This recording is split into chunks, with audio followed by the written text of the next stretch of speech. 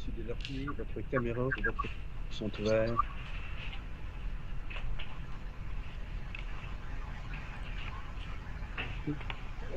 Jean-Claude, est-ce que tu peux éteindre ta caméra, s'il te plaît? Oui, on va faire ça. OK, merci. C'est-tu éteint? C'est éteint. OK. Bonjour à tous, nous allons commencer par la lecture du protocole d'ouverture.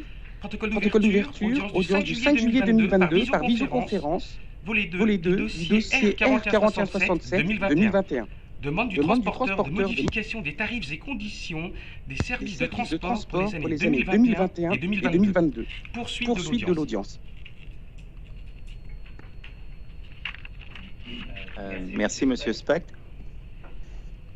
Il me fait plaisir, au nom de mes collègues, Maître Lise Duquette et M. Jocelyn Dumas, et du mien, de vous souhaiter la bienvenue pour cette audience relative aux éléments du volet 2 du dossier R-4167-2021, n'ayant pas été couvert lors de l'audience du 10 juin dernier.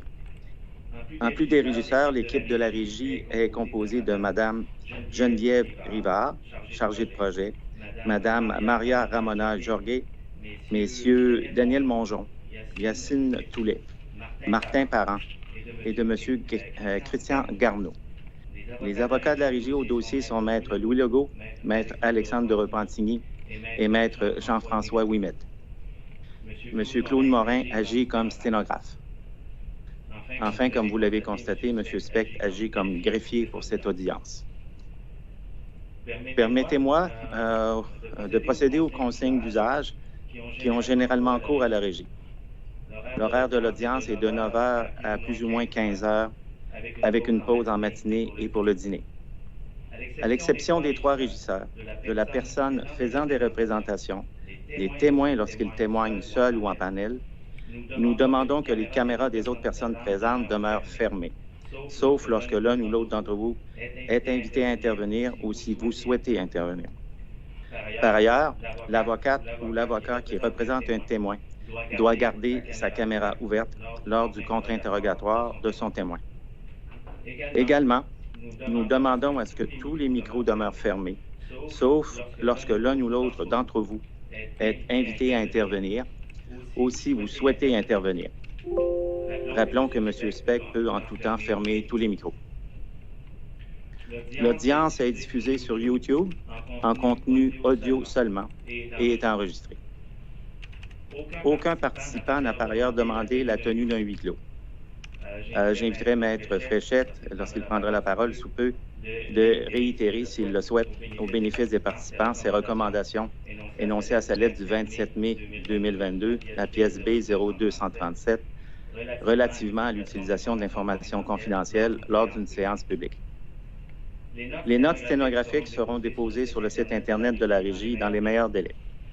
Tout comme pour les audiences en personne à la Régie, il est interdit de filmer l'audience, de prendre des captures d'écran ou encore d'enregistrer le contenu audio.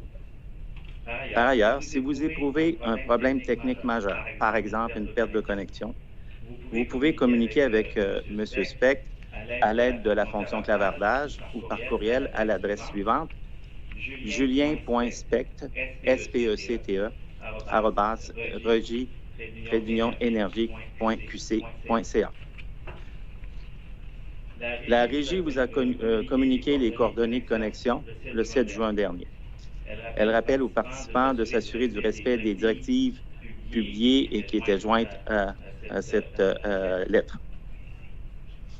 La Régie rappelle à nouveau qu'elle a pris connaissance de l'ensemble de la preuve déposée par les participants et demande donc à ces derniers de cibler en audience les aspects les plus pertinents de leurs preuves en regard des sujets du volet 2, dossier en titre et les conclusions recherchées. La Régie s'attend également à ce que tous les participants respectent le temps qu'ils ont demandé et fassent preuve de flexibilité pour tenir compte des imprévus qui pourraient survenir dans le cadre de cette audience. La Régie s'attend également, comme toujours, à ce que tous les participants s'efforcent dans leurs interventions de faire preuve de concision et de pertinence. La Régie a tenté, comme à son habitude, de tenir compte de l'ensemble des disponibilités des participants.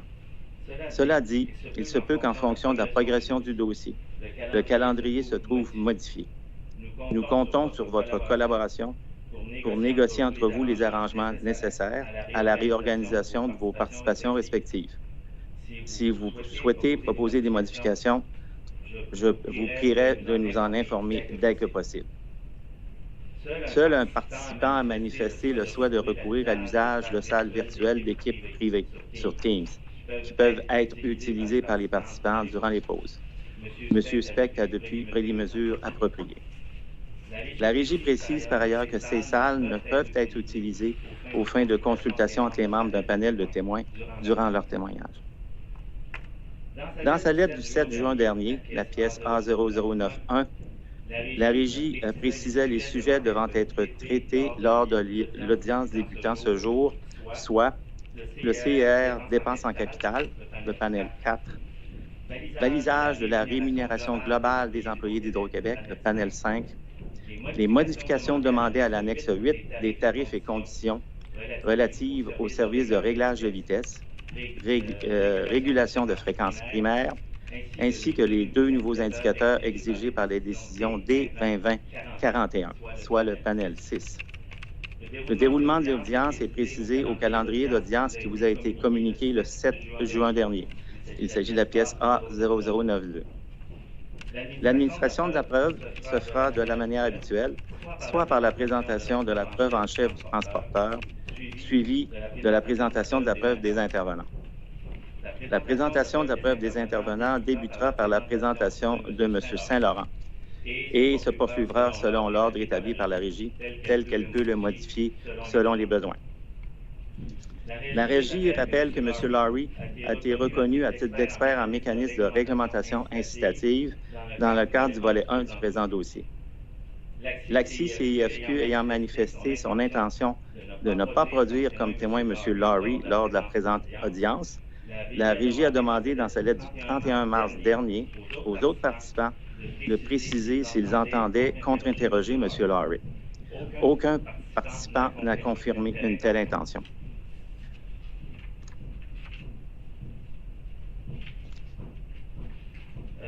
Maître Fréchette, dans le cadre du volet 1, le témoignage du transporteur était à l'effet qu'il ne prévoyait pas déposer une demande relative à un MRI de 2e génération dans le prochain dossier tarifaire et que le dossier tarifaire soit le dossier tarifaire 2023, qui devrait être déposé selon la coutume fin juillet, début août, en serait donc un établi uniquement en coût de service. La formation souhaite donc que le transporteur précise, soit par des propos préliminaires de votre part, ou si vous préférez, en déférant à M. Verret de répondre à ce qu'il en est du dépôt par le transporteur d'un dossier tarifaire 2023. Rappelons que M. Verret a témoigné au mois de décembre 2021 et qu'il est l'un de vos témoins du panel 4. Alors, à moins d'une question préliminaire haute, la Régie est prête à débuter. J'inviterai Maître Fréchette, s'il vous plaît, à nous faire part de ses commentaires préliminaires.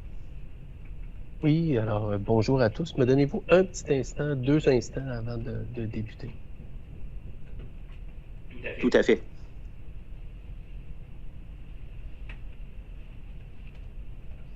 Pardonnez-moi cette légère interruption. Alors bonjour, Yves Fréchette pour Hydro-Québec. Alors très heureux d'être ici encore une fois. Et évidemment, mes salutations sont celles de toute l'équipe qui m'accompagne, dont la liste apparaît à l'icône participant, si vous me permettez. Vous avez fait mention de quelques sujets d'intendance, si vous me permettez, M. le Président, avant de me rendre à la question que vous m'avez posée directement sur la suite des choses pour le dossier tarifaire de l'année 2023. Alors, rapidement, un rappel de demande de reconnaissance du statut d'expert. Vous avez la correspondance du transporteur du 25 février 2002 pour M. Macomb, où il était demandé d'accueillir la demande de le reconnaître à titre d'expert Economics Experts Concerning the Economic Regulation of Network Industries. Il n'y a pas eu de contestation à cette demande. Je ne sais pas si Maître Legault veut intervenir. Ah, super. Maintenant, il y avait également la lettre du 16 mars 2022 qui concernait la demande d'accueillir la demande de reconnaissance pour M. René Baudry et M. Boucher. Alors, pour M. Baudry, c'était expert en avantages sociaux et régime de retraite. Et pour M. Boucher, c'était d'expert en rémunération globale. Alors, si vous me permettez, là, n'ayant eu aucune contestation dans ces deux cas, nous apprécierions que la Régie déclare ces personnes à titre d'experts selon les titres réclamés. On pourra le faire lorsqu'ils seront assermentés? Comme vous voulez, pas de souci. Je voulais simplement vous le réitérer. Parfait. Maintenant, vous m'aviez demandé de mettre en place également les services de traduction. Alors, la plateforme Web Switcher pour les témoins qui s'exprimeront en anglais est disponible et fonctionnelle. Alors, n'hésitez pas à l'utiliser. Je remercie encore Mme Lys pour son accompagnement pendant la période. En ce qui concerne maintenant, avant d'arriver à la question que vous me posiez, il y a deux aspects. Là. Vous m'avez demandé de revenir rapidement à mes collègues là, sur l'aspect de confidentialité également. Je voulais vous mentionner que le panel 4, qui est prêt à être entendu ce matin, nous avons une particularité, si je peux m'exprimer ainsi. Alors, M. Vézina est affecté par la COVID. Alors, il n'est donc pas avec nous. Vous connaissez les consignes et notre façon de faire qui a été toujours la même là, depuis la mise en place là, des audiences virtuelles. C'est-à-dire qu'on se retrouvait tous ensemble dans une grande salle en respectant à l'époque les consignes de distanciation. Mais cette fois, M. Vézina est à distance. Alors, il ne participe pas à l'audience de son domicile. Alors, ne soyez pas surpris si vous voyez pendant les témoignages des conciliabules de M. Vérin, par exemple, à l'aide de son cellulaire. Ce sera la seule façon qu'ils auront de communiquer entre eux pour offrir soit à la régie ou soit aux participants une réponse complète là, à l'égard d'une question qui est posée. Alors, ne vous formalisez pas, si vous permettez, là, de l'usage de ce canal de communication pour qu'ils puissent échanger entre eux, là. C'est le meilleur moyen, c'est le seul moyen que nous avions à notre disposition ce matin là, pour aller de l'avant. Je vous rappelle... Non, allez-y. Ça va? C'est bien. Maintenant, je vous rappelle également que M. Macomb va témoigner à distance. Alors, là aussi, là, peut-être qu'il y aura peut-être un petit délai ou permettre, selon le cas, là, un petit conciliabule si c'était le cas. Alors, dites-vous que c'est pas dans notre configuration régulière. C'est ce que je voulais vous mentionner. Donc, il va y avoir un petit peu de délai. Maintenant, rapidement, vous me demandiez, si vous avez des questions, quoi que ce soit, faites-moi signe, vous m'interrompez, M. le Président.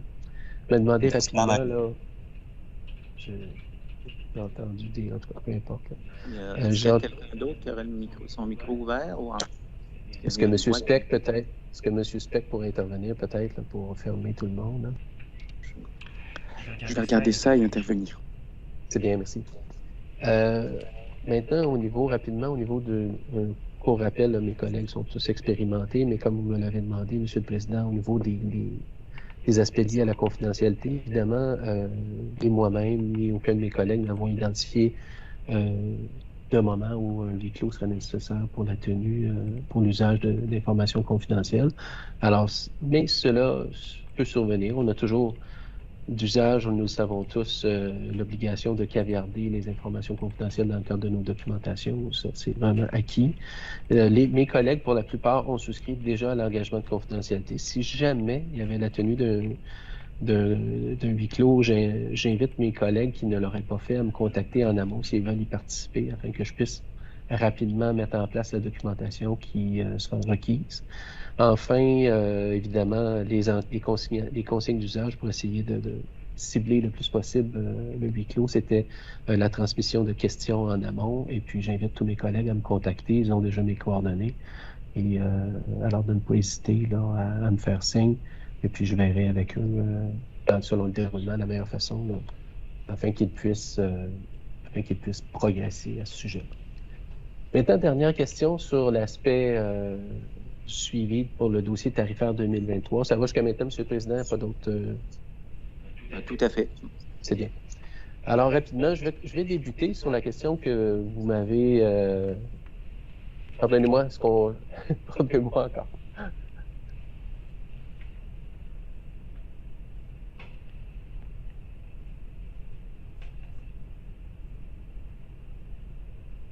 Alors, j'allais débuter, mais je vous offre la possibilité suivante. Là, puisqu'on est avant le témoignage, tout ça, M. Verret pourrait s'exprimer à titre, il souhaite le faire, là, à titre direct pour vous donner son point de vue. Si vous aimez mieux qu'il le fasse dans le cadre de son témoignage, ça peut être le cas. En tout cas, M. Verret me faisait signe en me disant qu'il est d'accord, il est disponible à s'entretenir dès maintenant avec le panel et offrir un premier point de vue. Vous savez, je n'ai pas de soucis, là. Moi, je m'en remets à vous. Et si vous préférez que je fasse l'introduction, puis qu'ensuite M. Verret complète lors de son assermentation, j'ai pas de soucis. On pourrait peut-être, je lui fais signe, là, on est dans la même salle, il pourrait peut-être débuter avec ça directement dans son témoignage aussi. Alors, c'est vraiment ouvert, M. le Président. Ben, peut-être que M. Verret pourrait être assermenté et débuter avec ça. Et si la formation a des questions, elle lui posera immédiatement ses questions. C'est parfait. Alors, pas de souci avec ça. Alors, faisons ça. Donc, je crois que les curriculums vitae de tous les témoins des panels 4, 5, 6 ont été déposés. Alors, vous avez déjà ça en main. Alors, nous en sommes, M. Speck, à la sermentation des témoins, si vous permettez. Alors, ce sera M. Verret, M. Vézina et M. Macron qui doit être... Il doit être avec nous, là. Alors, peut-être M. Vézina et M. Macron pourraient apparaître à l'écran pour vous faciliter la tâche, M. Speck. Je leur fais signe, là. Mr. Malcolm, if you wish, it's now time for assermentation. Le mot ne vient pas. To be sworn in, Mr. Malcolm. So you can appear on the screen. Thank you very much. C'est à vous, M. Speck. D'accord, je vais commencer avec M. Verret. Monsieur Verret, affirmez-vous solennellement de dire la vérité, toute la vérité et rien que la vérité? Oui, je l'affirme. Merci. Veuillez, s'il vous plaît, donner vos noms, profession et adresse d'affaires. Stéphane Verret, je suis directeur affaires réglementaires et tarifaires et services de transport d'électricité. Mon adresse d'affaires est au 8e étage de la place du Puy. Monsieur Vézina, affirmez-vous solennellement de dire la vérité, toute la vérité et rien que la vérité? Dites je l'affirme. Je l'affirme. Veuillez, s'il vous plaît, donner vos noms, profession et adresse d'affaires. Marco Vézina, directeur de planification financière et partenaire d'affaires pour le transporteur et place du Puy, 20e étage. Merci. Mr. McCorn, do you solemnly affirm to tell the truth, the whole truth, and nothing but the truth? Say I do.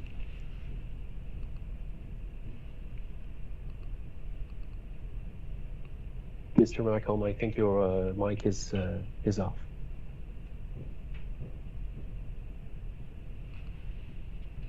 We cannot hear you.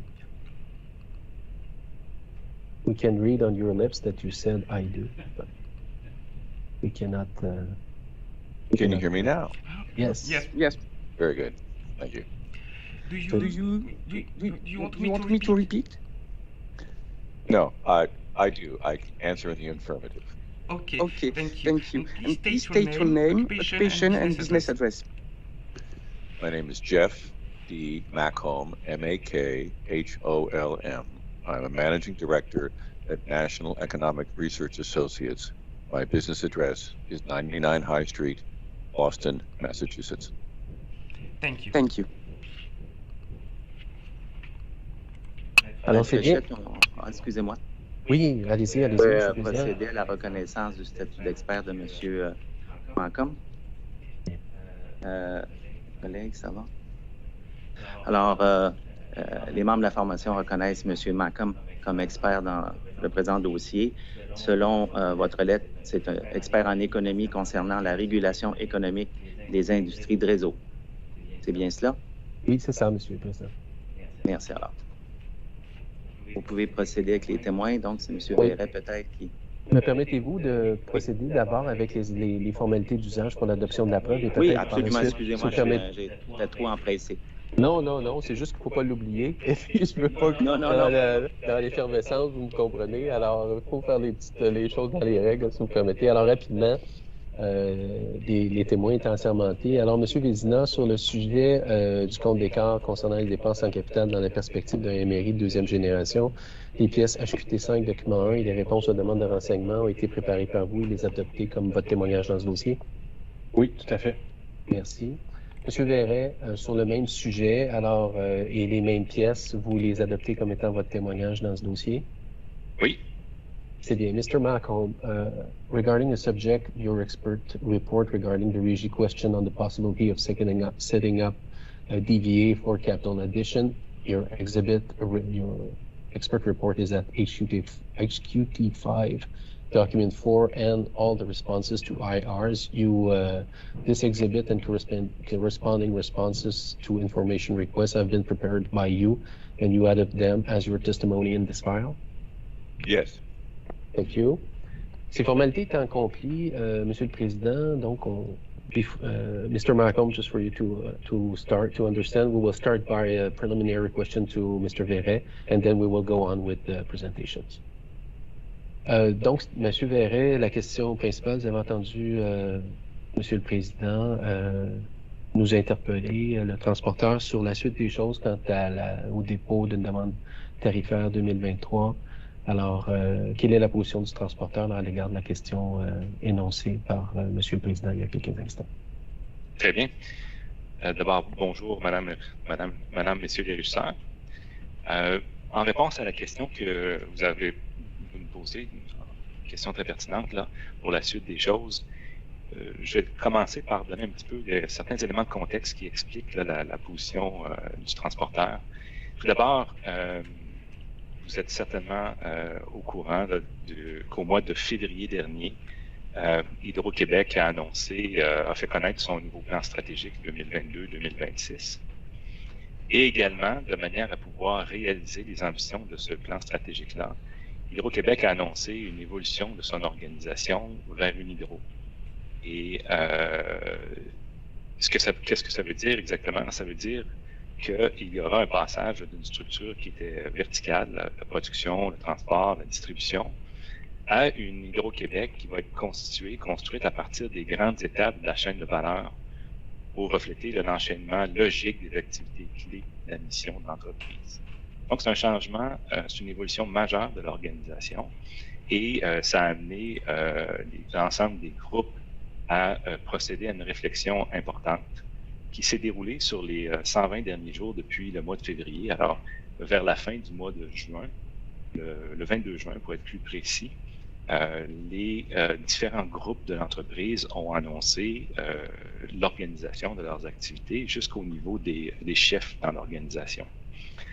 Alors, depuis le 22 juin, on a entrepris ce qu'on appelle la phase 3 de l'évolution de l'organisation pour réaliser la mise en œuvre de cette nouvelle organisation-là chez Hydro-Québec.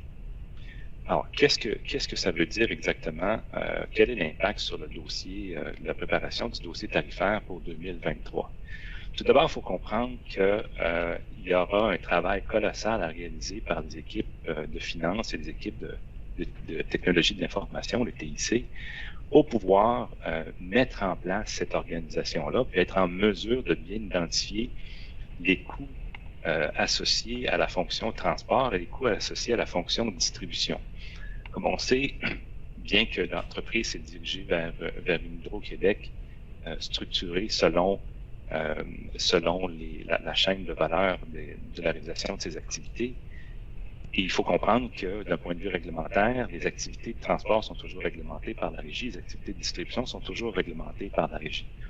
Donc, nous devrons être en mesure, dans le cadre de cette nouvelle organisation, de pouvoir bien identifier, isoler les coûts de transport et les coûts de distribution.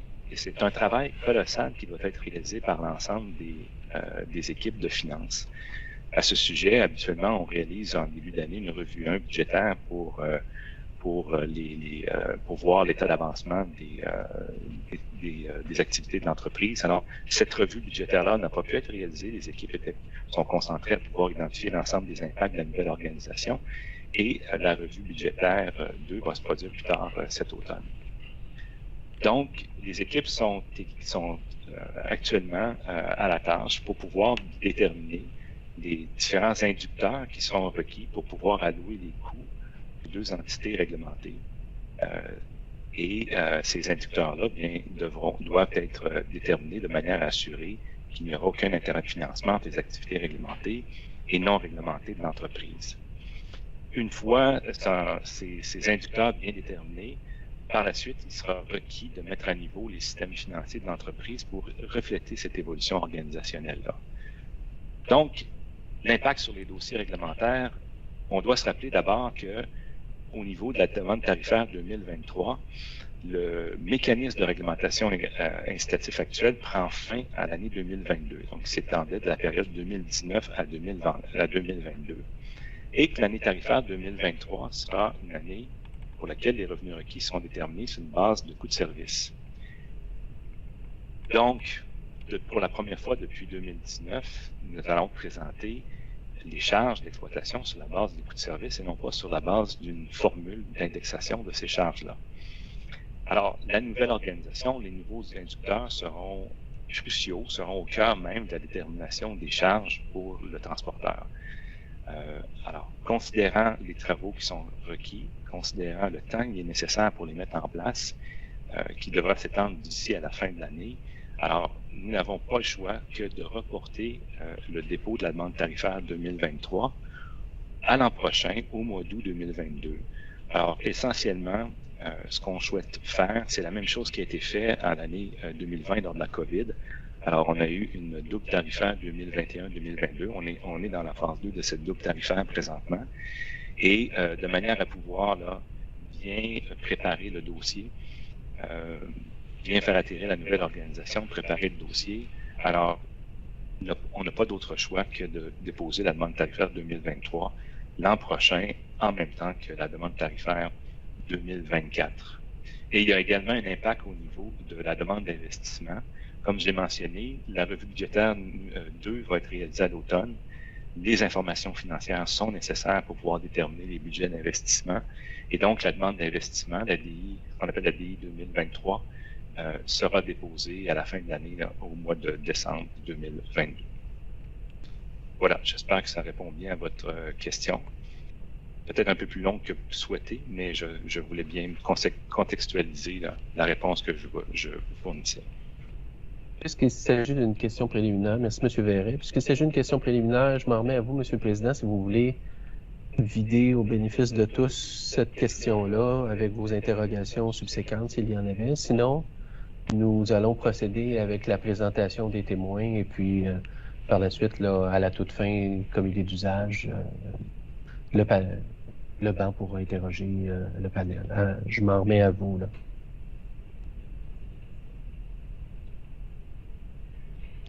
Oui, juste en complément, j'imagine que pour faire le pont, il y aura quelque part une demande de tarif provisoire. Là.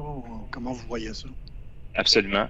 Alors, de manière à pouvoir rétroagir effectivement sur les tarifs au 1er janvier 2023. Alors, vers la fin de l'année, comme à la coutume, nous allons faire une demande à la régie pour faire déclarer les tarifs 2022 provisoires au 1er janvier. Donc, lorsque la décision sera rendue sur l'année 2023, ça sera possible de rétroagir pour s'assurer du bon niveau de tarifs pour l'année 2023. Éduquette? Monsieur Verret, le transporteur devait faire un suivi quant à son MGA. Devait le déposer au 1er juin de cette année. Et puis, vous nous avez annoncé en décembre dernier aussi que le transporteur souhaitait faire une analyse du MRI de première génération, des constats et des conclusions. Quant à l'un, au MGA, et quant à l'autre, dans votre perspective ou dans votre planification, quand est-ce que vous prévoyez faire l'un et l'autre? D'abord, pour ce qui est de la planification du reste des travaux, nous avons eu une rencontre administrative avec la régie pour exposer ce que je viens de vous exposer là, au panel.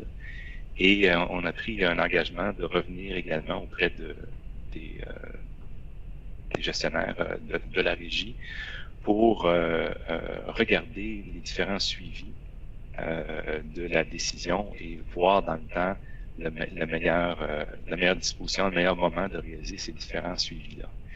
Pour ce qui est du... Donc, on est dans le processus là, de déterminer ces suivis-là puis les meilleurs moments pour les faire. Alors, dès que ça sera disponible, on va pouvoir rencontrer la régie puis l'informer de ça. Mais pour ce qui est du MGA, le bilan a été déposé.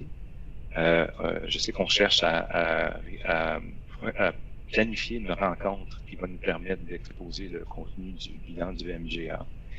Et donc, par la suite, là, on verra la façon dont le contenu du bilan sera utilisé par la régie pour la suite des choses. Pour ce qui est du MRI, bien, comme je l'avais annoncé, on doit compléter la période d'application du MRI actuel avant d'entreprendre le post-mortem qui est souhaitable de réaliser sur le premier MRI qui a été mis en place. Nous avons des demandes.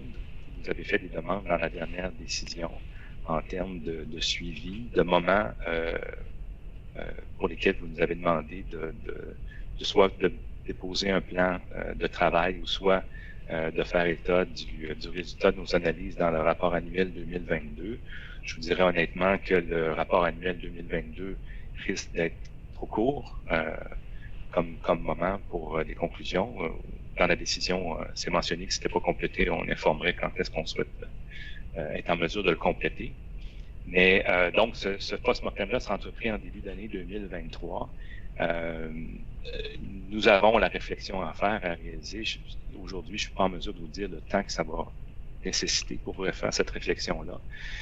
Il y a différents éléments que vous avez demandé de considérer, entre autres l'atteinte des différents objectifs qui étaient prévus par la loi pour la mise en place. Là. Les objectifs doivent être réalisés par la mise en place de ces MRI-là. Vous avez également demandé de réfléchir sur une formule d'indexation au niveau des dépenses en capital. Donc, tout ce travail-là devra être réalisé en début de 2023 en parallèle de la préparation du dossier tarifaire 2023-2024. Et pour nous, le post-mortem, ça va être important de faire état de nos constats, mais comme nous sommes tous partie prenante à l'exercice, il sera important que ces constats-là soient partagés. C'est à voir avec la régie quel sera le meilleur forum. Je ne suis pas certain qu'un dossier tarifaire est le meilleur forum pour le faire. Donc, il faudra voir avec la régie le meilleur forum pour pouvoir partager les conclusions du transporteur sur le premier de l'EMRI, première génération, si on veut, et voir comment les différents intervenants pourront faire valoir leur point de vue sur ce premier MRI-là, dans le cadre du post-mortem, et également voir quel genre de constat la régie en fera également. Donc, il y a beaucoup de travail qui va être à réaliser. Ce travail-là va se réaliser essentiellement en 2023. Mais je ne suis pas en mesure aujourd'hui d'aller plus loin en termes de date précise pour la réalisation du dossier. Je comprends, là, et puis sur les dates précises, là, mais c'est juste que on essaie, nous aussi, de voir venir avec les informations que vous nous communiquez aujourd'hui. Alors, si vous faites une tarifaire double l'automne prochain, donc, excusez-moi, ça cogne ici, mais... excusez, je suis juste dérangée.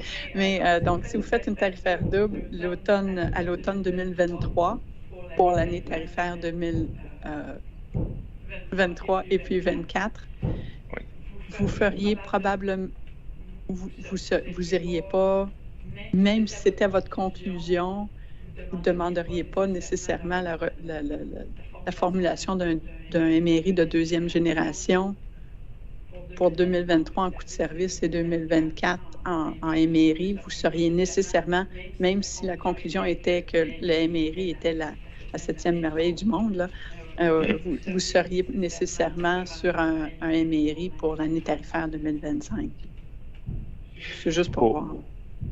Pour 2023 et 2024, je pense que ce n'est pas possible d'agir autrement que d'être sur une base de coût de service. Il faut se rappeler que décision de la régie, normalement, c'est-à-dire que pour l'année 2022, les tarifs sont connus. En 2023, on doit normalement se présenter au conseil d'administration du mois de juin. C'est donc dire qu'il faut fermer l'année 2022, faire la préparation du dossier tarifaire 2023, réaliser en parallèle le post-mortem sur le MRI de première génération. Donc, on ne croit pas que tout ça, avec la nouvelle organisation en place, soit possible pour le mois de juin 2023. Donc, nécessairement, l'année 2024 sera également en coût de service. Je vous remercie beaucoup. Ce sera nos questions, Maître Fréchette, sur ce sujet. Alors, vous pouvez maintenant procéder avec vos témoins. Alors, c'est très bien, messieurs. Alors...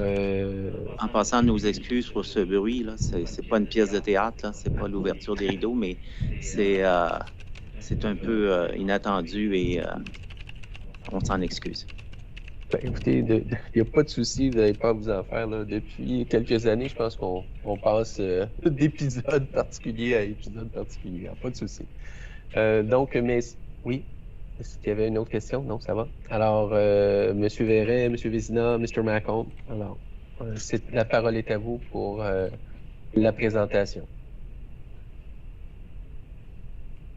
Rebonjour. Alors, c'est moi qui va débuter à nouveau la présentation. Si vous permettez, M. Verret, ces présentations ont été déposées, tout le monde, elles ont été déposées la veille, vous les avez toutes, elles sont disponibles. Est-ce que c'est possible de l'afficher, la première présentation du transporteur à l'écran? P243 comme un souffle à l'oreille. Alors, je regarde ça. Donc, pendant que la présentation va être mise à l'écran, je vais tout de même débuter.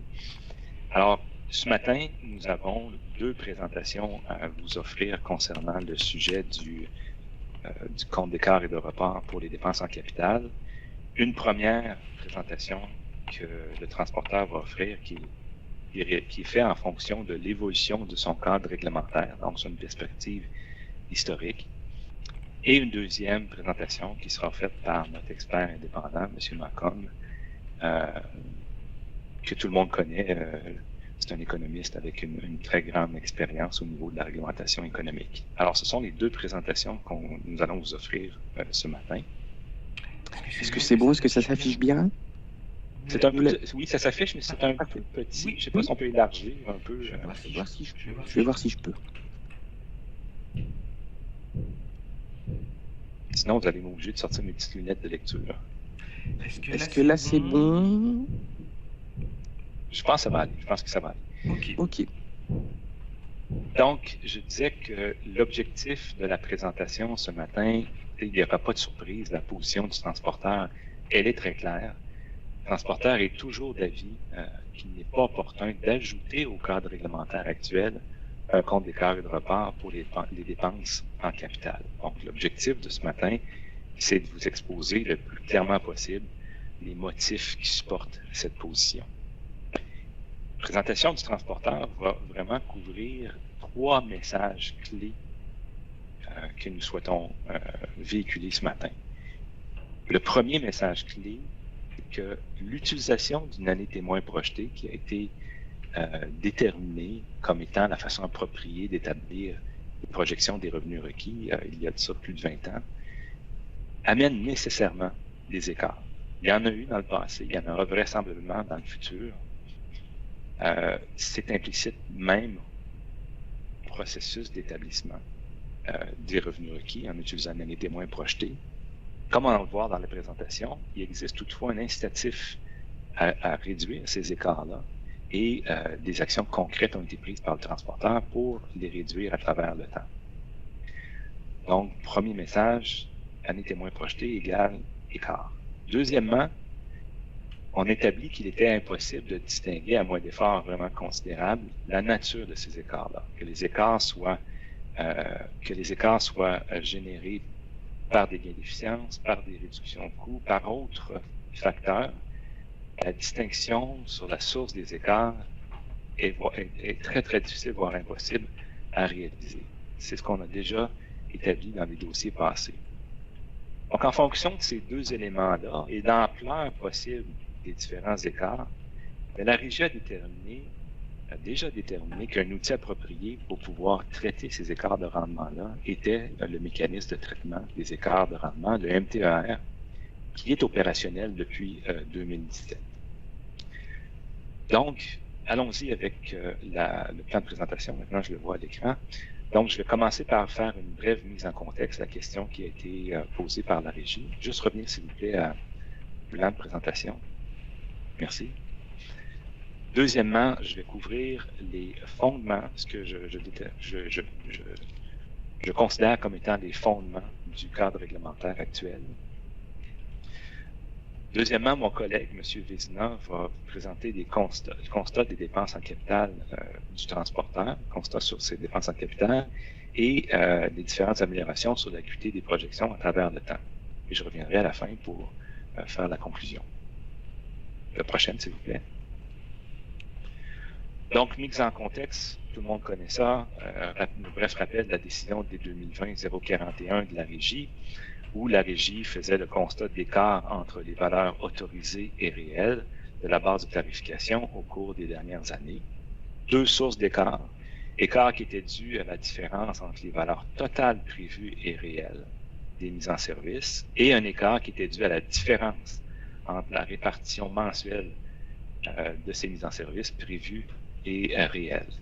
Par rapport à une de ces deux sources d'écart-là, la Régie s'était déclarée satisfaite au niveau de la valeur totale prévue et réelle des mises en service. Mais malgré cette reconnaissance et malgré les efforts constants du transporteur dont on a fait valoir à travers les dossiers pour améliorer l'acuité de ses prévisions, la Régie était d'avis qu'il était opportun d'examiner la possibilité de créer un compte d'écart et de report et nous a demandé de déposer une preuve à cet effet.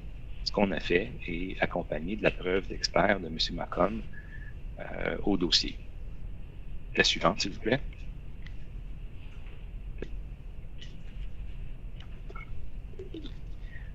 Donc, il y a vraiment deux décisions importantes, deux décisions clés qui mettent en place le fondement, la détermination des tarifs du transporteur. Tout d'abord, la première décision, la D-99-120, on se rappelle que c'était, pour ceux qui étaient présents, on se rappelle que c'était une décision qui portait sur les principes pour l'établissement des tarifs du transporteur, le dossier A3405-98. Et il y avait quelques principes, 4-5 principes de mémoire qui avaient été étudiés, dont celui de la meilleure façon de déterminer sur la période pendant laquelle les tarifs devraient être déterminés. Et après de longs débats, il a été déterminé que l'année témoin projetée constituait la meilleure façon d'établir le revenu requis pour les tarifs d'électricité du transporteur. Ce principe-là est en vigueur depuis 1999, donc a servi à la détermination du premier tarif fixé par la Régie en 2001. Donc ça fait plus de 20 ans qu'on fonctionne de cette façon. C'était connu à l'époque qu'il y aurait des écarts entre le projeté et le réel. Et Dr Jacquard, qui était un des experts qui était reconnu à l'audience, avait effectivement fait part de ces écarts comme étant une réalité réglementaire. Et toutefois, il soulignait qu'il existait un incitatif à réduire ces écarts à travers le temps. Et l'incitatif est tout simplement le fait que, année après année, le transporteur doit se représenter devant le régulateur et les intervenants pour pouvoir venir expliquer les écarts qui se réalisent, qui ont été réalisés entre les valeurs projetées et les valeurs réelles. Donc, cet exercice annuel de rendre compte fait en sorte qu'on doit s'expliquer sur les écarts et on cherche les meilleures méthodes pour pouvoir améliorer les prévisions qui sont réalisées d'une année à l'autre. Donc, première décision fondamentale sur l'établissement des tarifs. La deuxième est arrivée plus tard, en 2014, dans le cadre d'un dossier au niveau, si je me souviens bien, c'était au niveau de détermination du taux de rendement et du mécanisme de traitement des écarts de rendement. Alors, encore une fois, la question se posait au niveau des écarts qui étaient générés entre le prévisionnel et le réel. Et après plusieurs preuves du transporteur, des intervenants, la régie en est arrivée à la conclusion, reconnaissait la conclusion du transporteur qu'il était impossible de distinguer la nature des écarts de rendement, à moins vraiment d'efforts qui étaient considérables. Et sur ce fait, la régie reconnaissait là, que ces écarts peuvent résulter de différents facteurs, dont les gains d'efficience et autres facteurs. Face à ce constat, la régie a considéré qu'un partage égal des excédents de rendement pour les 100 premiers points de base était une façon appropriée de traiter ces écarts-là. Et donc, c'est le mécanisme de traitement des écarts de rendement qui a été mis en place, où il y a un partage 50-50 entre l'entreprise et la clientèle pour les 100 premiers points de base qui peuvent être générés. Et au-delà des 100 premiers points de base, donc c'est un partage 75% de la clientèle et 25% pour le transporteur. Également, il ne faut pas oublier que ce mécanisme de traitement des écarts de rendement-là est asymétrique, c'est-à-dire que toute perte est assumée 100% par le transporteur. Puis on sait que c'est arrivé, notamment en 2019 et en 2021. Donc, ce mécanisme-là qui a été mis en place, qui est opérationnel depuis 2017, il fonctionne bien.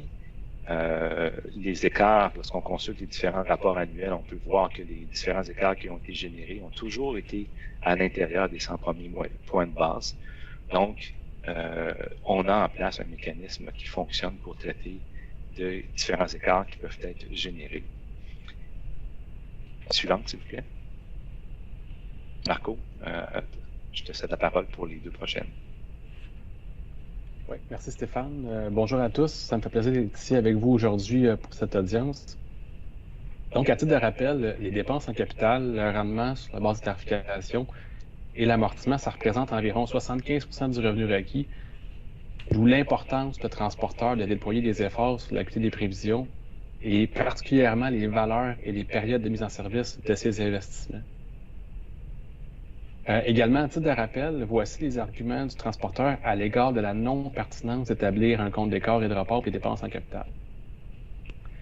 D'abord, le transporteur déploie annuellement une preuve détaillée qui permet une démonstration raisonnable des dépenses en capital et demeure aussi disponible pour répondre aux diverses interrogations de la régie et des intervenants. Également, le transporteur réitère que la création d'un compte d'écart pour la portion capitale ne correspond pas aux critères actuellement en place. Critères qui sont, entre autres, que nous ne sommes pas en présence d'une situation problématique qui échappe au contrôle du transporteur. En effet, des aléas peuvent survenir dans le cours normal des activités, mais ceux-ci sont inhérents à son modèle de prévision et le transporteur est le mieux placé pour gérer ces risques. Ensuite, nous sommes aussi d'avis que la création d'un tel compte ne favoriserait pas l'allègement réglementaire souhaité à travers le temps, puisqu'elle ne réduirait en rien le processus actuellement en place. Nous tenons enfin à mentionner aussi que lors du dossier 2013-2014, plus précisément de la décision D 2014-035, la Régie a conclu de la non-pertinence de donner suite à la demande d'ICR demandée par l'AXI-CIFI. Cette décision de la part de la Régie nous apparaît être encore la bonne à ce jour. Page suivante, s'il vous plaît. Merci. Donc, la qualité de l'acuité de la prévision demeure une préoccupation qui est constante pour le transporteur, d'où la mise en place de nombreuses mesures déployées au fil des ans et de façon plus précise depuis 2010. De manière plus contemporaine, des mesures ont été déployées depuis 2018. Le transporteur considère que ces mesures ont eu des impacts positifs sur les prévisions relatives aux dossiers 2019, 2020 et 2021. À titre de rappel, voici les principales mesures qui ont été mises en place depuis 2018. D'abord, le renforcement de la structure de coordination de projet. Comment on a fait ça? Par la nomination de chefs réalisation de projet pour mieux structurer, coordonner et prendre des décisions concernant les projets. Également, il y a eu mise en place d'un comité d'arbitrage et de validation de la priorisation des retraits sur le réseau. Ces retraits, qui sont pilotés par une tour de contrôle dédiée, sont nécessaires pour la réalisation et la mise en service de nos projets. Une autre mesure est le déploiement de suivi de gestion de performance qui mesure le respect des cibles mensuelles de mise en service et des heures de projet planifiées. Ces suivis de gestion de performance sont regardés mensuellement et des actions de redressement sont prises en cas d'écart, et ça de façon plus intensive à partir de l'automne. Enfin, on a associé des objectifs individuels de rémunération à la réalisation des mises en service. Donc, comme vous pouvez le constater, ces mesures impliquent une multitude d'équipes chez Hydro-Québec et de gens qui ont à cœur de mettre en œuvre tous les efforts requis pour réaliser les travaux selon le plan établi, et ce, afin d'assurer la fiabilité du réseau et la qualité du service aux clients du transporteur. Page suivante, s'il vous plaît. Merci. Donc, comme on l'illustre ici, il y a 3 éléments d'écart qui composent la portion capitale du revenu requis, soit l'écart sur le volume de la base de tarification, l'écart sur le taux de dette et l'écart sur l'amortissement. Donc, pour l'écart sur le volume de la base de tarification, comme je le mentionnais plus tôt, les mesures mises en place pour améliorer la prévision des services portent fruit. Afin d'apporter un meilleur éclairage au dossier, j'ai intégré les données réelles 2021 publiées à notre rapport annuel. On peut voir que pour les années 2019 à 2021, soit les 3 dossiers suivant la mise en place de ces mesures, une nette amélioration par rapport aux écarts de prévision, et ce, malgré les difficultés supplémentaires engendrées par la COVID en 2020. Pour 2019, l'impact sur le revenu requis de l'écart lié au volume de base de tarification est de 12 millions défavorables, contre 8 millions favorables en 2020 et 3 millions favorables en 2021, soit un niveau moindre que la moyenne de 19 millions pour les années 2014 à 2018. Ces écarts sont traités, le cas échéant, via le mécanisme de traitement des écarts, le MTR, comme l'expliquait Stéphane, qui est en place depuis 2017. Ce mécanisme permet en effet un équilibre entre les actions pouvant générer des gains d'efficience, tout en évitant d'accroître le bénéfice du transporteur en raison d'écarts de prévision. Pour ce qui est de l'écart sur le taux de dette, un mécanisme de mise à jour du taux de dette en décembre est en place depuis 2014 et vient pallier les variations importantes pouvant survenir le cas échéant. Le transporteur constate de son côté un écart annuel sur l'amortissement. Plus précisément, ce qui génère la grande majorité de cet écart est la prévision de la charge annuelle associée au retrait d'actifs non complètement amortis. L'écart sur la charge liée au retrait d'actifs est de 19 millions en 2019, 29 millions en 2020 et 24 millions en 2021. Actuellement, une formule basée sur les résultats réels de la charge de retrait des 5 dernières années en proportion du montant total des mises en service est utilisée. Cette formule serait, à notre avis, possiblement à revoir pour établir si elle permet encore de bien prévoir la charge annuelle liée au retrait d'actifs. Donc, dans un souci d'amélioration continue, nous croyons que la prévision des charges associées au retrait d'actifs pourrait être analysée en du dossier tarifaire 2023 afin de réduire les écarts annuels avec la prévision. Merci de votre attention et je repasse la parole à Stéphane pour la conclusion. Merci Marco. Donc, alors, basé sur ce qu'on vient de vous présenter, donc pour les raisons suivantes, puis depuis 20 ans, l'année témoin projetée représente une base qui est solide pour l'établissement des tarifs, là, malgré les questionnements qu'il y a pu avoir à travers les années. Les ajustements ont été apportés au modèle réglementaire qui nous permettent toujours d'utiliser cette base-là solide. Comme on vient de le montrer, que le transporteur travaille constamment pour améliorer ses prévisions. Alors, ce que M. Vézina vient de parler s'inscrit tout à fait dans ces travaux qu'on met en place pour pouvoir améliorer nos prévisions à travers le temps. Et que malgré ces efforts, bien, il faut réaliser qu'il demeurera toujours des écarts entre une donnée qui est prévue et une donnée qui est réelle. M. Malcolm va couvrir tout à l'heure l'incitatif qui est implicite à cette façon de procéder-là. Et on croit qu'il est toujours opportun de maintenir cet incitatif dans le régime actuel. Et finalement, comme on l'a vu, la MTR est le bon outil pour une approche équilibrée en termes de partage des écarts qui peuvent être générés entre le projeté et le réel. Donc, conclusion, on considère toujours qu'il n'est pas opportun d'ajouter au régime actuel un compte d'écart et de report au niveau des dépenses en capital. Merci. Now it will leave to Mr. Malcolm to go on with his presentation. Peut-être M. Speck afficher également la présentation de M. Malcolm. J'ai pas le B là, mais elle a été déposée hier soir. M. Speck, je me fie à vous là, pour la cote. Je ne l'ai pas apporté de la main. B0244. C'est bien. Merci. Vous êtes mon sauveur, M. le Président. Encore une fois, j'ai toujours eu de la misère avec le bilinguisme. Alors, voici donc Mr. Malcolm, it's up to you now. Okay, can I be heard? Okay, let me continue then with my statement. Greetings to the regime. It's nice to appear before you again, even if remotely. I would like to just make some comments, and I'll run my comments conform to the items on my next slide. Sorry, you're a problem with your sound. It's cut. So if you turn to the next slide. Is it possible to raise your Mr. Malcolm? Mr. Malcolm, I think we have some kind of lagging in your, we have some difficulty hearing you. Is it your mic that is bubbling or? Is the mic okay now? I think it's much better. Okay. Let's try. Let's try this way. Okay. Let me know. Raise your hand if I'm listening to the translation in my ear. I'll take it out, and if I have any trouble, just raise your hand. I appeared here before the chief because of questions arising from Table 32 in Decision D 2001. That table shows 5 years of differences between forecast and actual cost for HQT's capital additions. Interveners have pointed to that table as a problem. Désolé, moi. A DVA is an accounting remedy to eliminate them. Mr. Malcolm, I'm sorry. It seems that it's difficult again for our stenographer to capture your voice. Maybe. J'imagine. Non, c'est sûr que c'est pas idéal.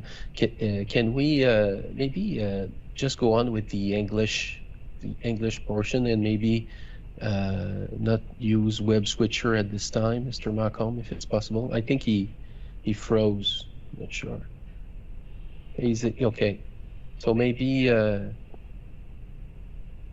with this do you have an alternative or something to please our stenographer? Okay. Do you hear me now in a clear fashion? Let's try this way, Mr. Yes. Malcolm, and we'll see. Yeah. Let me begin again. And if there's feedback or something difficult, we'll have to try some other way. I'm speaking in this microphone here so that I don't get feedback to my own discussion. I appear here before the regime because of questions arising from Table 32 in Decision D 2020-041. That table shows 5 years of differences between forecast and actual costs for HQT's capital additions. Interveners have pointed to that table as a problem, proposing a DVA. C'est pas bon. Est-ce que je peux vous proposer, Monsieur le Président, peut-être une pause d'une dizaine de minutes? Je vais demander à Monsieur Malcolm de se rebrancher à nouveau. Mr. Malcolm, we're sorry, we're having difficulty to get you, and I'm asking Mr. President to possibly just to have a 5-minute recess, just in order for you maybe to try to reboot or try to in order to avoid these difficulties. Je ne sais pas si cette suggestion vous agrée, Monsieur le Président, là, 5 minutes, là, le temps de réessayer. Même nous en donner 10 pour avoir la marge de manœuvre. C'est bien. 10h10 pour le retour. C'est parfait, merci. So, Mr. Malcolm, we have 10 minutes in order to try to reboot you into it and try to fix this thing. Yes, thank you. Thank you. Merci, Monsieur le Président.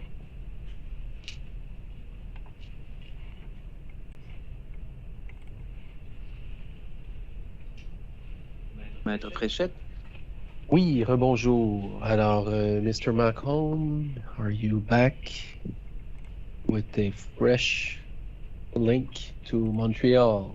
On comprend que Monsieur Malcolm est à l'extérieur, Monsieur le Président, chez nos voisins du Sud.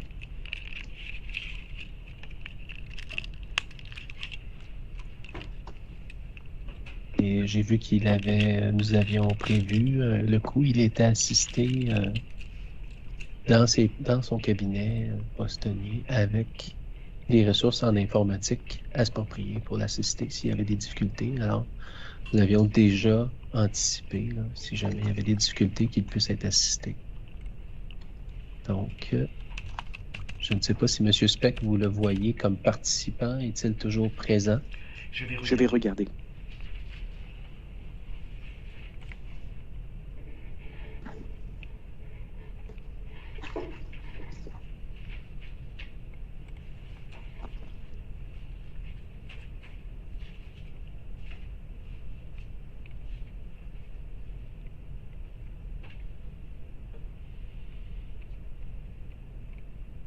Je ne le vois pas, moi, M. Speck, là. Pareil pour moi. C'est bien. Alors, je vais... 2 secondes. Je vais tenter... on le contacte de façon parallèle.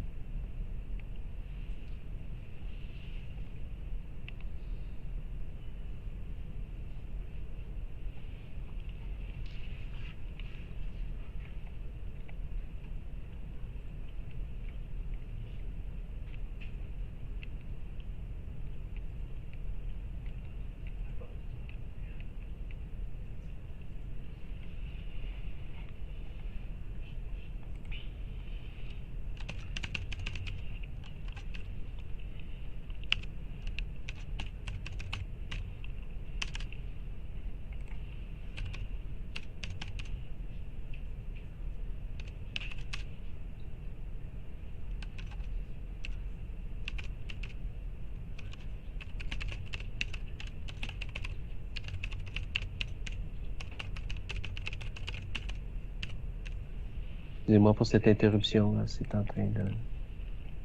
Je m'en viens.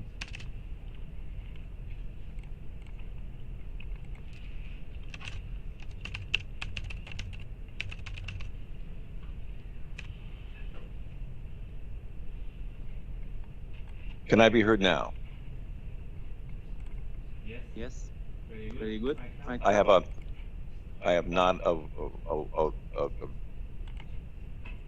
have a wired connection now, and I think that should help. Yes?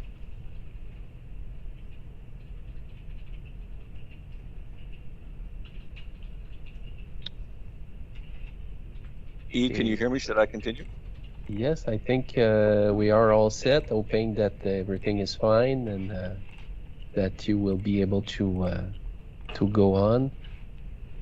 So, sorry for the small inconvenience that, Monsieur le Président, souhaitons, Monsieur Morin également, que ce nouveau lien nous permettra de procéder là, de façon rondement d'ici la fin. Alors, Mr. Malcolm, when you are ready, let's go on with this new configuration and this new microphone. Okay, thank you. Once again, if I cannot be heard under this wired connection, I've tried version 3 from my office, but I think we're okay now.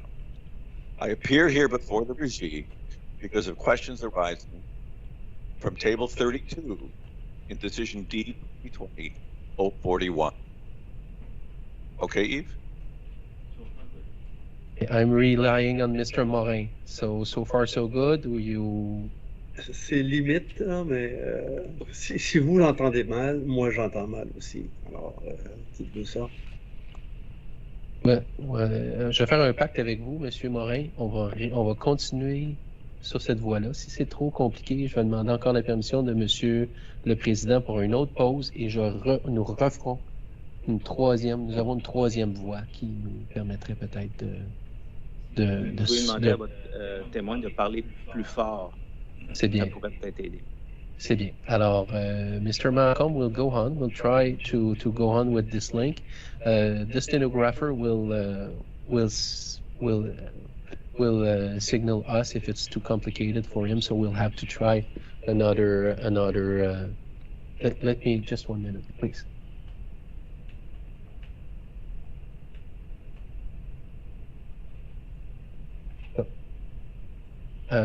Okay, I'm sorry for that. So, we have a pact with the Mr. Stenographer, and if there is some difficulty, Mr. Malcolm will have to try another link. I just received a message from Laura from your office, so if it's necessary, we'll have to do that.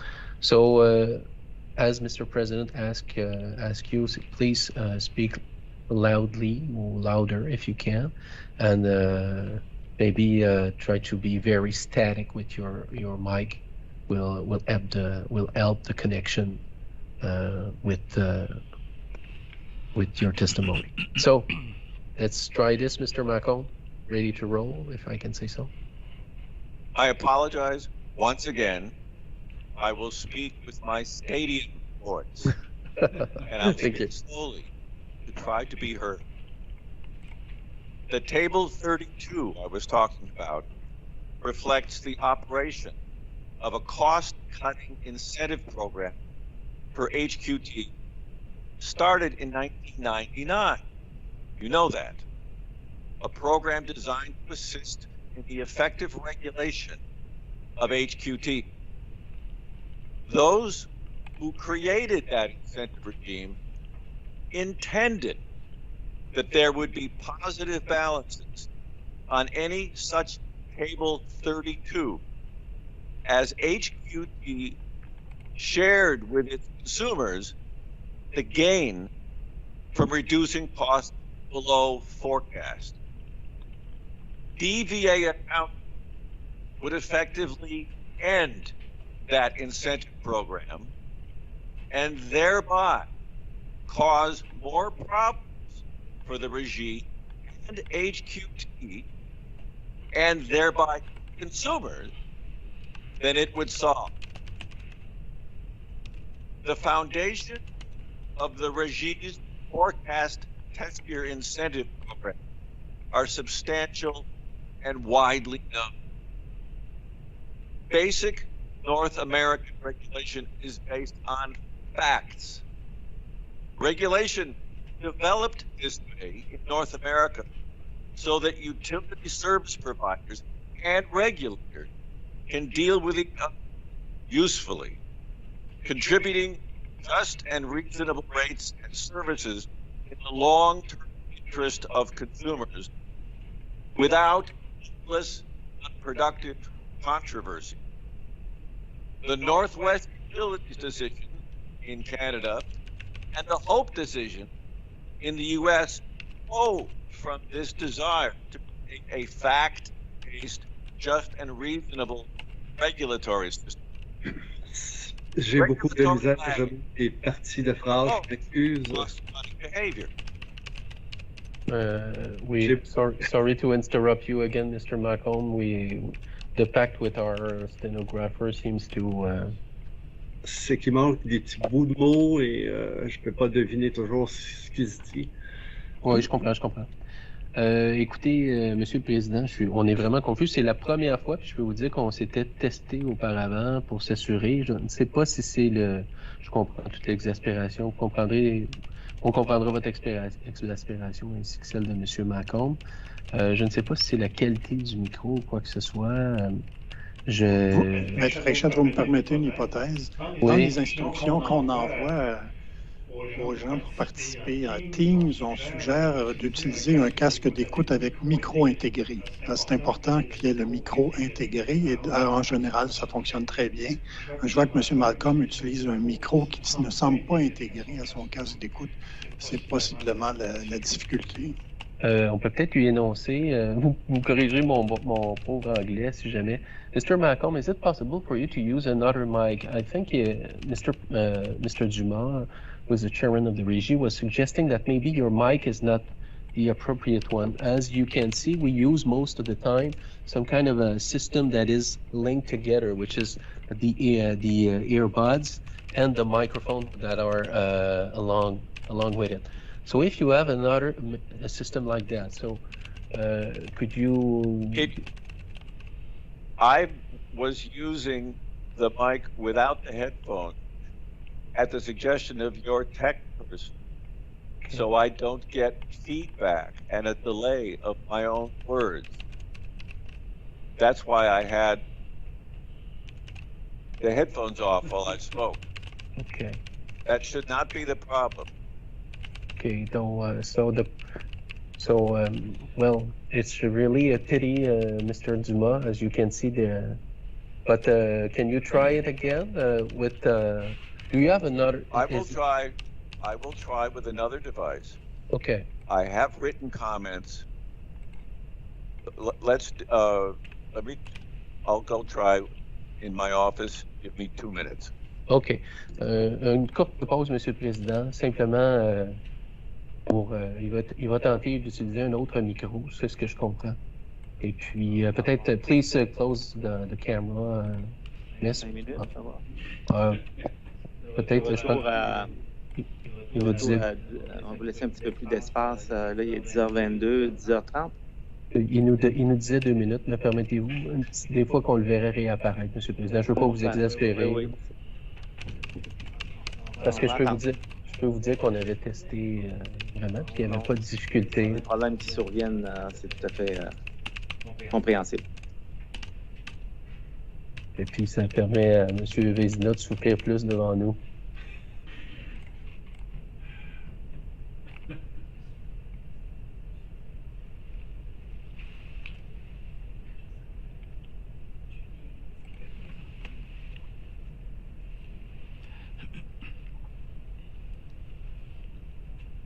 Alors, Mr. Macomb, back with another link.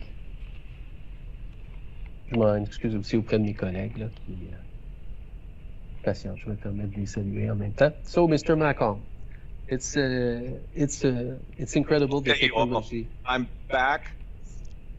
Can you hear me now? Well, we'll try the sound check and. Okay, well, I will speak for a moment so that you can hear whether I'm coming through clearly on a sound check. Does that sound better? Well, I think Mr. Stenographer will say like me that it seems much better for this. Okay. We'll see for how long. Go. I apologize to the regime once again, and I am sorry for the connection problems. I wish I were in Montreal like the last time I appeared before the regime, and we would not have these problems. So, Yves, let me continue. Yeah, and Mr. Macomb, be sure that Mr. President is really comprehensive. He really understands the difficulty, and there's no harm. We understand that these things happen. So, as again for the third time, I present you, Mr. President, Mr. Jeff Macomb, which is a renowned expert in the regulation field in North America. Go on, Jeff. And not in Teams. And that's my apology. What I was saying when technology so rudely interrupted me was that basic North American regulation is based on facts. And regulation developed this way in North America to contribute to just and reasonable rates and service without needless, unproductive controversy. And I mentioned the Northwest Utilities decision in Canada, the Hope decision in the United States, that flow from this desire to base regulation on facts. Regulatory lag promotes cost-cutting behavior. Everybody knows that. All incentive regulation of the type the regime has pursued is based on regulatory lag, a concept so basic and well accepted that nobody has described it better than my former colleague, Alfred Kahn, late colleague, did in his famous book, The Economics of Regulation, more than 50 years ago. Such a foundation not only makes sense as a regulatory matter, but it is supported by economics in its most comprehensive and useful form. The point of both common sense and economics is to strike a balance in regulation, to devise an effective regulatory system to promote the interests of both consumers and service providers. Dr. Jacquard's support of that incentive program in 1999 before the regime referred to such a balance in choosing a good incentive regulatory program. The regime has specifically recognized that its task has that balance The RIGI said so in D 2014-034, specifically using the term balanced approach in improving earnings sharing as part of the incentive program, and economists agree. None of the issues surrounding Table 32 are new. They're not matters of first impression for the RIGI. Dr. Jacquard said correctly in 1999 that HQT had an underlying incentive to provide accurate forecasts. The existence of positive Table 32 balances would be no surprise to him or the RIGI that proposed the incentive regime. The RIGI said in 2014 that discovering which part of those differences were inaccuracy in forecasts or productivity would be a very difficult subject to work out. And I think Mr. Volet said virtually impossible to work that out after the fact. Both Dr. Jacquard and the RIGI were dealing with all the parameters of just and reasonable regulatory systems in their discussions. In my opinion, the incentive regime has worked as planned and should be retained. It recognizes the basic fundamental problem of creating an incentive regime program for capital additions. No Canadian regulator has accepted an index-only regime for capital additions. The RIGI's program, as I said in my testimony, may well be optimal as a way to pursue a regulatory lag-based regime on a year-by-year basis. It uses regulatory lag in a way that has long been considered helpful as a means of broadly pursuing just and reasonable rates. It relies on that balance in assessing the role of empirical precision versus reasonable implementation of a good regulatory regime. It elicits work from HQT to make its forecasts acceptable to help to preserve an incentive regime that HQT likes and believes is in the interest of consumers by way of efficient and effective regulation. In contrast, the DVA proposal to deal with Table 32 balances is not helpful. It ends a useful incentive program. It essentially misuses deferral accounting, applying it to all additions rather than simply to smoothing unusually lumpy additions or dealing with unanticipated costs, like ice storm damage. As such, a DVA complicates the regulatory assessment of whether capital additions are reasonable, as it would subject such additions to a cost-plus approach without any regulatory lag incentive to keep costs down. And that is the body of my evidence and the general nature of my opinions here. Thank you once again for your patience. I finally got it out, and I'm glad you could hear me. Before letting you go, Mr. Malcolm, just to ask Mr.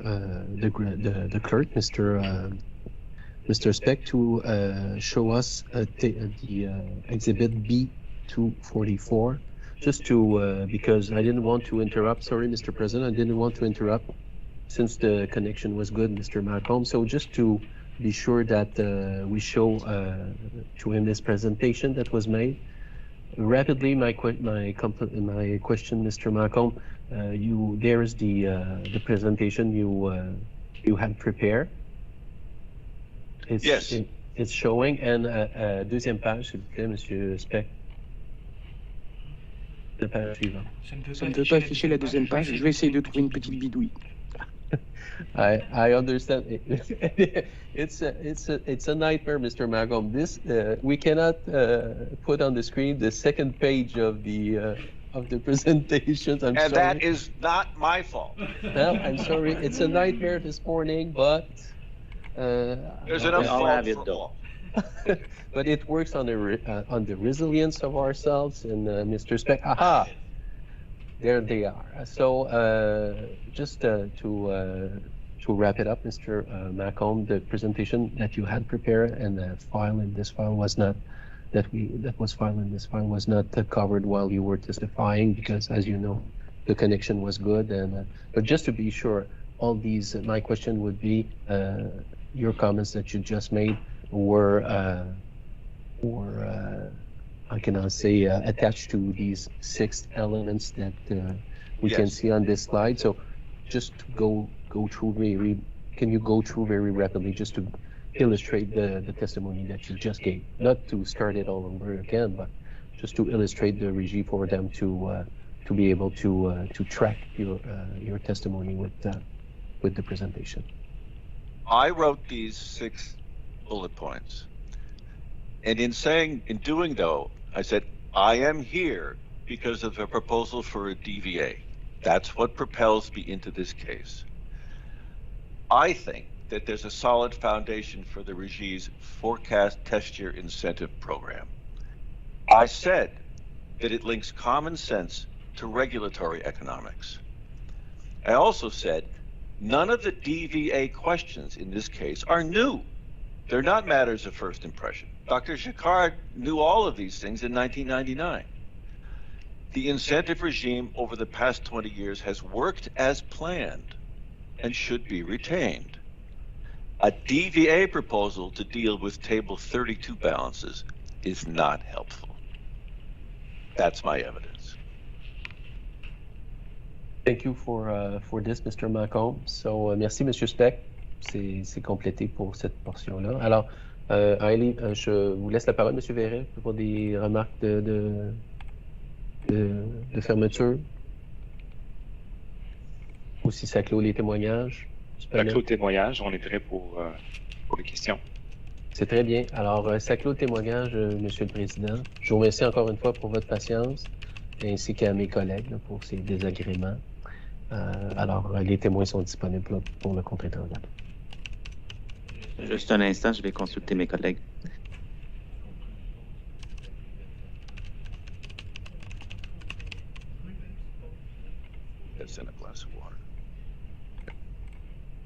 Alors, on pourrait procéder. Premier, c'est HQ-ARQ qui n'a pas indiqué à la régie de temps de contre-interrogatoire. Est-ce qu'il faut comprendre qu'il n'y en aura pas? Maître Cadrin.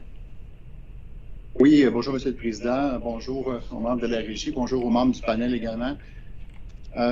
Simplement, une question, Monsieur le Président. Ce matin, on a eu un échange avec Monsieur Verret. En fait, Monsieur Verret nous a exposé la réponse à votre question que vous avez posée plus tôt ce matin. Et nous aurions une question, Monsieur Verret, à cet égard-là. Si c'est voulu l'autoriser, c'est la seule question que nous aurions. Nous ne savons pas comment ça cadre dans le panel 4 ou à l'extérieur du panel 4, ça n'a pas été très clair pour moi. C'est une réponse qui a été donnée dans le cadre du panel 4. Alors, c'est avec votre permission, donc simplement une question. Monsieur Verret, ce matin, vous avez fait référence lorsque vous avez parlé du futur au niveau de la tarification d'Hydro-Québec, par exemple, d'une nouvelle structure organisationnelle d'Hydro-Québec qui a été adoptée, j'ai compris, le 22 juin et qui revoit jusqu'au chef, là, au poste de chef, là, toute la structure organisationnelle. Est-ce que je comprends donc qu'il existe un document écrit et que vous pourriez le produire. Je demanderais simplement si c'est possible de nous faire parvenir par engagement la nouvelle structure organisationnelle à laquelle vous faisiez référence dans votre réponse, là, qui servait d'assise pour les causes tarifaires. Est-ce que vous mentionnez au niveau des causes tarifaires? Écoutez, ce qui existe comme documentation, c'est essentiellement ce qui a été véhiculé par les communications à l'interne au niveau de l'annonce des changements organisationnels dans l'entreprise. Il n'y a pas de document qui a été concocté, préparé pour le dossier actuel.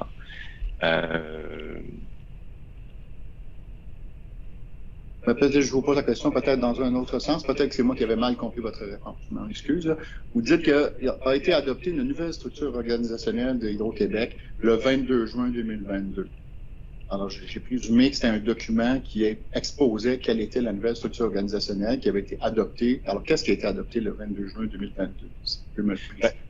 le 22 juin 2022, ça faisait suite là, à la première étape, comme j'ai exposé, au mois de février, où l'organisation a été revue. Donc, on a évolué vers une organisation basée sur la chaîne de valeur pour l'organisation des activités globales de l'entreprise. Alors, au lieu d'avoir des divisions, production, transport, distribution, maintenant, c'est organisé en termes d'une chaîne de valeur pour l'organisation. Ça a été annoncé au mois de février dernier. Maintenant, il y a eu 120 jours pour pouvoir aller un petit peu plus loin au niveau de l'organisation. Donc, il y a comme un premier niveau qui avait été annoncé au niveau des vice-présidents et directions principales. Et là, l'exercice s'est poursuivi au niveau des directions et des niveaux de chefs, donc les chefs qui se rapportent aux différents directeurs. Et ça, c'est la deuxième étape qui a été franchie au mois de juin dernier.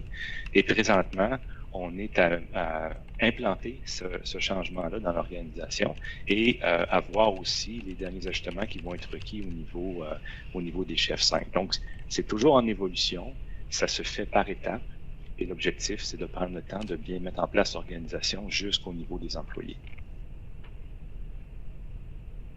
Donc, ce que vous présentez ou ce qui est adopté, là, moi j'avais noté le mot adopté, mais c'est peut-être pas correct. C'est donc une proposition d'une structure organisationnelle qui doit, je présume, être sur un écrit et non être une figure de l'esprit. Là. On pense que ce sont des postes, des classements en vertu jusqu'au poste de chef, comme vous venez de le mentionner. Comme je l'ai mentionné tout à l'heure, il y a eu des communications à l'interne, effectivement, pour pouvoir renseigner l'ensemble de l'organisation sur cette nouvelle structure-là, sur l'évolution de cette organisation-là, donc les différents groupes qui ont été créés, les directions qui ont été créées, les postes de chef. Alors, ce qu'il y a comme information, ce sont des communications qui ont été faites à l'interne pour pouvoir présenter cette organisation-là. Donc, Maître Cadrin, c'était une question d'information tarifaire pour nous. Planification, c'est pas comme tel dans le volet 2. Donc, peut-être de concentrer sur les questions du volet 2. Non, ce que je vous disais, M. le Président, d'emblée, là, je comprends que le témoin témoigne sur ces éléments-là, sur des éléments informatifs, et c'est pour ça que je vous disais que j'avais des questions sur ce sujet-là. Moi, je voulais simplement, et je présumais qu'il n'y avait qu'un document, qu'il y avait un document qui avait été adopté le 22 juin 2022. Là, je ne suis pas trop sûr de savoir s'il y en a. Si me permettez-vous, Maître Cadrin? Allez-y, je m'excuse. Historiquement, là, dans les cas, on l'a vécu dans le dossier, si vous me permettez, M. le Président, puis vous me direz, Maître Cadrin, si ça concorde un peu avec ce que vous recherchez.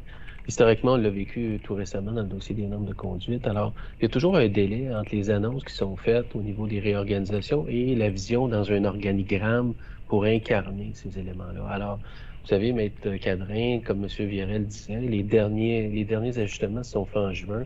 Et avant qu'on voit ça dans un organigramme, là, ça va prendre certainement plusieurs jours et même plusieurs semaines là, avant que ça puisse se décliner. Alors, les premiers organigrammes issus de ce qui provenait du mois de février, ceux-là sont publiquement disponibles dans le dossier des normes de conduite. Mais en ce qui concerne ce que M. Verret, est-ce que vous avez questionné sur la finalité elle-même, si je peux me permettre, les organigrammes associés à ça ne sont pas disponibles aujourd'hui. OK, je prends note des informations que vous me communiquez, M. Fréchette. Là, ça. Je comprends donc, dans le fond, qu'il n'y en a pas d'organigramme officiellement adopté à ce stade-ci, si je résume ce que vous venez de me dire. À moins que M. Verret et M. Vézina me corrigent, mais moi, j'ai rien vu de définitif qui va jusqu'au niveau de celui dont vous recherchez, là, qui incarne la finalité, si vous voulez, de la réorganisation en juin qui a été initiée en février dernier. Ce que j'ai vu comme information, comme j'ai mentionné, c'est au niveau des communications internes pour expliquer la nouvelle organisation. J'ai pas vu d'organigramme détaillé pour l'ensemble des structures. C'est toujours un... Ça n'existe pas. Là, je ne demanderai pas un document qui n'existe pas, bien évidemment. Là. Alors, M. Fréchette, vous avez complété par M. Verret. Alors, je vous remercie. Je n'ai pas d'autres questions. Merci, M. Cadrin. Axi CIFQ, M. Lannoy. Oui, bonjour. Vous aviez annoncé, je crois, 30 minutes. Exact. C'est toujours... C'est toujours d'actualité. Parfait. Alors, je vous en prie. Alors, bonjour membres de la régie, bonjour Maître Fréchette, bonjour au panel numéro 4. tout d'abord, ma première question s'adressera là, à M. Verret, M. Vézina, concernant les prévisions de mise en service et de base de tarification. Dans le document Revenus requis du service de transport 2021-2022, qui est la pièce B039, on n'a pas besoin de l'exhiber, à la page 34, HQT prévoyait l'ajout de 340,8 millions de dollars à la base de tarification pour l'année 2021. HQT affirme que ces prévisions pour l'année 2021 affirmait en fait à cette époque-là que les prévisions pour l'année 2021 présentaient un niveau de précision élevé du fait qu'elles étaient basées sur 4 mois réels et 8 mois projetés. Monsieur le greffier, je vais vous demander d'exhiber dans le présent dossier la pièce B110 à la page 5.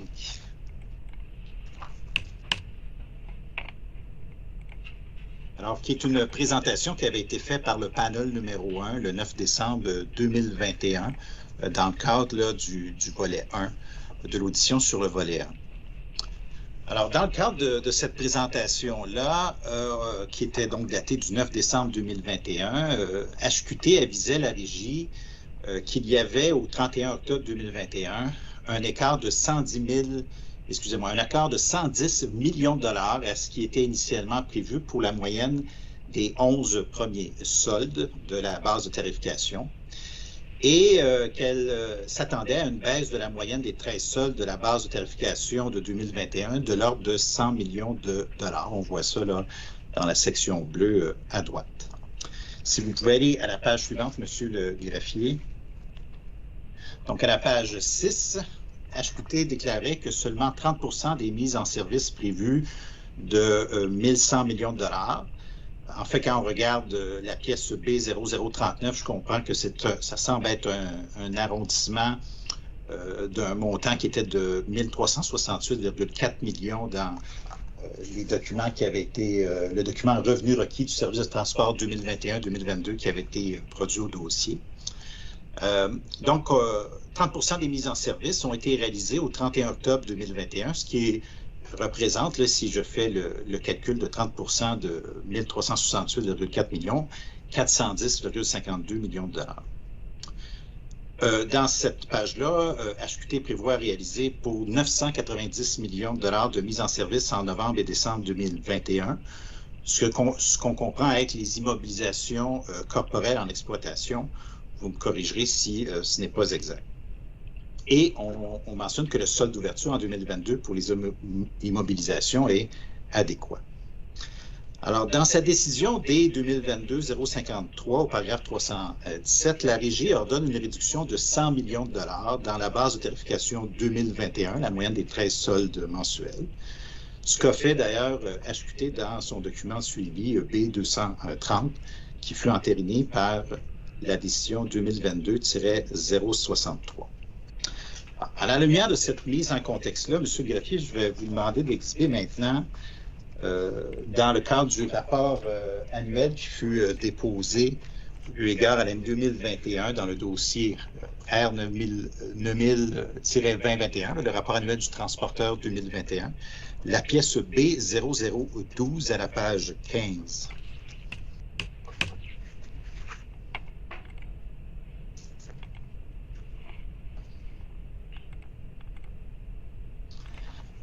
Merci.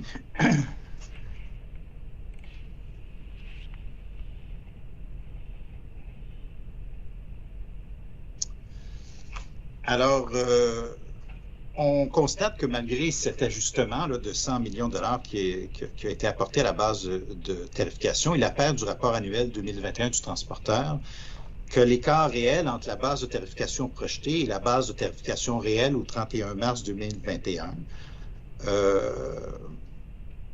a été quand même de moins 77,3 millions de dollars. On voit ça à la ligne 11 dans écart. Donc, en parenthèse, 73,3 millions de dollars. Et la moyenne des 13 soldes a été, si on va à la page 16, M. le greffier, on voit, a été inférieure de 50,5 millions de dollars en 2021 de ce qui était anticipé, et même en tenant compte de la ponction de 100 millions de dollars qui a été requise, là, ordonnée par la Régie.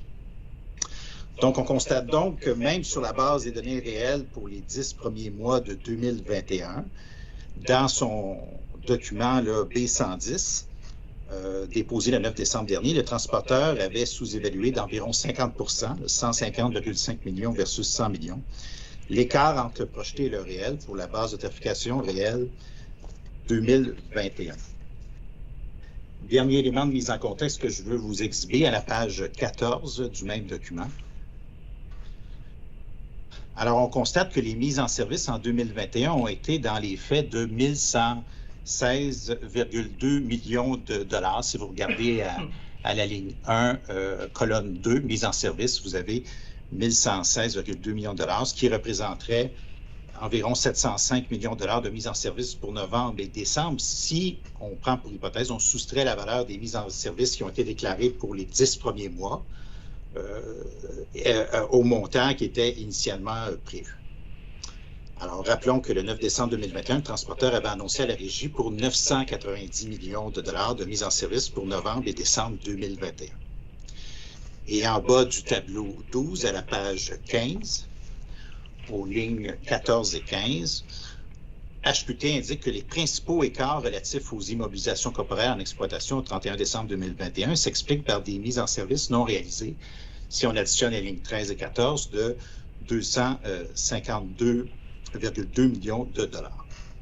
Alors, ma question, est-ce que vous pouvez nous confirmer le montant exact de la valeur des mises en service finalement réalisées pour les mois de novembre et décembre 2021 que le transporteur estimait à 990 millions de dollars le 9 décembre dernier?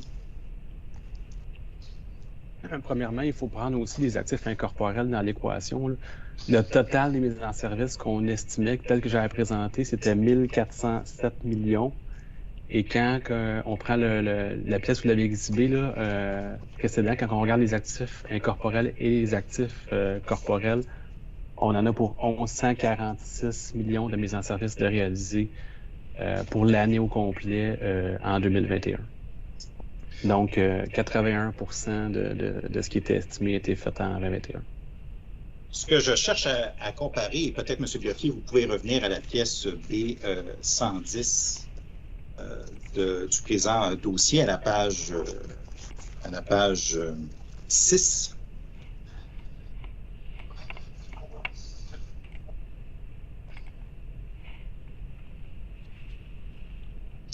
Alors, vous voyez la deuxième ligne, acuité de la base de tarification, dans la première paragraphe, deuxième ligne, niveau des MES à réaliser de novembre à décembre de 990 millions de dollars.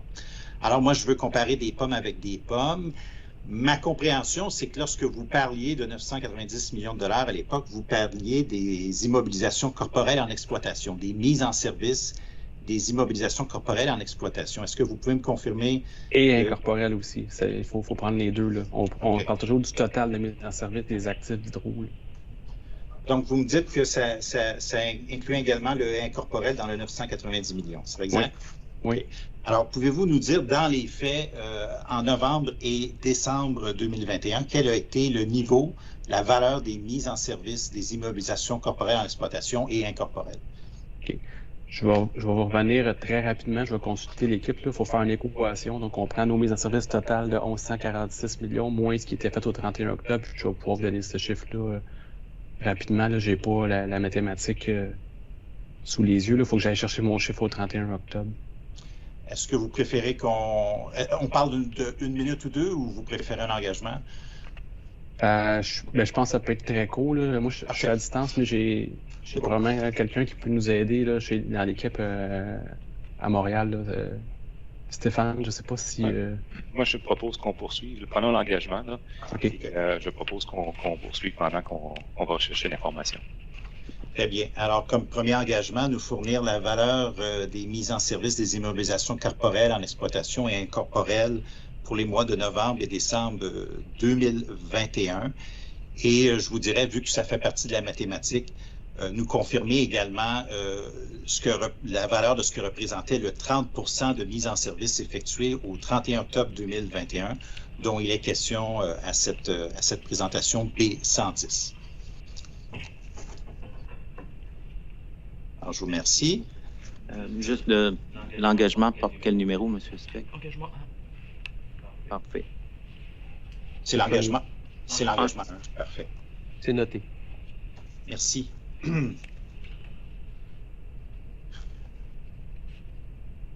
Alors, Monsieur le greffier, pourriez-vous maintenant exhiber la pièce B159 au dernier paragraphe de la 8e page du document PDF? Alors, il s'agit du rapport de NERA. Alors, my next question will be for Mr. Malcolm. The clerk will exhibit a passage of your report that can be found at the last paragraph of its page 6, or page 8 of the PDF version.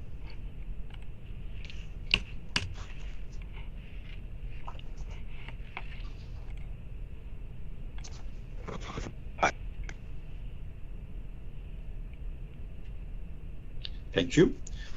Yeah, at the bottom of the page. So the passage is the passage is the following. Such differences between project forecast and actual reflects how the incentive inherent to such a forecast test year plan is supposed to work. The value of the regime's long-standing test year regime lies in pushing HQT to beat its forecast, providing long-term benefits to its customer as capital projects enter the rate base. Persistently beating forecast is the goal of the regime, not an indication of a problem requiring a change of course or another regulatory remedy. I also want to read a passage of page 10 of your report. Alors, Monsieur le greffier, il s'agit de la 12e page PDF. Le paragraphe qui suit immédiatement le titre de la section 4, Regulatory Lag, exact, c'est exactement ça. Donc, I will read you the first paragraph of section 4. The source of the incentive on HQT to be efficient is pursuing needed new capital projects is regulatory lag. Such regulatory lag permits regulated companies to earn returns against a predetermined trajectory of rate control, driving those companies' incentives to keep costs down. Well, my first question, do you agree that what you consider to be an incentive concerns the cost of the new asset or capital addition, but not the date of its commissioning?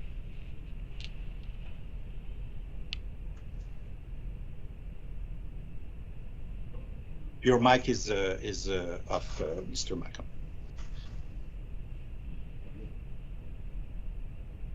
My mic is now on. Thank you. And as I said, I appreciate your switching to English, but can I impose on you to repeat that question? I missed a word. No problem.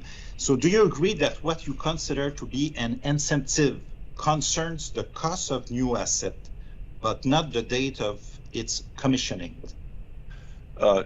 No, in my discussion of the incentive regime pursued and proposed by Dr. Jacquard and accepted by the regime in 1999, in the formula for implementing that regime, it deals with both costs and dates. Okay. So how can you consider that HQT would be more efficient by delaying the commissioning of a new asset? I don't use those words, and I did not make that point. But the point I did make, and I think I expounded on that point in an IR from your side, was that the regime's accounting includes both costs and dates. And to the extent that the company has an incentive to be accurate in its forecast costs and dates of implementation, it keeps both of those in mind. And a slippage of date may cause the regime to ask a question about that. But to the extent that it involves the whole of the regime and how it's accounted, it's reasonable to deal both with costs and dates. The company has no incentive to inaccurately forecast costs or to inaccurately propose dates of completions of projects. That's my opinion. And what would be the incentive for HQT to estimate correctly or accurately the date of commissioning? It's the same incentive that HQT has to accurately forecast costs. There is an incentive regime that gives it the ability to use regulatory lag to its advantage and its customers' advantage. It is, as part of a larger incentive of the company to pursue that incentive regime and to keep it in good standing, it has an incentive to accurately forecast both costs and dates.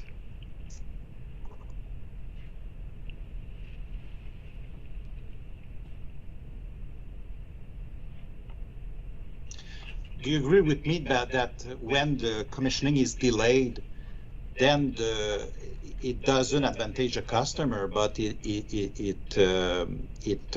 advantage HQT by giving him by the discrepancy that it's created between his forecast and the reality? I answered a question in an IR, that same question, and I said it may, but as part of a larger regime that has the company displaying an incentive to be accurate both with respect to costs and dates. That consequence, while it may require an answer to the regime with respect to any delay that's material, is simply part of the incentive regime, and the company has a persistent incentive to be accurate both with costs and dates. Okay. How the RIGI can control the reasonableness of the commissioning dates forecasts of HQT for its new asset? I'm not sure I understand the totality of your question. I can repeat it. How, and just tell me which part of it you don't understand, and I will try to help you. How the RIGI can control the reasonableness of the commissioning dates forecast of HQT for its new asset? Well, you used the word control, and this regime does not, to me, have the regime controlling the forecast. The company has the incentive to have accurate forecasts, as Dr. Jacquard said when this regime started. So the use of the word control leads to a question that I can't agree with. So you don't agree that the RIGI has the responsibility to control the reasonableness of the forecast dates or even the costs of the new assets projection? Well, let's focus on control. The RIGI, to me, has a responsibility to oversee the regime to make rates, including an incentive regime on forecast costs. It controls the regime to specify how HQT can benefit, and its customers can benefit, if it beats its forecasts in this forecast test year regime. That, to me, is the nature of the regime's control. It controls the regime to the extent that there are particular elements of the forecasts that are done and performed by HQT.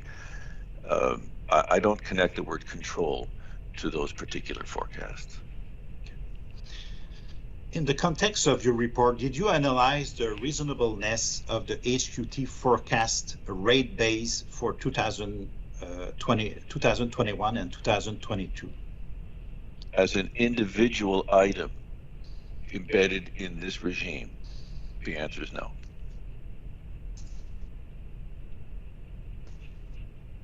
In your report, you just want to make sure I don't go too far or too fast.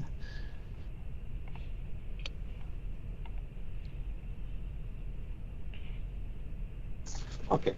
In your report, you don't mention the brief produced by AXI CEFQ, my clients, on November 4, 2021. Did you read it before writing your report? Yes. Okay.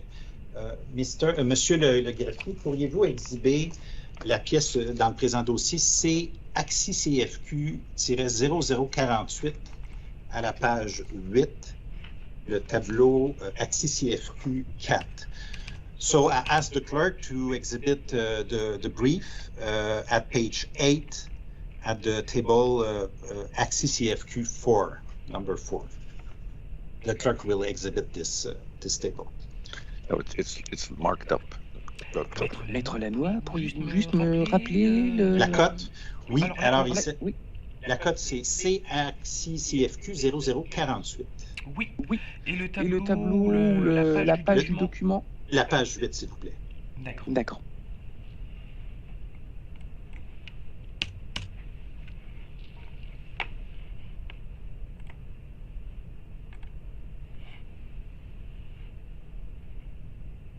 Merci.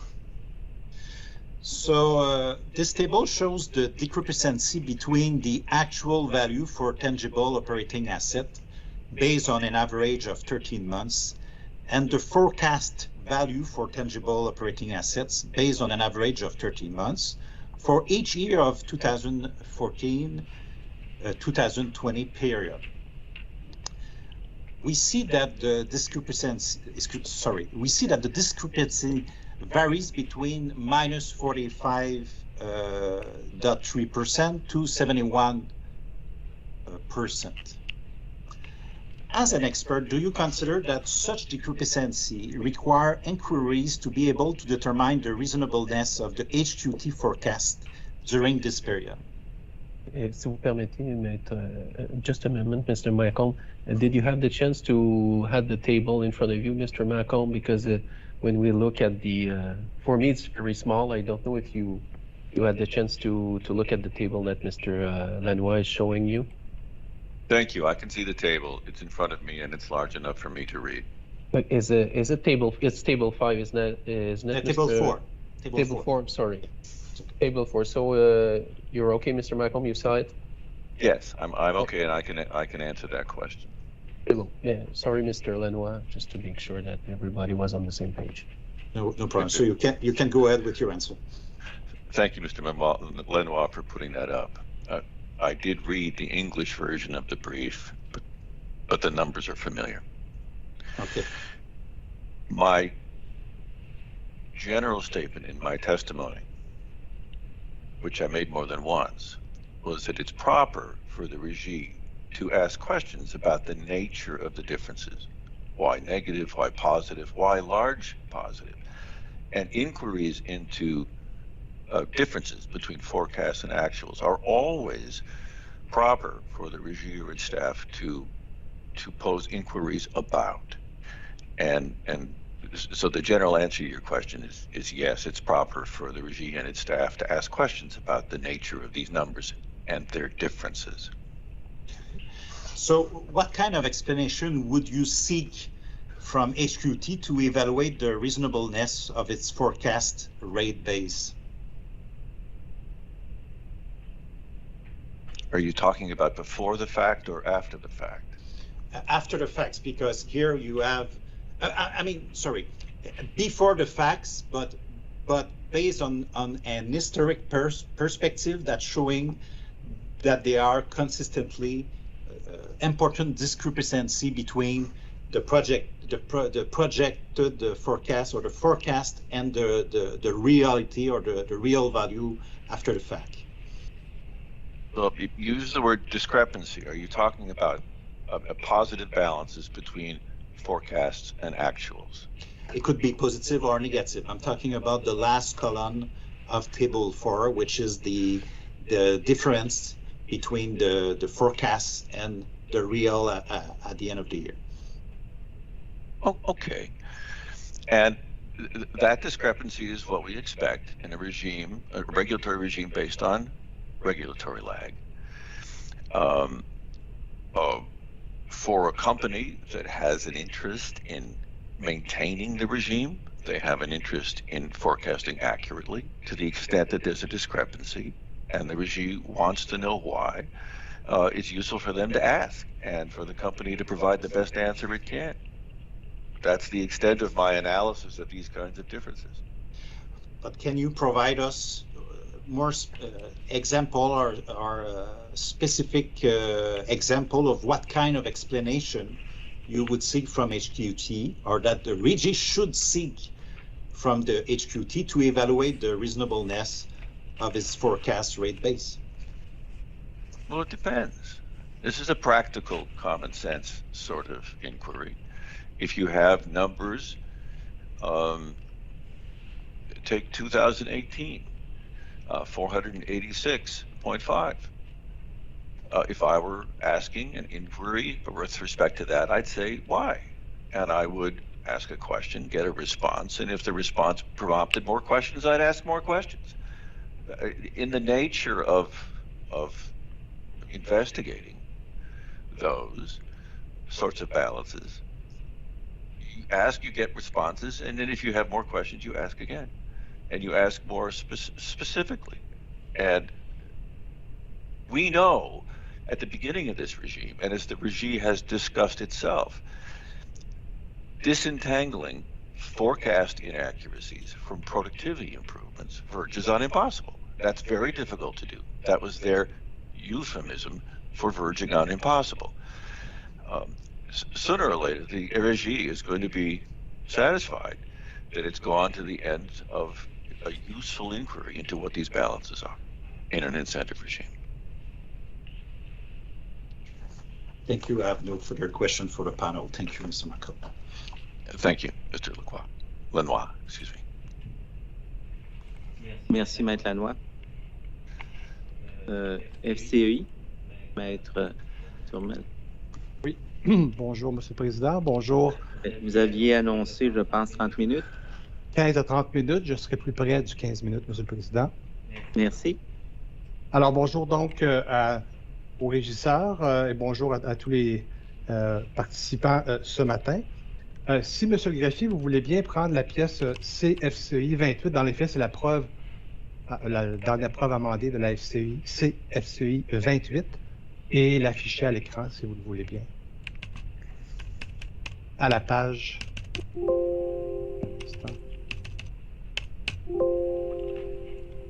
La page 5.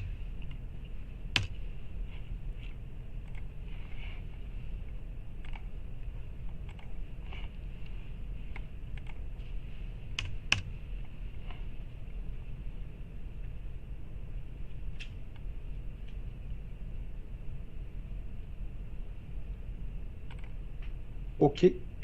Alors, à la page 5, on est donc dans le volet CER, à la mi-page, puis je vais juste vous lire, mes questions vont s'adresser à M. Verret, que je salue, à l'égard de l'impact d'un CER sur la capacité de gérer les écarts budgétaires. Je vais lire les deux paragraphes. Dans notre preuve, il était dit, le transporteur note également que la Régie avait considéré la possibilité pour le transporteur d'utiliser des leviers de gestion pour respecter ses objectifs financiers et limiter le risque d'écart négatif.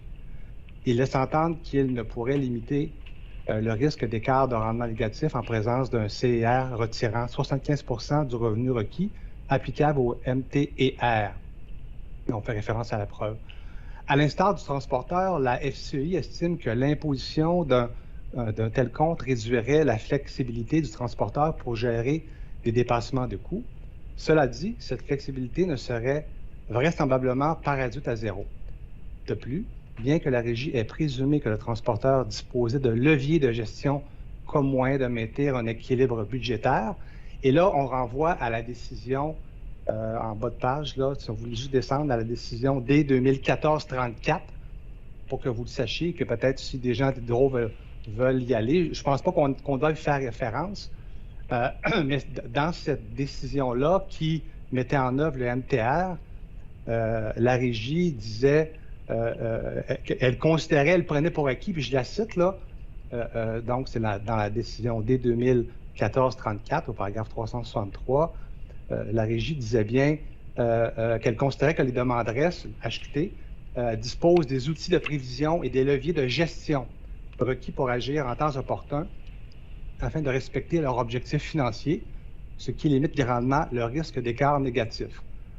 Fin de citation de cette décision-là de la Régie. Nous étions en 2014 lors de l'adoption du MTER. Donc, si je reviens donc pour terminer la citation, je reprends, considérant qu'une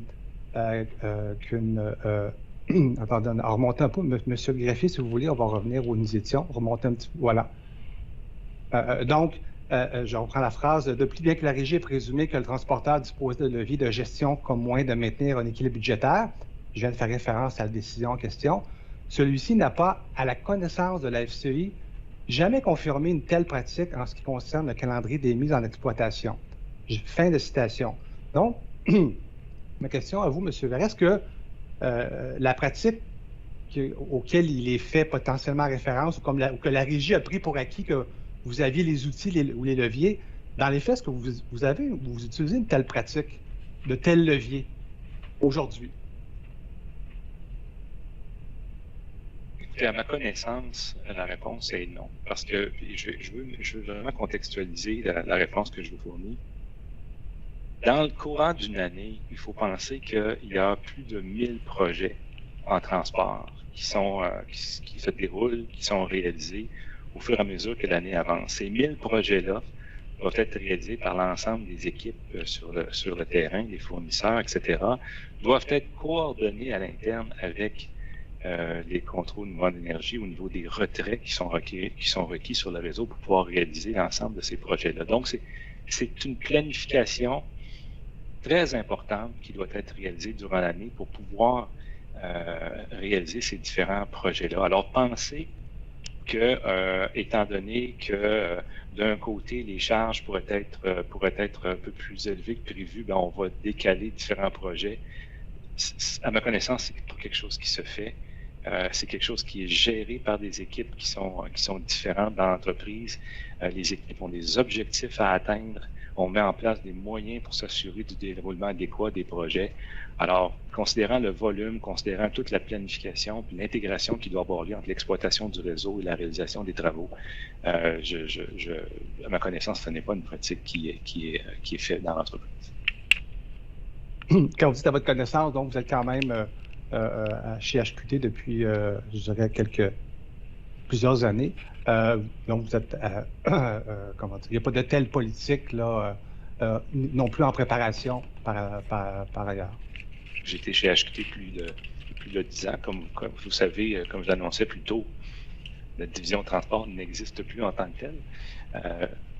Mais effectivement, j'ai été de plus de 10 ans, puis je n'ai pas vu ce genre de pratique être mise en place. Au contraire, j'ai vu une équipe chevronnée mettant en place tous les moyens possibles pour pouvoir réaliser les prévisions qui sont à la base là, des activités de l'année au niveau du transport d'électricité. D'accord, merci.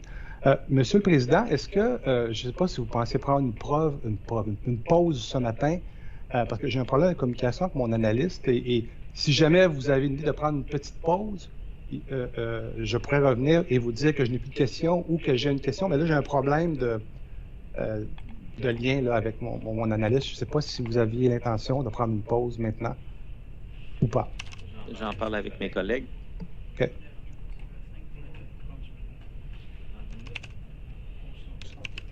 On va prendre une pause santé de 10 minutes. Retour à 11h25. Parfait, merci.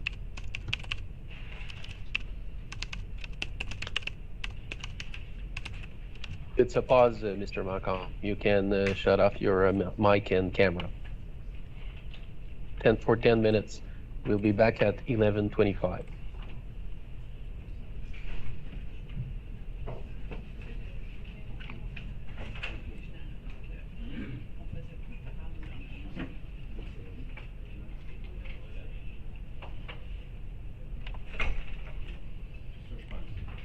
La preuve de Dr.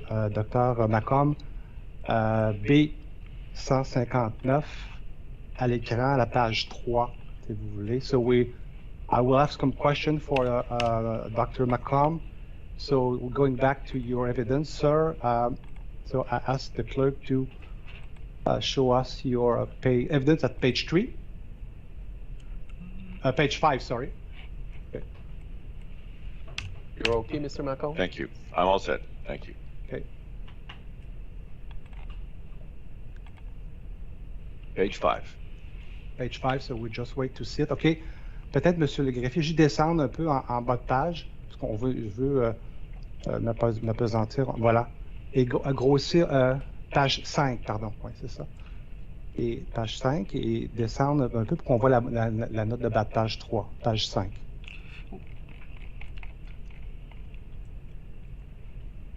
Okay, so Mr. Macomb, in that evidence, you, early in the first pages of your report at page 5, you sort of doing a summary and conclusion of your findings, and you are quoting at footnote number 3, referring to decision from the Régie at D99-120, page 12 and 13, and I quote, in that opinion, the Régie shared the opinion of Dr. Mark Jacquard as to the incentive for the company to provide, quote, adequate forecasts, end of quote, at page 12, and that, quote, an annual review of tariffs encourages regulated companies to produce reliable forecasts without obvious bias, at page 9. My first question to you is, do you see a difference between a bias and an obvious bias?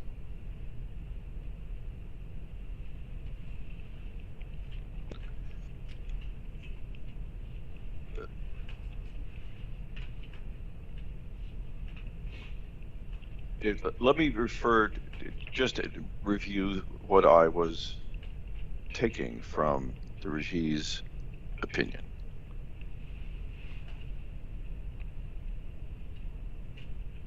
No, not in any practical fashion.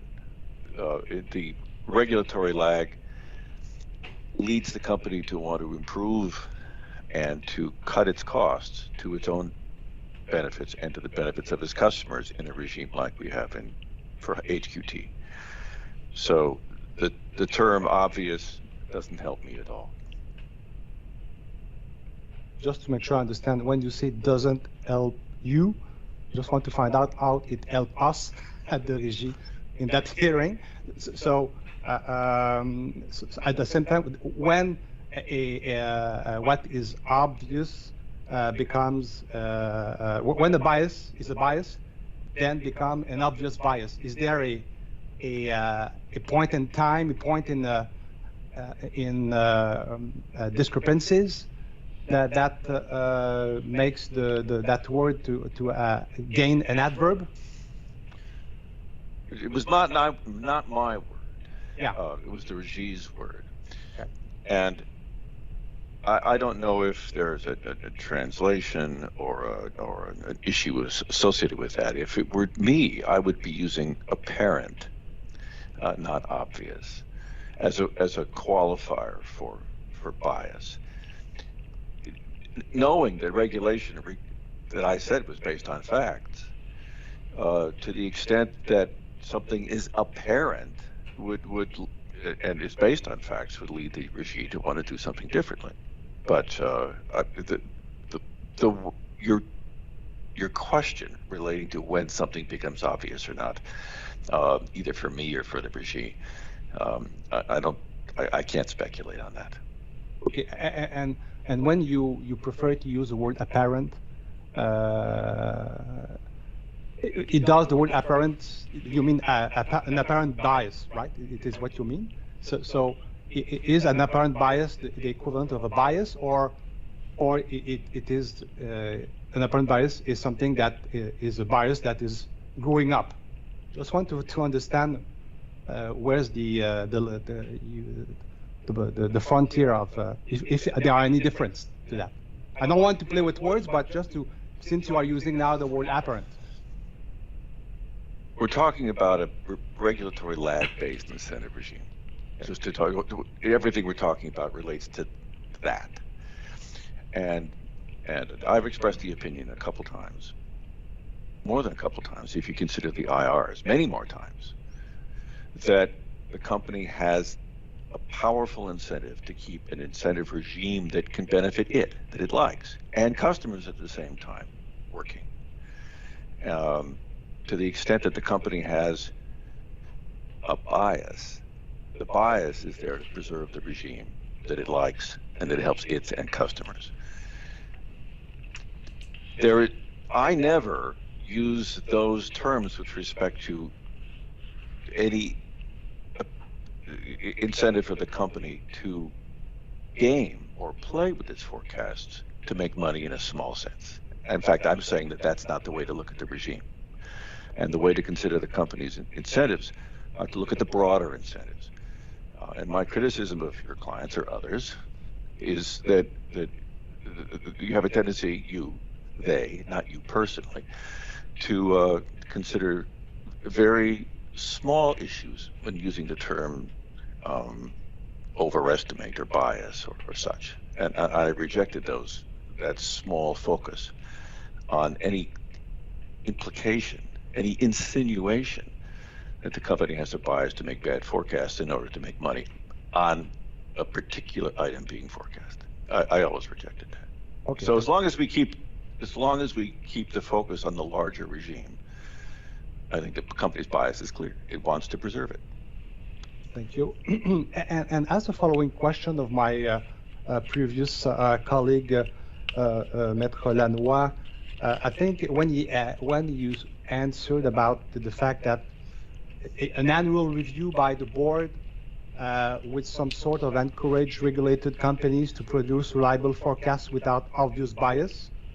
I think you said that, and you said that in page 9 of the B150 or 159. But so, and I don't want to misquote you, but are you suggesting that when you say that for the board is there to ask questions, that's okay?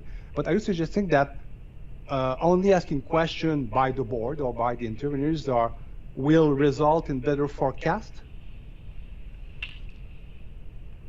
as it's in itself, taking alone? Yes, Dr. Jacquard said at the outset, and I agree with him, that an annual review process to examine the outcome of forecasts versus actuals, both in terms of cost and dates, and the ability of the regime and interveners to look at these things and ask questions about them and just endeavor to satisfy themselves with respect that they've got the data that they need. Does help, yes. That was the yearly ongoing process that Dr. Jacquard referred to as supportive of the regime. So, and to your knowledge, how many rate case or questions would be required for a forecast to improve? Is there a limit, or it's? I don't. Pardon me, Mr. Turmel. How many questions doesn't seem to me to be addressing the question, addressing the issue of an ongoing scrutiny of differences between forecasts and actual. Okay. But my question was more. I mean, is it's a continue? The question was more in reference to how many rate case or should we have 1, 2, 3? Keep questioning question is enough for you to in itself keeps the forecast within the bounds of what should be done. Is that? I just want to see because you. I can help. Yeah, I can help you formulate that question. Yeah, please. And if you go to my page 9, you will see table 1. It lists rate cases, one rate case after another rate case, and I list the items and the elements of the work that HQT did to communicate to the regime and others how it was endeavoring to improve on its performance. That process of continual improvement, inquiry, response to large balances, response to delays, and I would just note that the 2020 rate case included project manager compensation-linked objectives to meet commissioning target dates. All of the questions that we're dealing with here come up again and again to the extent we have new rate cases and new abilities to scrutinize the balances that have come before. But how many years of questioning are needed for forecast improvement to materialize? There's no limit. It can go on for 100 years. Okay. No limit. Or eternity. As long as we have electricity provided by a company like HQT, and an incentive regime is there to use regulatory lag, the best definition of which my former colleague Alfred Kahn gave more than 50 years ago. This is an ongoing process, and ongoing questions will be there as a matter of course. So there's a future for attorney to ask questions. Thank you very much. My last question. Merci. Thank you. That was the last one, or is there one more? No, last question. No more question for me. Thank you. Okay. Merci. Thank you. Thank you very much, Mr. Timel. Merci, Maître Timel. Option consommateur, Maître McDavid. David? Si vous permettez, Monsieur le Président, j'ai réservé le contre-interrogatoire avant que Maître David commence, si vous permettez un instant. Je voulais juste m'enquérir, il nous reste 30 minutes, Maître David, je ne sais pas si, comme je vous avais mentionné, M. Vézina est affecté, là, je ne sais pas, est-ce que vous êtes, tout va bien, M. Vézina, là, j'ai pas, on est bon pour se rendre jusqu'à midi, là, pour... C'est bien, alors il m'a fait le petit pouce en l'air, vous me permettrez, en préservant le contre-interrogatoire, je n'ai pas communiqué avec lui, alors de m'assurer qu'il était capable de continuer avec nous. Merci de l'avoir fait et n'hésitez pas à nous souligner s'il y a un problème. Je présume que midi, il va avoir envie de sieste. Je parle pour lui, là, mais je pense qu'il va avoir envie d'une sieste éventuellement, là, mais cet après-midi, je pense qu'il est là pour ce matin, puis prêt à... Vous voyez l'effort qu'il fait, là, puis pour être présent, puis répondre à mes collègues et vous-même. Merci. Merci. Alors, Maître McDavid? Oui, bonjour. À la formation. Vous aviez annoncé 30 minutes également. Est-ce que c'est toujours à peu près ce que vous avez en tête? Oui, ça ne sera pas moins. Ça sera 30 minutes. Peut-être un petit débordement, là, 40 minutes maximum. Est-ce que vous préférez que je commence maintenant ou vous préférez? Oui, allez-y. OK. Et simplement pour assurer, M. Vézina, mes questions vont être dirigées à Dr. Malcolm, principalement. Hello, Dr. Malcolm. My name is Eric David. I'm the attorney for Option Consommateur Consumer Advocacy Group. So I just had a couple preliminary questions, if you wish, before I delve into the details of your report. First, could you briefly summarize for the board the terms of reference and the assignment that was given to you by Hydro-Québec?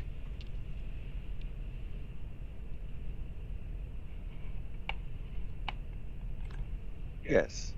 A brief summary is to review the various briefs associated with the proposal to implement deferral and variance accounting, review what those who have proposed that and the information that they refer to in proposing that kind of accounting regime, and then reply. Okay. And did the scope of your assignment include analysis of deferral accounts for operating costs, for capital expenditures, or for both? It would, to the extent that my job involved assessing deferral and variance accounts generally, it would involve any use of those accounts, both. So your analysis covers both operating costs and capital costs? To the extent that I reviewed the application of deferral and variance accounts in any regulatory setting for any jurisdiction, yes, it would involve both. Okay, thank you. I simply wanted to first clarify or better understand your evidence on deferral and variance accounts generally, and I refer you to page 23 of your report. Donc, Monsieur le greffier, si c'est possible de mettre la pièce B159, page 23 à l'écran. Thank you.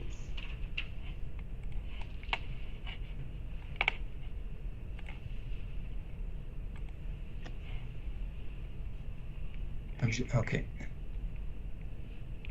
Donc, 23. Parfait, c'est le tableau en haut.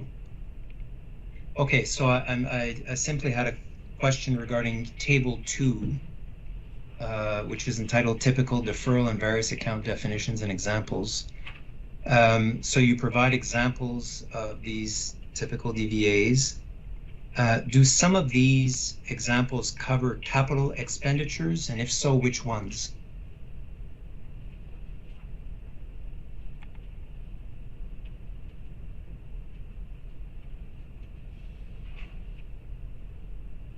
I'm in reading the purposes attached to the 8 elements, and just picking out number 6, costs related to electricity vehicle charging infrastructure. That's a capital expense, for example. Okay. And what about number 3, storm-related costs? Would those include capital costs? I'm sure they would. Okay, number 4, advanced metering infrastructure. Would that be considered capital costs?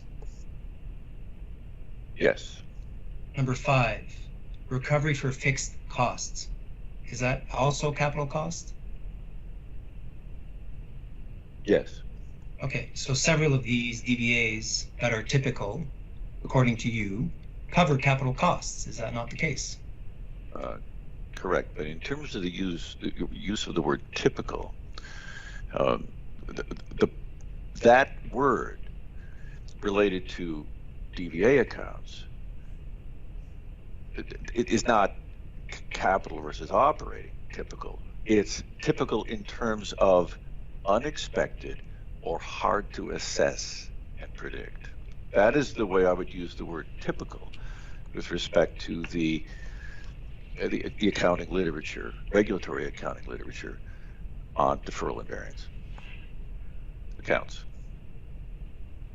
Okay, but basically, all right. Well, I think the table speaks for itself in any event. I refer you to page 22.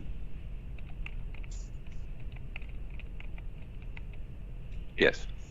Under the title "Proper Uses for Deferral Accounting," and you quote the translation of the Régie decision, and I'll just read it if you, for the benefit of the board.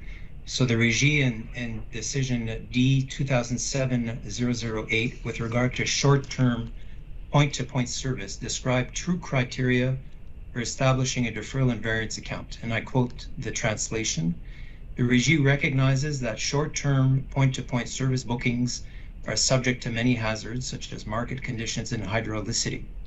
The distributor's surplus electricity disposal activities are also subject to significant hazards. These various hazards are beyond the control of the carrier and its customers and can have a significant impact on short-term point-to-point revenues.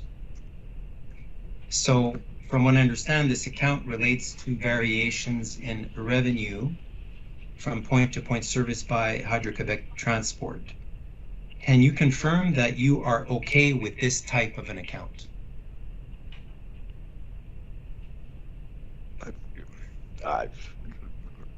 What I'm okay with, I'm not sure it matters. Well, I mean, you're an expert, and the Régie wants your opinion. So, I think the question is pertinent. My question is, are you okay with this? Laissez répondre, David. Laissez répondre. I didn't mean to be curt or peremptory in that answer, but I did mean to say that to the extent that the Régie is looking to follow regulatory common law or regulatory practices elsewhere, the question is, does it or does it not, with respect to something like a DVA, for the kinds of 1,000 project a year discussions that Mr. Volet spoke about.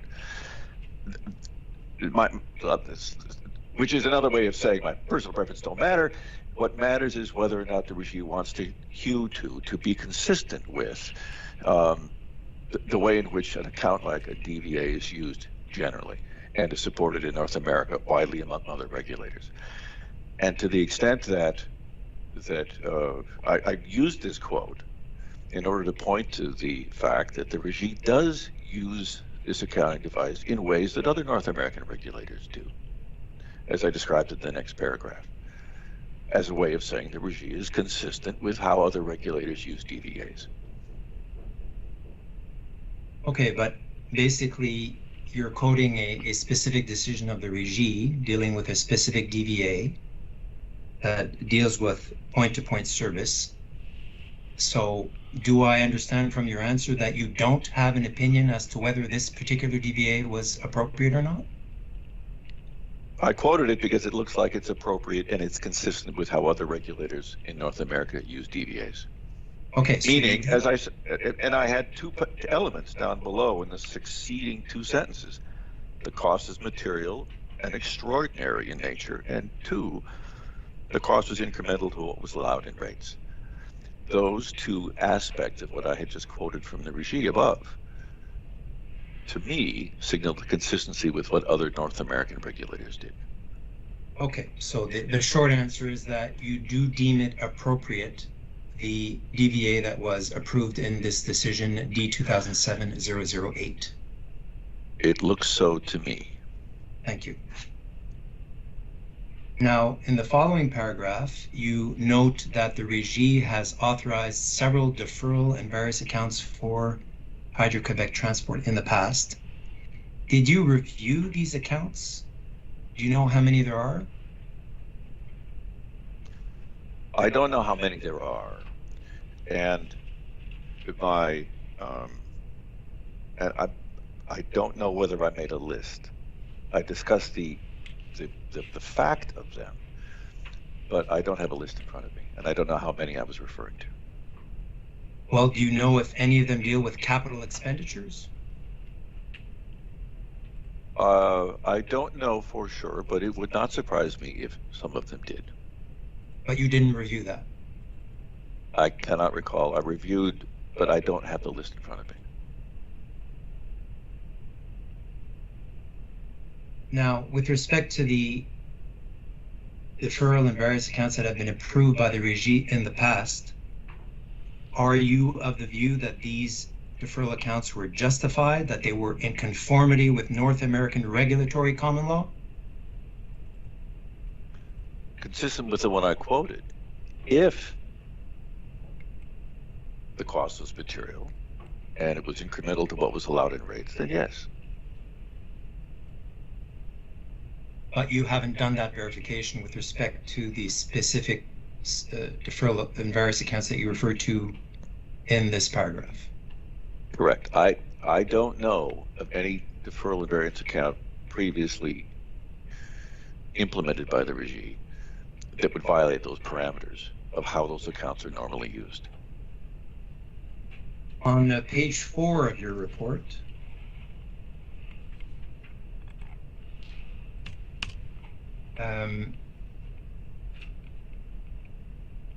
you state that the Régie should not move to a DVA accounting for HQT capital expenditures. That's your fundamental opinion. Are you quoting something? No, I'm not. I think it's just, okay. I didn't really need to refer to page 4. I apologize for the whatever, divergence. I don't mind. But basically, I understand that your basic position is that the Régie should not move to a DVA accounting for HQ2 capital expenditures. Now, my question is this because you are generally opposed to DVAs for capital expenditures? Or is this your recommendation based on the specific case of Hydro-Québec Transport?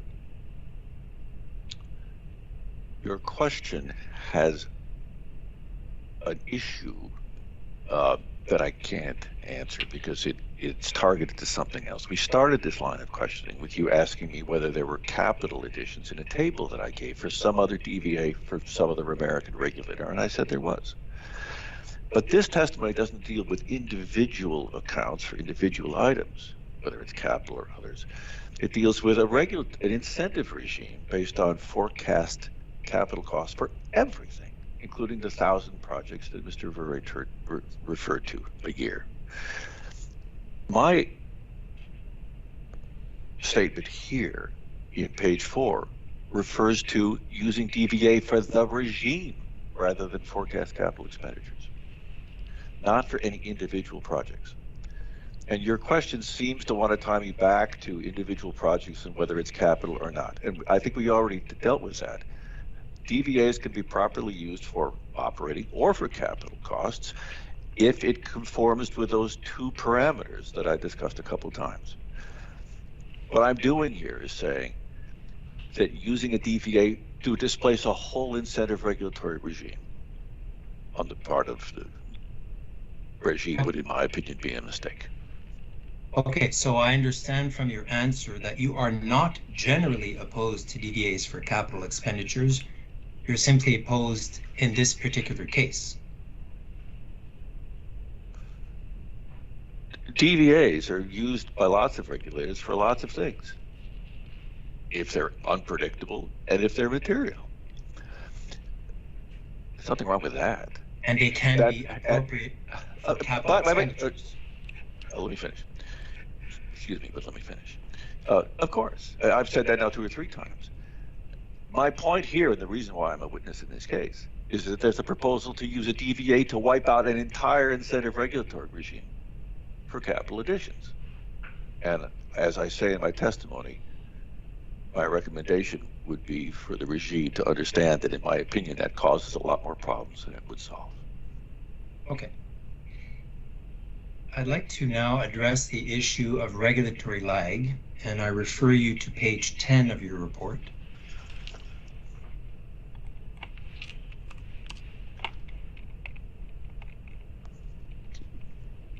Yes. So the very first paragraph, you state the following: the source of the incentive on HQT to be efficient in pursuing needed new capital projects is regulatory lag. Such regulatory lag permits regulated companies to earn returns against a predetermined trajectory of rate control, driving those companies' incentive to keep costs down.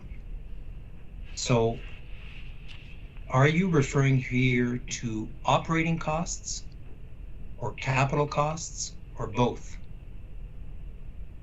Both.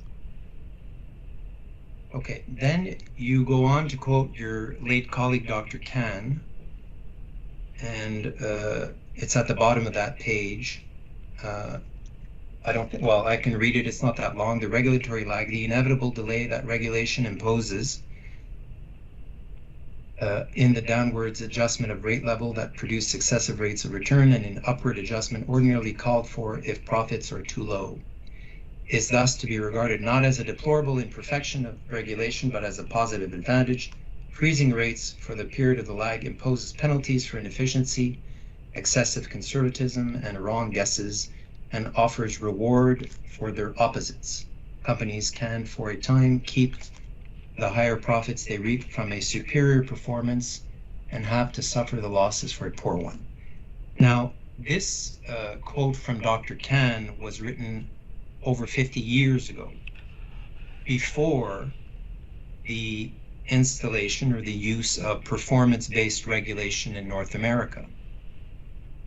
In your view, does Dr. Khan's statement hold as true for utilities which are under a PBR as for those that are not? I don't agree with your question. The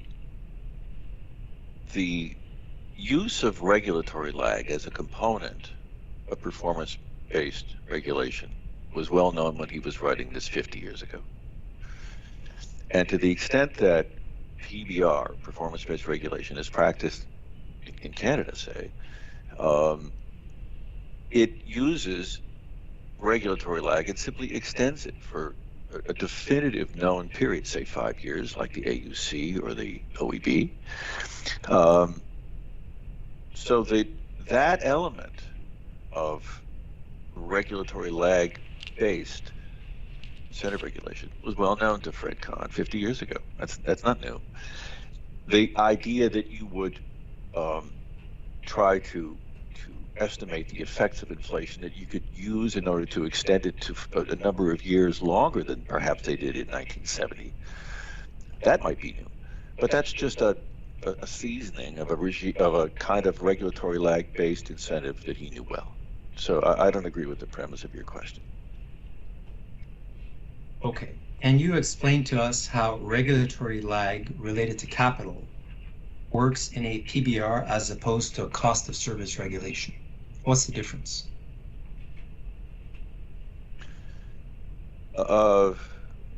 Once again, cost of service-based regulation has as a component of it regulatory lag. Unless you do a DVA on all capital expenditures, then you have cost plus regulation, not cost of service.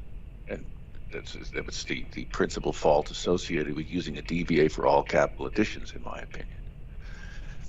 But the idea that you're creating a distinction there is something I don't agree with. We have rate cases, cost of service-based rate cases, for instance, in Alberta, every 5 years. Those are regular kinds of procedures that would be known decades ago to economists like Alfred Kahn and others. There's nothing new in that.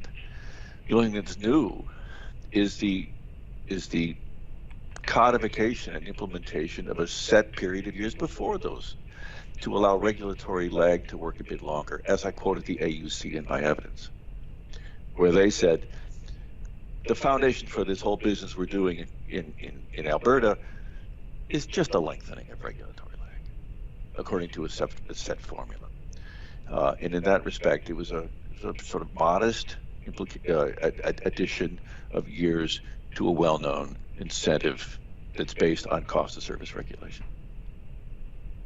So if I understand your answer correctly, what you're saying is that regulatory lag works the same way in both cost of service and under PBR.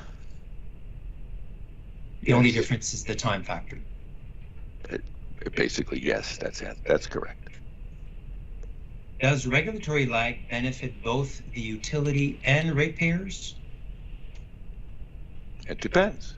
If you have a sharing system like you have in Quebec, it benefits both. Except the earning sharing mechanism that currently exists only covers O&M costs. It doesn't cover capital costs. I'll object to that, Mr. David. If you want to quote the qualities of DMT, the mécanisme de traitement des écarts de rendement, ce mécanisme-là en couvre très large. Je vous préciserai, je pense qu'il faudrait vous préciser une des caractéristiques particulières que vous interrogez. OK. Ben, écoutez, je vais clarifier cette question-là. À moins que ma compréhension soit pas bonne, là, mais le mécanisme de traitement des écarts les traite tous. OK. I'll just move on to my next question, if you allow. Is it not also true that regulatory lag can also lead to higher rates if there is overspending by the utility?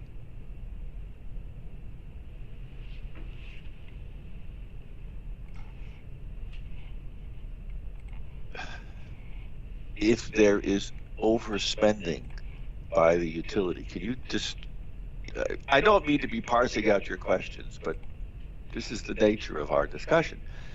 What do you mean by overspending on the part of the utility? With respect to what? With respect to what was approved in the cost of service case. So, there's a cost of service case with a quantity of capital in the cost of service case that then becomes part of the jurisdictional regulated rates. Okay. And to the extent that the company spends more than the dollars that went in to make the rates, your question has to do with that? Well, let me... If they spend more than what's in the rates based on the cost of service study, they're not getting that back. Okay, but if there is overspending, aren't ratepayers expected to make up the difference? I'm sorry, I don't understand the nature of your question. How would that happen? How would overspending of what I talked about result in ratepayers paying any more money if the rates were based on a cost of service that was less than what the company actually spent? Where's the money that's coming out of ratepayers' pockets? I don't understand.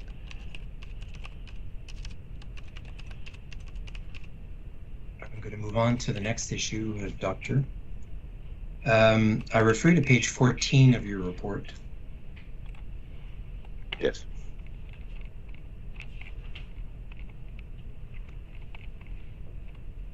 the second paragraph.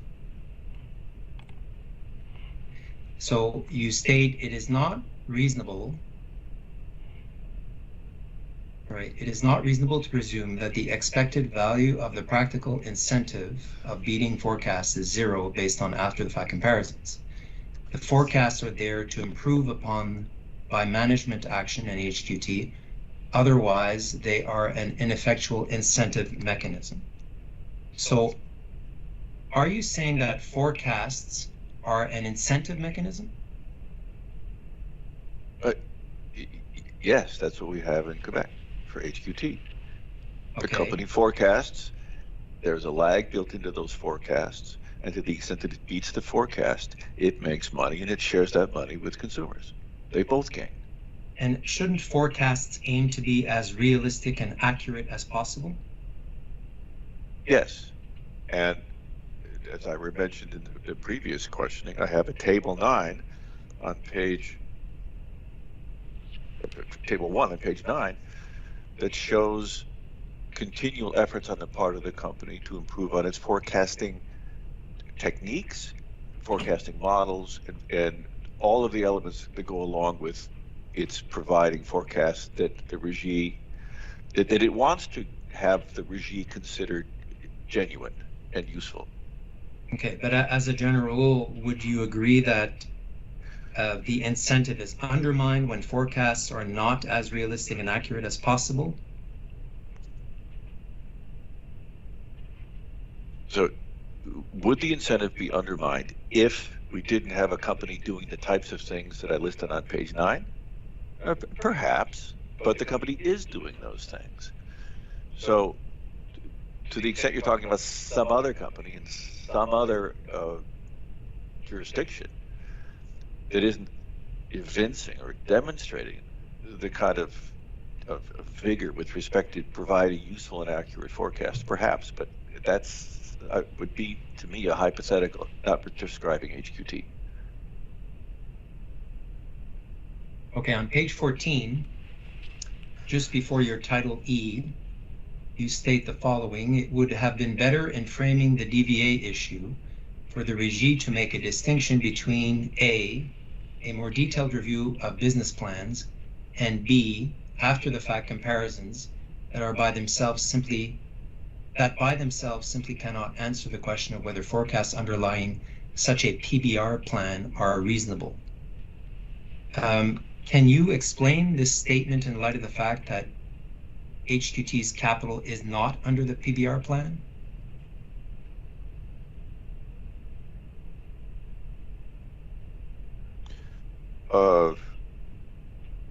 HQT's capital is not under the PBR plan. The performance-based regulation plan includes the forecast test year regime. So I don't know if I understand your question. Are you trying to make a distinction between the operating cost version with the index and the capital cost version with forecasts? I include those all in the characteristics of the PBR regime. What are you asking the regie to do differently? So, for example, are you suggesting the regie do more ex ante or more ex post reviews? Well, first, I'm saying the regie raised the DVA question. And what I was expressing was for the DVA to recognize, for the regie to recognize the work that's gone into 20 years worth of thinking with respect to this forecast test year regime, including all of the activities in the last few rate cases that have shown HQT's desire to want to make the forecasts transparent and useful and reliable. In that respect, after the fact comparisons of actuals versus forecasts have balances, and there's nothing wrong, as I've said a number of times in my evidence, with the regie asking questions about why those balances are the way they are. But the fact of balances and the fact that there are consistent positive balances is not an indictment of this kind of regulatory regime, as it is implied so by a couple of the interveners in this case who have talked about median forecasts or other elements that I think are a mistake. The regime seems to be working as planned. It's consistent with what Dr. Jacquard talked about in 1999. And in that respect, I think it should be retained. This sentence is my way of saying that a more detailed review of business plans is a genuinely useful thing to ask for. That's what HQT has been doing in the past few rate cases, as I show on Table 1 on page 9. But microscopic focus, a tunnel vision focus, on after-the-fact comparisons, implying that any positive balance is improper, it would be a mistake. Okay, I want to address the issue of capital forecasts. Monsieur le Président, je pense que j'en ai peut-être encore pour 10-15 minutes. Fait que je continue. Là, oui, mais là, je comprends, on est rendu à 45 minutes de contre-interrogatoire, plus ou moins. Allez-y.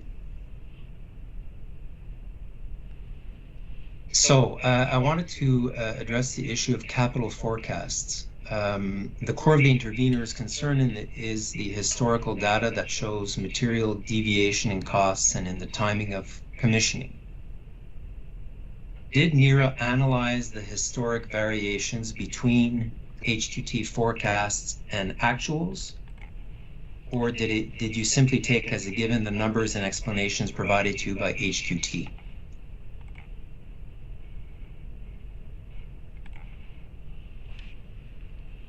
Thank you.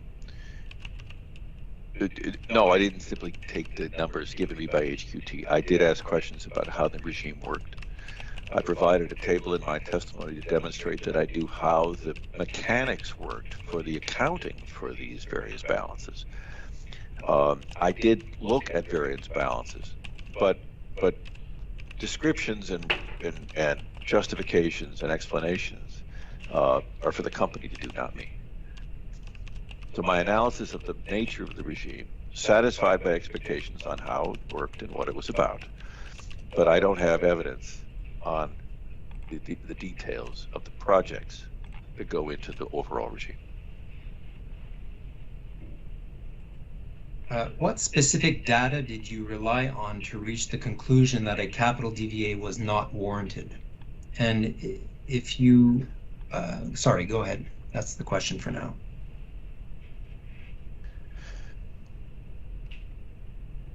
A capital DVA not warranted as a replacement for an incentive regime that's been in place for more than 2 decades? That's the question. And my response is that you would do 2 very undesirable things. One, get rid of an incentive regime that HQT likes that benefits both itself and its customers and employs a kind of incentive mechanism that Alfred Kahn talked about approvingly more than a half a century ago. And second, you'd basically be introducing cost plus regulation for HQT, which would invite a whole litany of litigation and examination because the incentive is gone. And a cost plus regime has its own annihilating problems, which is why North American regulation doesn't use such regimes. Dr. Malcolm, that wasn't my question. So my question was, what specific data did you rely on to reach the conclusions that a capital DVA is not warranted? Oh, thank you. Sorry, I apologize for missing the data bit. I would like specific references, and if you prefer, you can answer by way of an undertaking. I don't want to slow down the proceeding. I think the President would like us to wrap things up. So are you able to answer now, or do you prefer to take an undertaking? No, there's no data that would, it's not supported by data other than the data that I have in my evidence showing how I have satisfied myself how the regime works. You can call that data, but the nature of the regime is based on the principles of incentive regulation. Jacquard didn't use data to promote this when he started. He invoked a principle that this would be helpful to regulate. And my opinion, it's been helpful for these past 2 decades. So you won't get any data from me because those conclusions aren't based on spreadsheets. They're based on the principles of how incentive regulation works and the principle of how cost plus regulation with a DVA applying to all capital additions would hurt regulation in HQT. It's not based on data. So I wouldn't give you anything even if you asked me to do an undertaking. Okay, so you can't refer us to specific data per se. Correct. My next question, is AXI's analysis flawed? And if so, how is it flawed?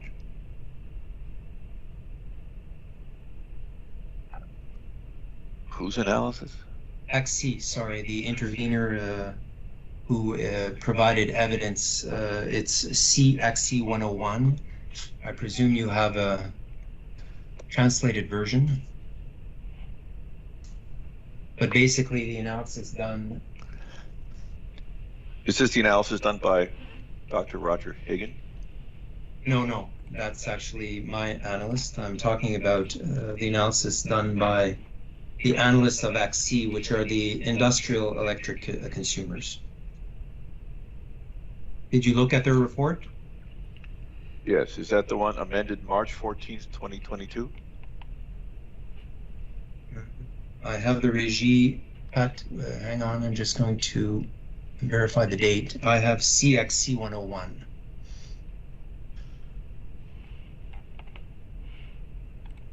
Which was filed on March 28th. I have an English translation.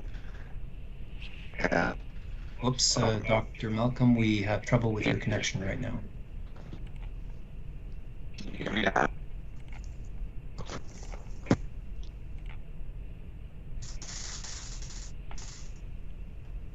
Hold on.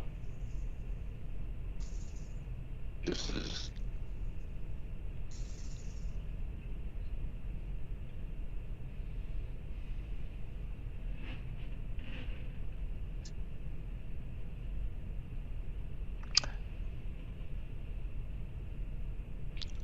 I should be back momentarily.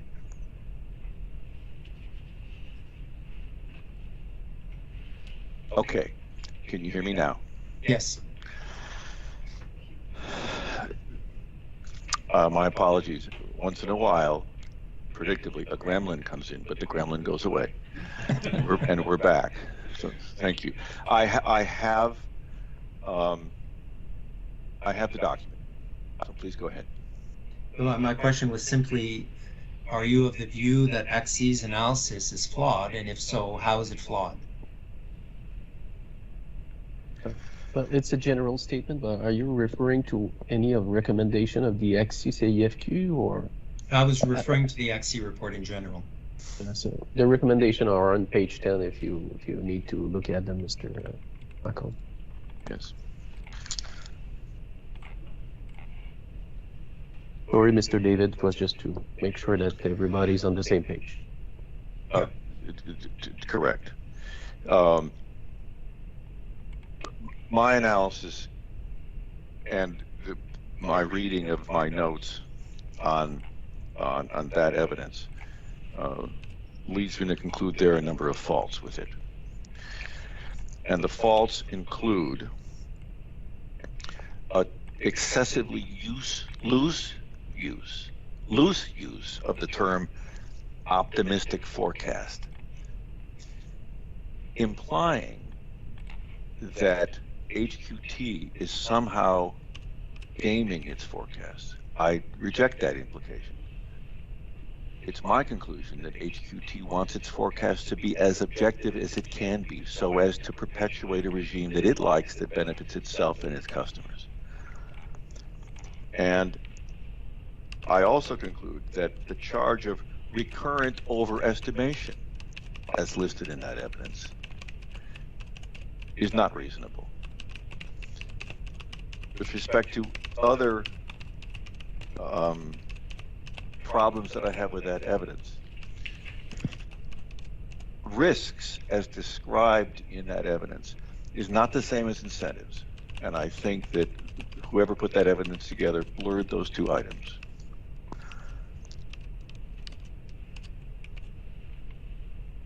And in general, going to the conclusions,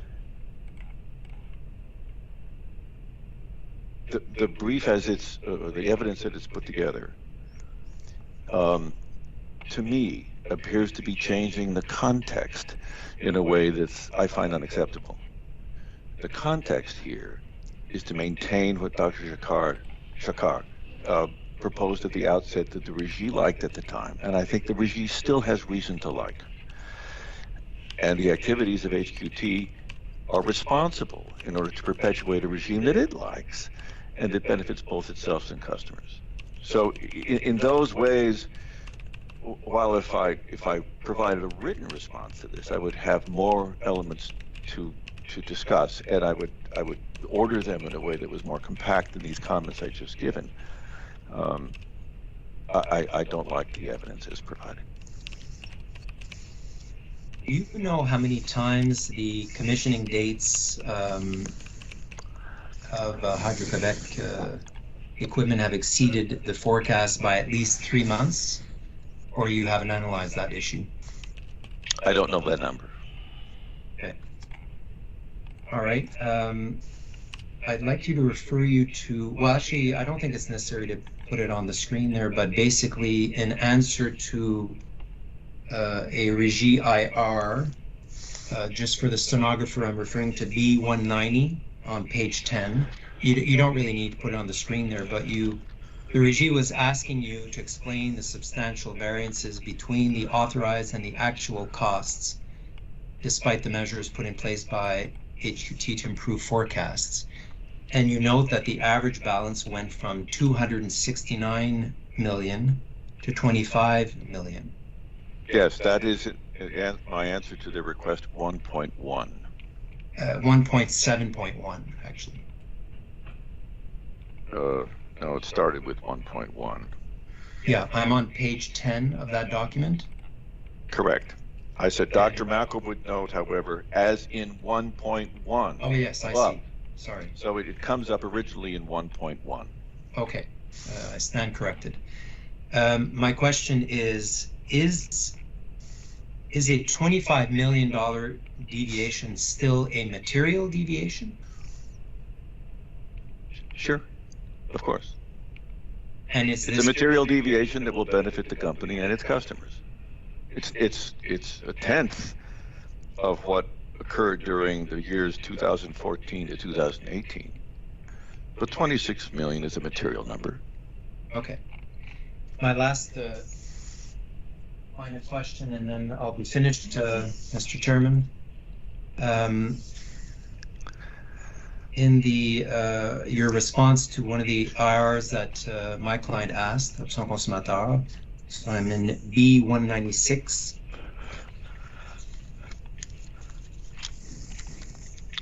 Can you give me a number for yes, each one? It's on page 11, question 7. Okay. So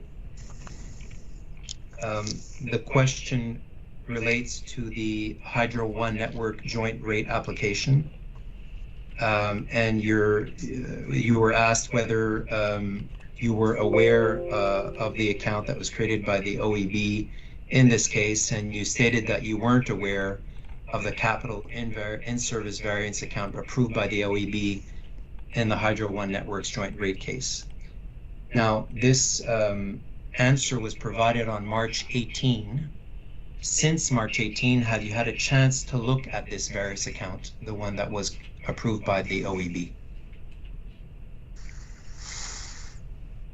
I have not added to my, if I had done an analysis of that, it would be fair for me to describe the analysis. I have not done such an analysis. Okay, so you didn't think it was relevant to this case? For one company to do an analysis like that? No. No, I mean the I precedent. did not. Sorry, the precedent created by the OEB, so you didn't think it was relevant for you to analyze this for the benefit of the board? your use of the term precedent and the OEB. I've worked before the OEB. I've appeared before that panel. I know that they have issues and historical issues and operational and industrial issues that are unique to Ontario. And I did not take on the job of explaining why all those issues may have dealt with that separately. So no, I don't have an explanation for that. And I did not consider what the OEB did in that case precedential to this one. Too many differences in OEB. I thank you for your answers, and I have no further questions. Thank you, Mr. David. Merci, Maître McDavid. Un instant, s'il vous plaît, je vais converser avec mes collègues.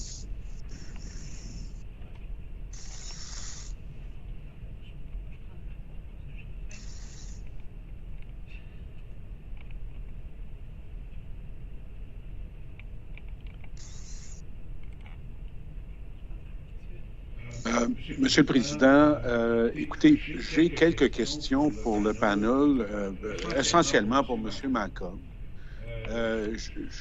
Écoutez, je ne voudrais pas infliger à M. Vicina une douleur supplémentaire, là, mais Maître Fréchette, c'est pour vous.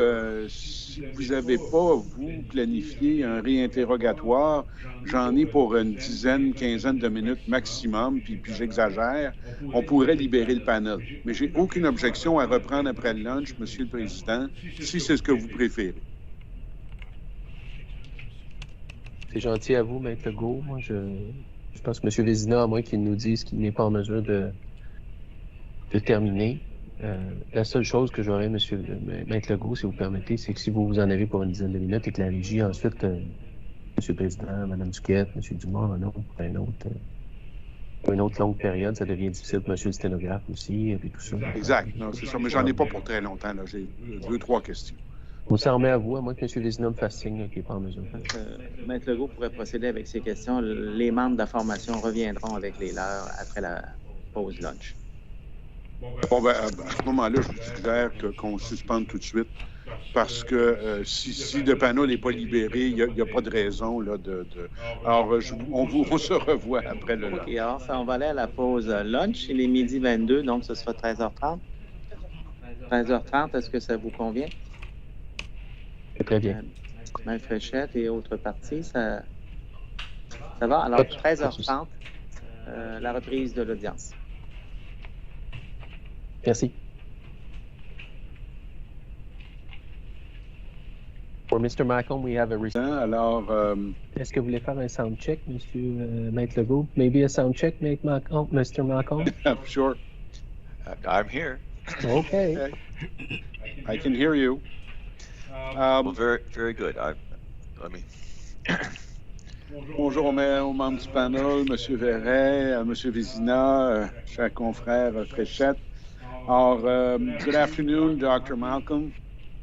Good afternoon. Just have a few questions, following this morning's, your testimony this morning.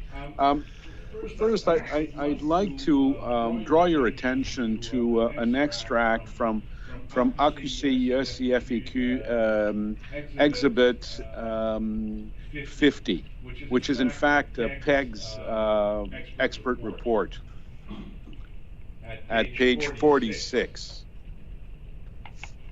Monsieur Spectre, AQCIE CFQ 0050 à la page 46. You have it, Mr. Malcolm? I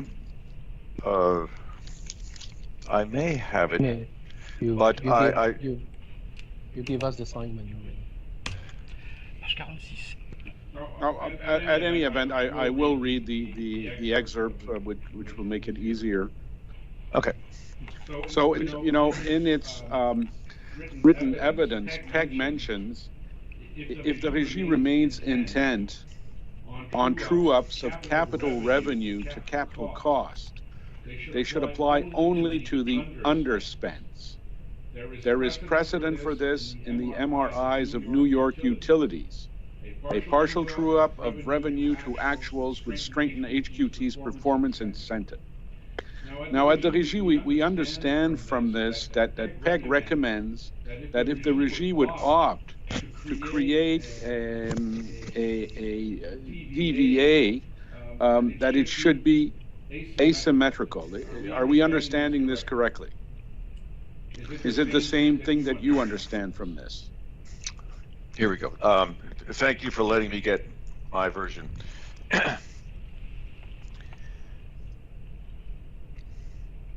That's what I think Mr. Lowry of PEG is saying. Okay. Now, in the event that the Régie would opt to adopt a DVA on variance related to capital expenditures, in your opinion, in this scenario, that the Régie would opt for this, should the DVA be symmetrical or asymmetrical?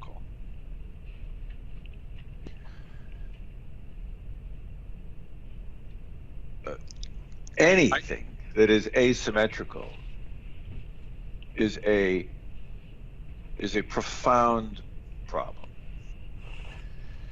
because to the extent that there is asymmetry, you have a change in whatever incentive you're chasing with respect to whatever incentive is visited upon a service provider like HQT. And there is no way in advance to tell where that kink is going to occur, that asymmetric kink. Asymmetry in any incentive regime, as a general matter, is unworkable, because you don't know where that kink is going to occur. And seeing asymmetric issues around the world for decades, I have come to conclude that propositions of any sort of asymmetric regime like this is opportunistic. It's not principled. To the extent that there's any marginal incentive associated with any kind of performance-based regime, and the marginal incentive disappears as soon as you hit the kink, and you don't know where the kink is going to be, it corrupts the nature of this. So asymmetry itself has profound problems. Away and apart from a DVA that would turn an incentive regime into a cost-plus contract, in my opinion. Okay.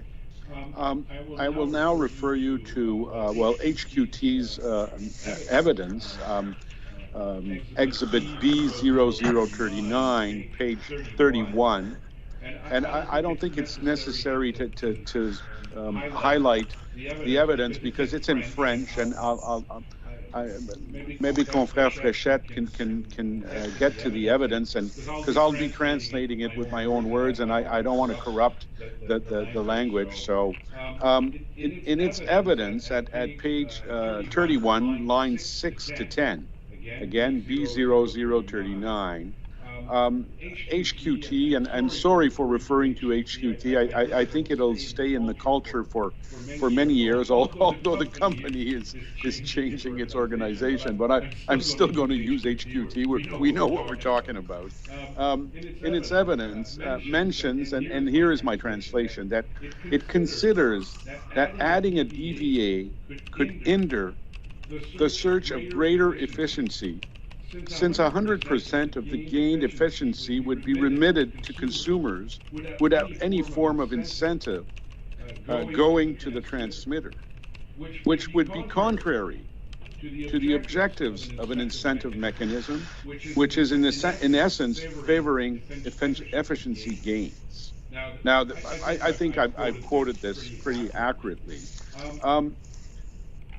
In its own evidence, Option Consommateur mentions that in Ontario, for Hydro One Networks transmission, another transmitter in Canada, that there exists a capital in service variations account.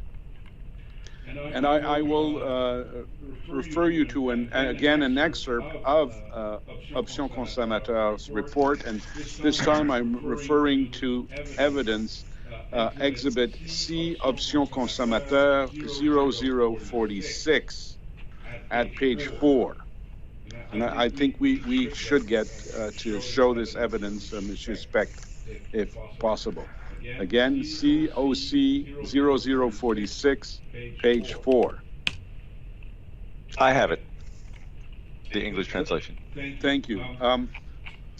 Well, OC mentions that the Hydro-On transmission CISVA currently measures the revenue requirement impact associated with the difference between actual in-service additions in relation to OEB-approved in-service additions. It excludes verifiable productivity savings to ensure that true productivity savings are incented through the custom IR term. In addition, the account includes a 2% dead band. Now, I know you were asked by Maître David earlier if you looked into this, but were you aware of the existence of this capital in service variation account and the fact that it includes a 2% dead band?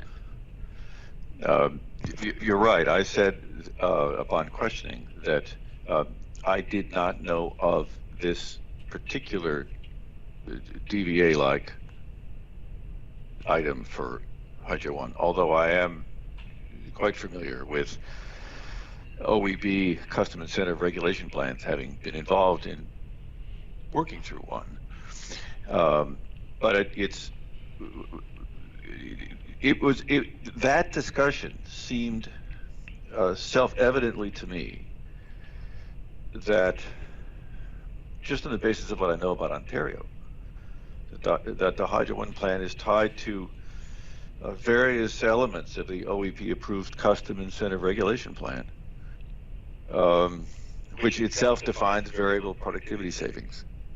And to me, when I saw this, it occurred to me that those elements are unique to the OEB's application of incentive regulation in Ontario to reflect that province's unique industrial history. And I did not feel at the time, nor now do I feel, that it has a read across to Quebec or anything in Quebec other than in the way that Dr. Higgins in this statement seems to imply. Okay, now understanding that you haven't gone deeply in studying that this ruling from the OEB and the way the scheme works, it appears that the characteristics mentioned, that is to say that the regulated utility can keep the amounts related to productivity gains, which can be clearly demonstrated and verified, combined with a 2% non-sharing buffer or dead band, as it is called, zone, would not constitute a valid incentive, in your view, looking for productivity and efficiency for a transmitter? No, and I don't, as I think we've touched on some other answers, the clearly demonstrated productivity gain associated with the difference in between projected and actual balances is something that eludes us.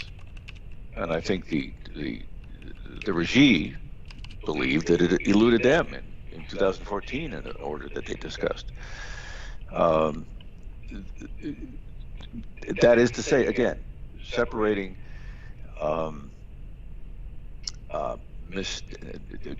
imperfect forecasts with imperfect information, which is necessarily the case in doing any forecast, with productivity gains after the fact is, I think Mr. Volet said correctly, it's essentially impossible. And so the idea that there's someone in Ontario who's saying that there's a clear demonstration of a productivity gain, I would question that idea. Okay. One last question, and Mr. Volet, feel free to jump in if you want to complete Dr. Malcolm's response. But in your view, Dr. Malcolm, what is HQT opinion or view on the importance of being able to identify forecast deviations associated with efficiency and productivity and those relating to forecast deviations, such as the time of commissioning of a project? Okay, that's a useful question. And it was a question that occurred to me when I was considering whether to put in one boat the size of a project and the timing of a project.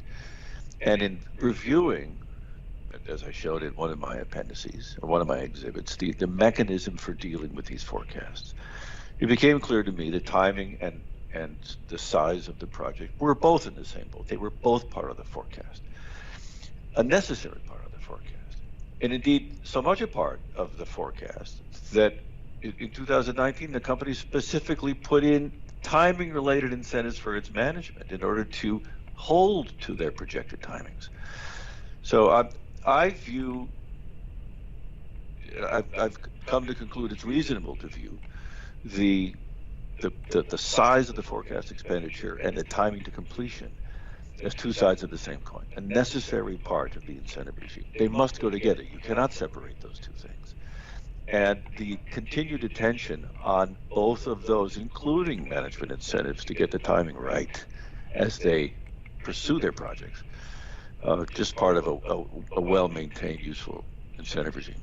The company has lots more to say about that than me, but that's the way it looks to me.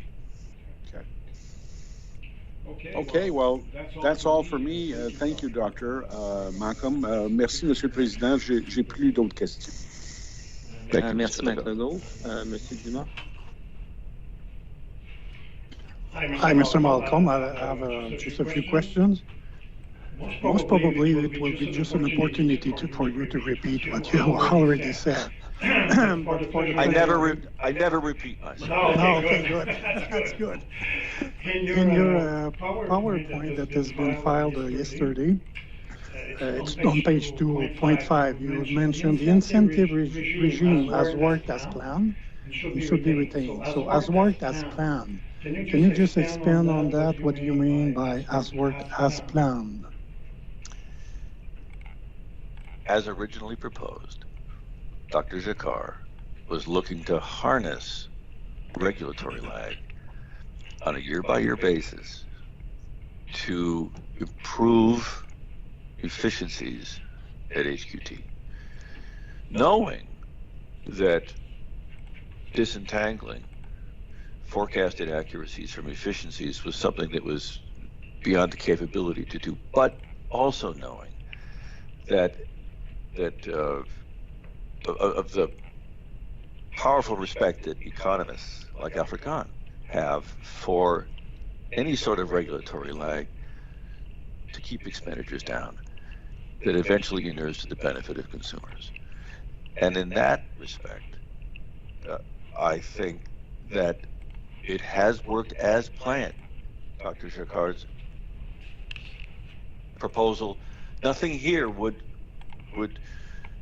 surprise him. After all of these years and after being a commissioner in BC, that there are occasional arguments about perhaps growing and positive balances that some people would like to claim for themselves. The sort of profit envy that Fred Kahn offered with a smirk. And in fact, he didn't put that name in his own writings. He only used that word out loud, and his acolytes and his followers, including my colleagues, wrote that in their own papers about Alfred Kahn. So it's the reason why on a couple of occasions I've said that there are no matters of first impression here, as far as I can see, because nothing in this proceeding would have surprised Dr. Jacquard when he outlined the plan in the first place. But as you mentioned, the aim of this whole thing should be to improve efficiency. Yes, is to keep costs down for the enjoyment of ratepayers. So in the last few years, which amount of costs have been down?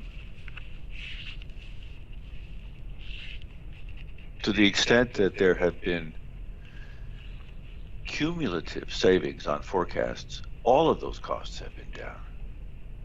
They've all had a temporary benefit for HQT, and they've all resulted in capital additions that came online cumulatively at smaller expense than forecast. Where can we find those numbers?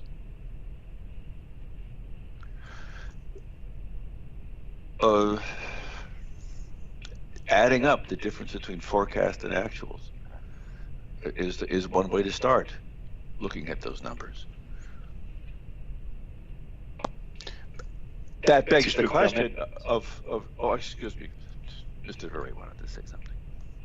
Si je peux me permettre juste un complément, dans les rapports annuels, année après année, l'information est toujours déposée pour où les explications entre les écarts sont fournies. Alors, donc, dans chacun des rapports annuels, vous avez cette information-là. Et dans la preuve aussi, il y a un tableau qui reprend certaines années où l'information est présentée. Donc, je crois que l'information, elle est facilement disponible. Sur les gains d'efficacité. Non pas sur les gains d'efficacité, parce que comme mentionné depuis 2014, après le fait, il est extrêmement difficile de pouvoir distinguer ce que sont des gains d'efficacité, de la réduction de coûts, d'autres impacts possibles sur les écarts entre le réel et le projeté. Donc, ce que vous allez retrouver, c'est l'écart entre le montant autorisé et le montant réel pour l'ensemble des postes, l'ensemble des écarts, incluant l'efficience, mais pas de façon séparée. Ben, écoutez, bien simplement, c'était ça mon point, c'est que on nous dit que c'est extrêmement difficile, dans le fond, d'isoler ces gains-là. Donc, comme on ne peut pas vraiment le mesurer, je trouvais que c'était peut-être un peu prématuré de conclure que le régime a fonctionné comme prévu, étant donné qu'il n'y a pas vraiment d'observation à cet effet-là. Vous savez que dans chacun des dossiers tarifaires qui sont déposés, on fait part de toutes les mesures d'efficience que le transporteur met en place pour pouvoir réaliser de l'efficience dans ses activités. Donc, bien qu'on ne soit pas en mesure d'isoler spécifiquement les gains associés à cette efficience-là, dossier après dossier, nous avons démontré, proposer des mesures d'efficience et démontrer les améliorations que le transporteur apporte dans ses activités. D'accord, merci. Another question for you, Mr. Malcolm. Well, we discussed a lot this morning about the principles that should apply to regulation, how it makes sense from an economic perspective. And you also mentioned that it's important for regulation to be based on facts. And we discussed about this, in your written evidence, you discussed about the North American regulatory common law with the prudence principle that you qualify as a North American invention. But this is, I guess, the answer to the American way, North American way to respond to a more universal principle, which is to set utilities rates that are just and reasonable. And it's no use to you that as a regulator, we are under close scrutiny about that. The public is expecting us to set rates that are just and reasonable. And on the other hand, what we see here is that the numbers that we are using to set those rates are not accurate. And I don't imply that by that's intentional from the utility or there's some gaming with that. I don't think about that, but the actual fact is that what we see is that forecasts are not accurate. So as a regulator, how can I convince the public that I'm setting rates that are just and reasonable if the numbers are not good? Okay, that's a good question. And having had the pleasure of working all over the planet and seeing how other regulators wrestle with these questions, as opposed to North American regulators, you being one, the job of getting private interests to efficiently provide public services, or companies like HQT that are regulated like a private interest, providing public services at reasonable cost, can be done various ways. But there's a thing that distinguishes North America from the rest of the world, and that is almost all of our public services are provided by investors, or those who are treated like investors like HQT. And the way we regulate those investors extends to those investors the respect that they know how to be efficient if you let them take action to be efficient. And when you look around the world at various ways to get public services provided in efficient ways to users, in ways that recognize risk and cost and politics, North America is vastly more successful in that than any other place on the earth. Prices for electricity are 2 and 3 times in Europe what they are in North America today. Gas price is 5 times as high in Europe as it is in North America today, largely because of the success in regulating private enterprises to provide public services in a way that we do uniquely well. So, in dealing with the unknown, and that is how an investor-owned or investor-oriented company can decide on how to provide services inexpensively, North America has achieved vast gains over the rest of the world in doing it our way. And I would offer that table 32, I think, the one I mentioned right at the beginning of my evidence, table 32, those issues do arise. There are differences, and we can look at them, and we can use them to study better, as the company has done, the business of forecasting, to improve it over and over again in every rate case, so as to track down the best forecasting possible, consistent with wise regulation. That's as a way of telling ratepayers that everybody's doing their job in order to make the investor-owned provision of public services even better. And I've never been a regulator, although I've had good colleagues who have been, like Alfred Kahn. And to the extent that you're pursuing the right principles, you're asking the right questions and eliciting the best information as you go along, but not throwing out a useful incentive regime for a cost-plus contract. That's the way to do best by ratepayers, in my opinion, and in the opinion of the regulators that I've known, who I've worked with. So you can't answer every hypothetical, counterfactual question of what the expenditure would have been in a different regime, but you can pursue, as the regime and HQT have pursued over 20 years, a refinement in a plan that was, I think, usefully suggested by Dr. Jacquard 20 years ago. So you can't answer every question. You can't take table 32 balances and parse them out into efficiency and forecast accuracy. You would like to. That's not possible. But you can say that you've pursued a consistent regime of continuing improvement on a 1-year lagged overlapping application of regulatory lag. And that's been highly useful for both the company and its ratepayers. That you can still say.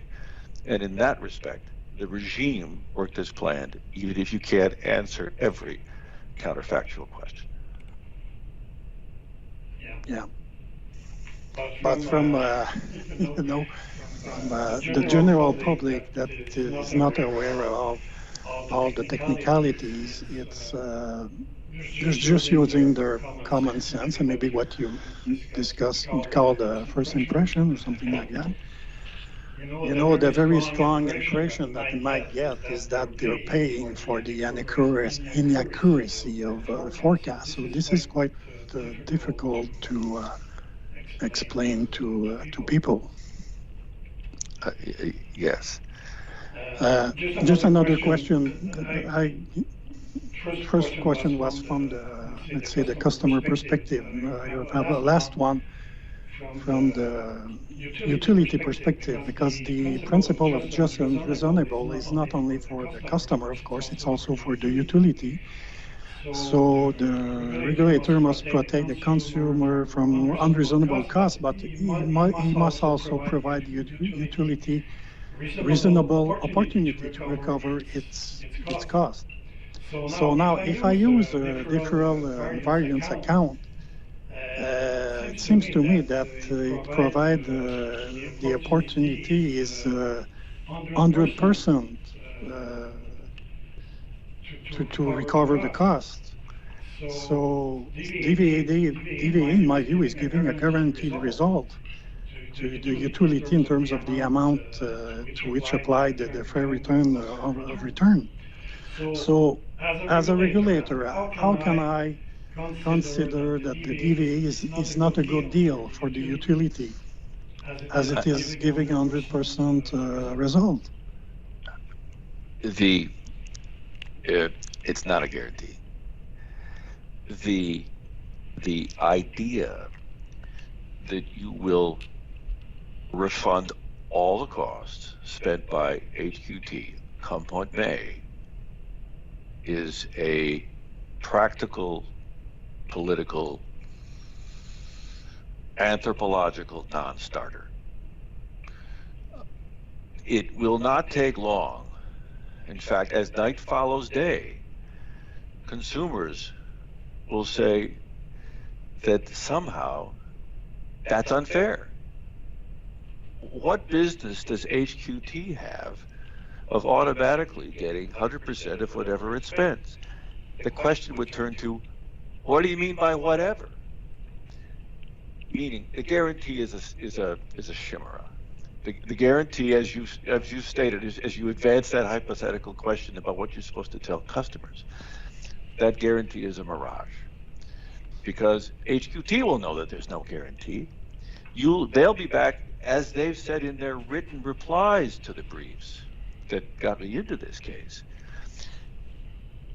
A DVA will cause more discussion, more complaints about overspending, more complaints about a kind of regulatory regime that's cost plus, like you're a defense contractor. That kind of fight that will, as night follows day, accompany the imposition of a DVA regime, cause more insoluble, irresolvable disputes than anything else. And in that context, for any consumer who might ask the question about the guarantee to HQT, my answer would be, there's no guarantee. That's a mirage. All there is a guarantee is that there'll be a future contention and fight over how the money was spent, because there's no payoff, visible payoff to HQT for saving money when it can. Well, in any case, I guess there will be discussions. Thank you. Thank you very much. Well, thank you. Thank you.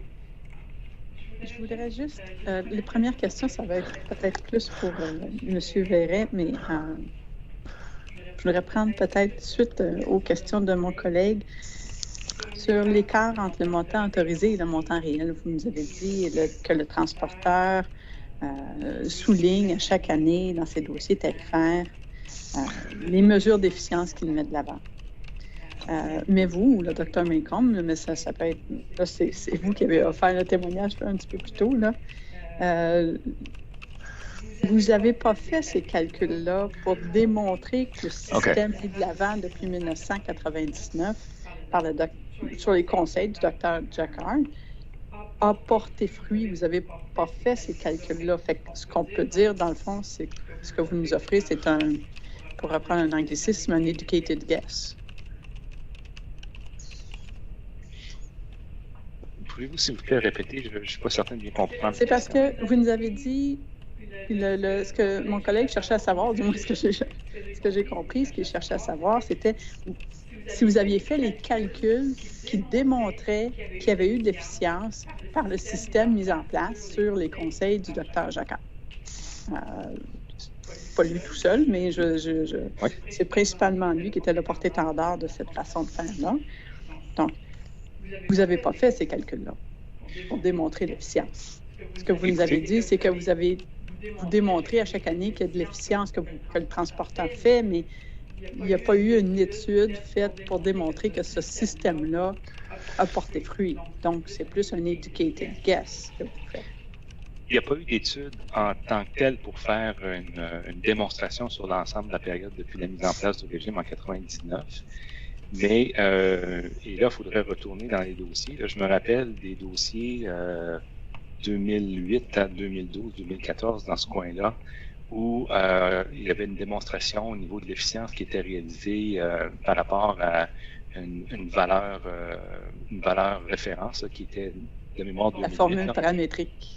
Oui, exactement. Et on voyait les gains d'efficience qui étaient réalisés après année, qui étaient quantifiés à travers les différents dossiers tarifaires. Donc, il y a cette démonstration-là de l'efficience qui a été faite à travers les années, de ce que je me souviens, donc de façon chiffrée. Mais ce à quoi je faisais référence pour la question de M. le Président, c'était en lien avec toute la discussion qu'il y a eu en 2014 autour du mécanisme de traitement des écarts de rendement et la façon la plus appropriée de traiter de ces écarts-là.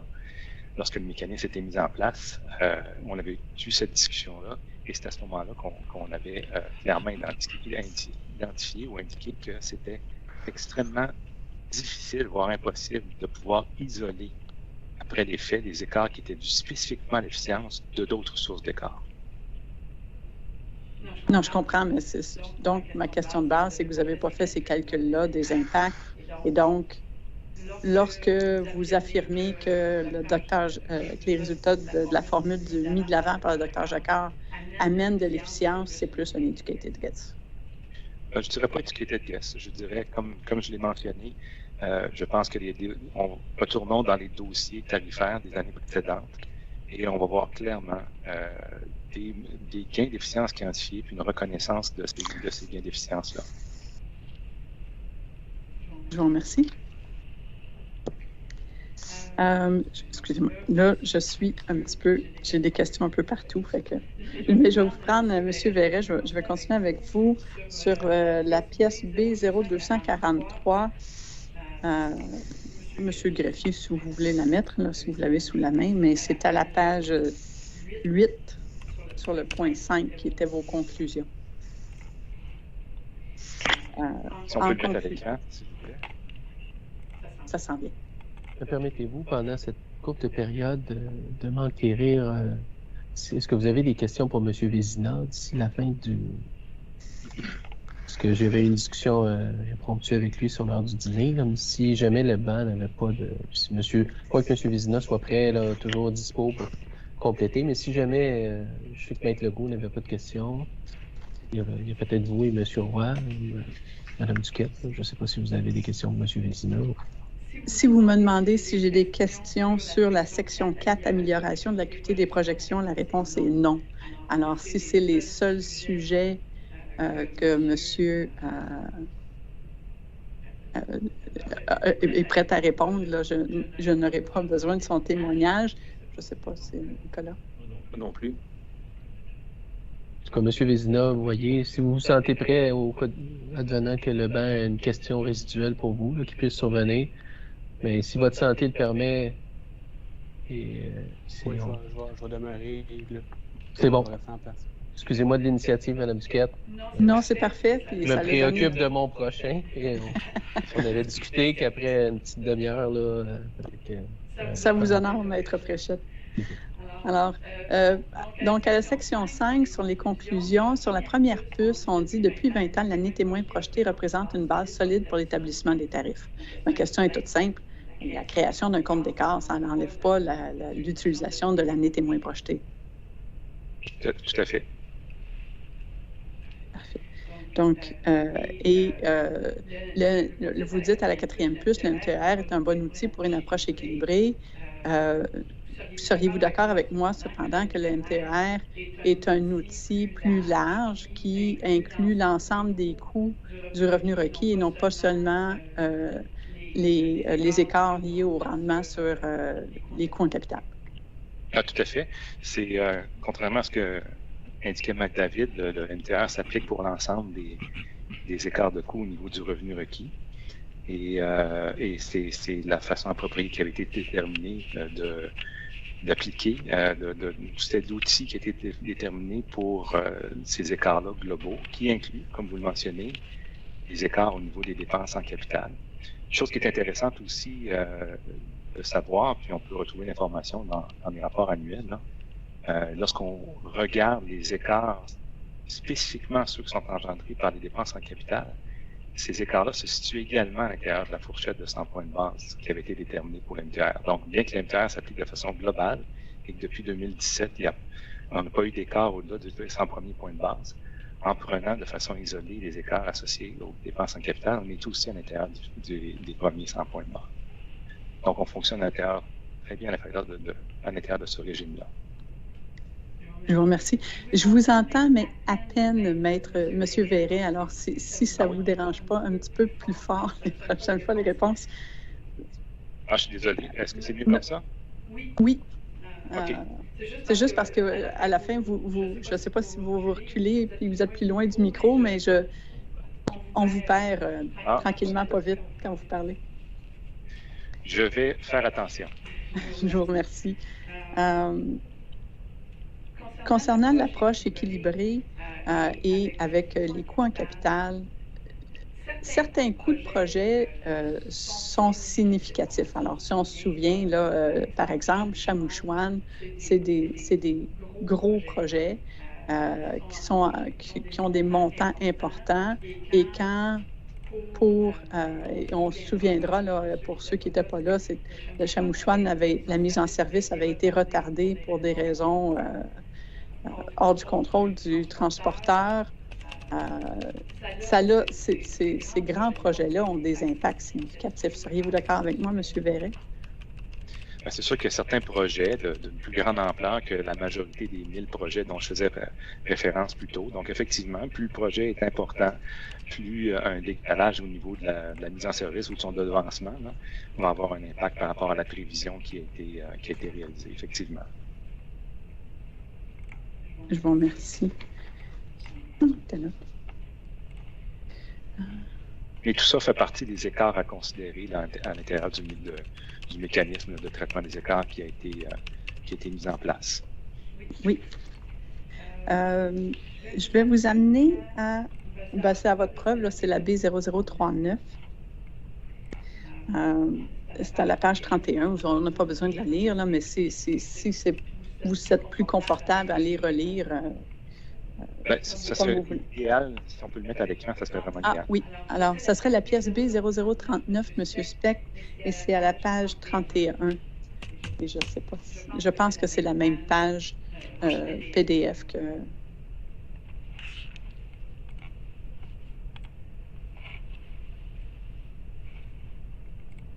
On l'a déjà lu, là, c'est la même phrase que Maître Legault vous a lu un petit peu plus tôt, là, c'est aux lignes 6 à 10 qui dit que le transporteur considère que l'ajout d'un CER pourrait s'avérer être un frein à la recherche d'efficience.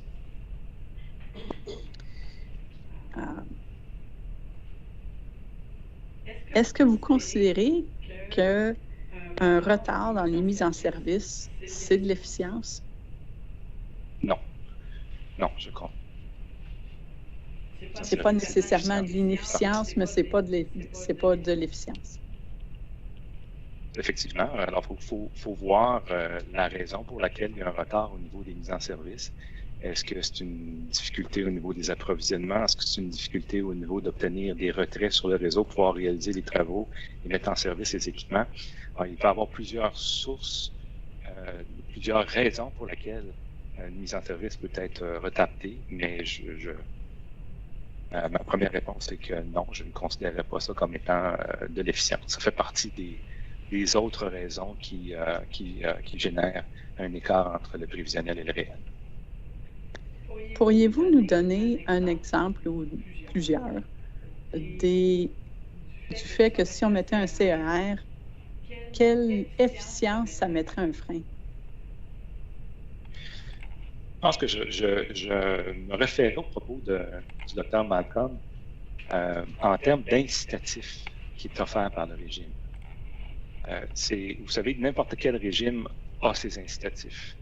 Et un régime dans lequel il n'y a aucun écart qui peut être généré, que ce soit pour déficience ou pour d'autres motifs, et profitable à la fois à l'entreprise et aux clients, je ne pense pas que c'est le régime idéal dans lequel on devrait fonctionner.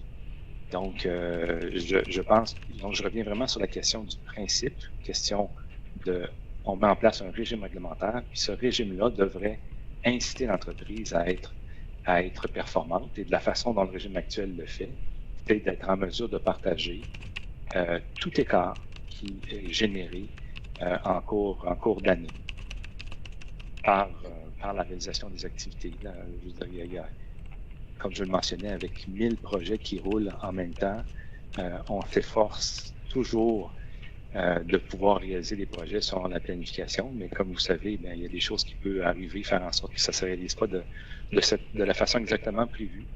Et je pense que le régime actuel est préférable à un régime dans lequel cet incitatif-là ne serait pas présent.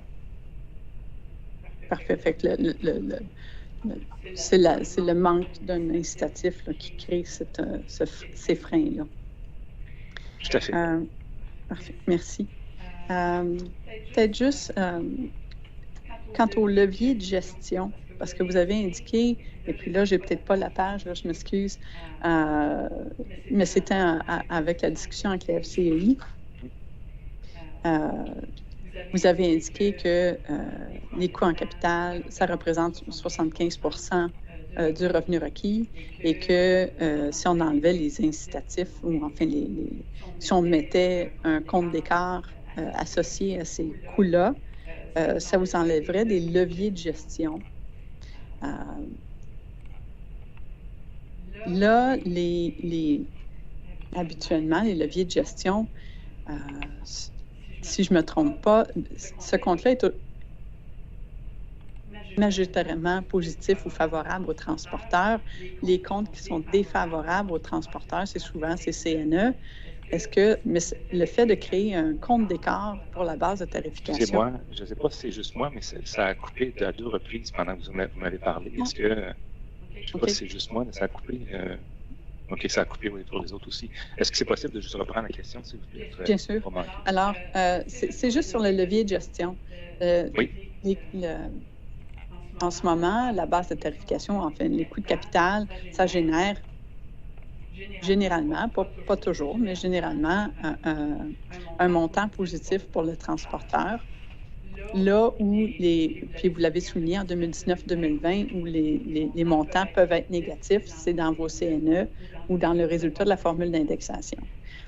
Mais la création d'un compte d'écart sur la base de tarification ou les coûts en capital, ça ne vous enlève pas vos outils de gestion pour bien gérer vos CNE. Absolument. Je veux dire, lorsqu'on a parlé sur les leviers tout à l'heure au niveau de la discussion avec la FCEI, l'impression que j'avais, c'est qu'on allait jouer avec les mises en service, avec les investissements qu'on réalise, parce qu'on était déficitaire au niveau des charges, par exemple, qu'on allait ajuster pour pouvoir avoir un résultat qui serait positif. C'est dans ce sens-là que je disais non, ça ne fonctionne pas du tout comme ça. On fait la meilleure gestion possible au niveau des charges, on fait la meilleure gestion possible au niveau de nos projets, puis l'année se termine là où elle se termine, malgré tous les efforts qui ont été faits par les gens dans l'organisation. C'est là que je disais qu'il n'y avait pas de levier entre les deux éléments-là. Et au niveau des charges, je pense que ça devient, quand on regarde les données, c'est une question de fait. C'est les années pour lesquelles les charges sont déficitaires. S'il y avait un compte qui était uniquement sur les écarts qui étaient générés au niveau des investissements dans la base de tarification, au niveau des dépenses en capital, c'est factuel. Là, on verrait que il y aurait plus d'années dans lesquelles le transporteur serait déficitaire au niveau du bénéfice global réalisé par rapport à celui autorisé, et donc qu'il supportait l'entièreté de la perte. C'est une question de fait, c'est une question de données.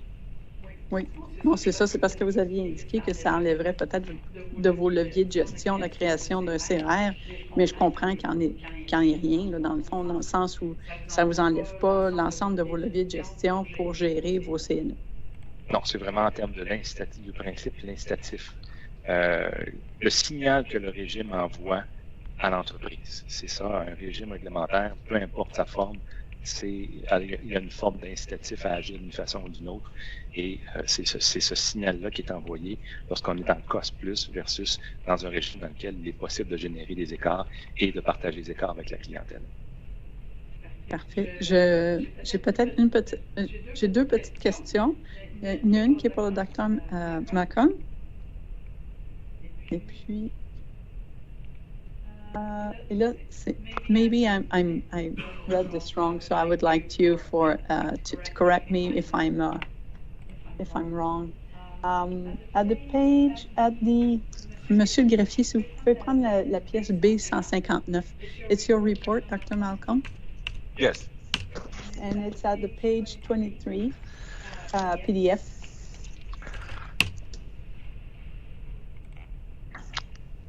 Is that table 2? No, it's 23 de 74. Oui, c'est juste avant C, le titre C.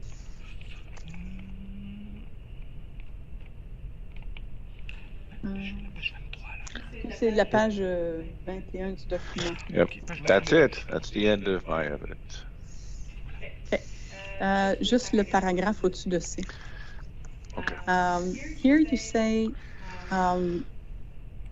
both in the use of invested capital and in requiring measures of profitability and similarly risky ventures, the Northwest Utilities and Hope decision sharply limited regulatory discretion and remove endless contention about utility valuation. I understood that to say that to create a DVA would sharply reduce our discretion when we examined the cost submitted by the HQT. Is that what you meant, or have I misunderstood? Sadly, that's not what I meant. And you did not misunderstand what I was trying to say. My fault. What I was talking about there were the elements in what I've called, referencing the literature, regulatory common law, to describe why the regimes we have in Canada and the United States work so well.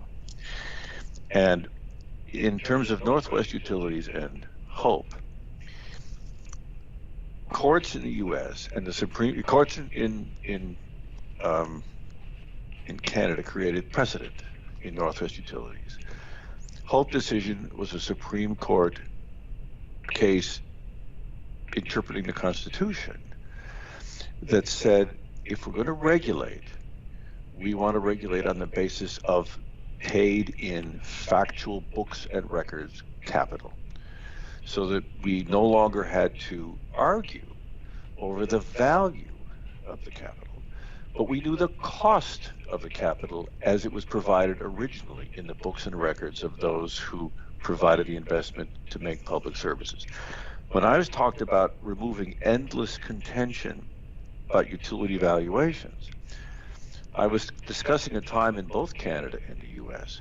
where the rate base was a matter of opinion of experts as to the value of the capital, rather than a fact that could be pointed to in the books and records of the company. Using the facts of books and records and brushing away the opinions of experts saved regulation in both Canada and the U.S. in terms of a reliable mechanism to elicit investor capital to provide public services. That's what that was about. It were the basic foundations of the regulatory common law. I was not describing those things with respect to DVA. I was describing those things, Northwest Utilities and Hope, in terms of laying the groundwork for our system of regulatory common law. But considering that you've made a connection, and it's a useful connection, to the idea that we're in a case considering whether a DVA would help us, let me say that what I write on page 21 argues against the DVA, because as your fellow commissioner described in his questions to me, the idea that a DVA would guarantee payment to HQT is a mirage. It's not real, because those who want to push to keep their rates down, like interveners and consumer groups and others, will never stop questioning the level of expenditures, particularly if they're made under a DVA-style cost-plus contract. And after the fact, after money is spent, having a whole fleet of experts like me come into a proceeding to say the number should have been X or the number should have been Y, or they spent 2 times what they should have spent because some utility in Kansas spent something less for the kind of facilities that you got here in Quebec, you would have an endless parade of those offering their own expert opinions on money that's already spent. And I can't guarantee anything, but I can assure the regime that that kind of parade of witnesses, which would occur as night follows day after you spend the money, because there's no other check evident in a DVA world, a cost-plus world, would be like the kind of expert witness bickering that almost killed regulation in Canada and the US before Northwest Utilities and Hope made those things objective. Having a company with a responsible forecasting mechanism spend money against those forecasts and try to save money in that respect helps to cut through an endless parade of experts telling you what they should have spent, which you will get if you toss out the incentive regime and substitute a DVA regime instead.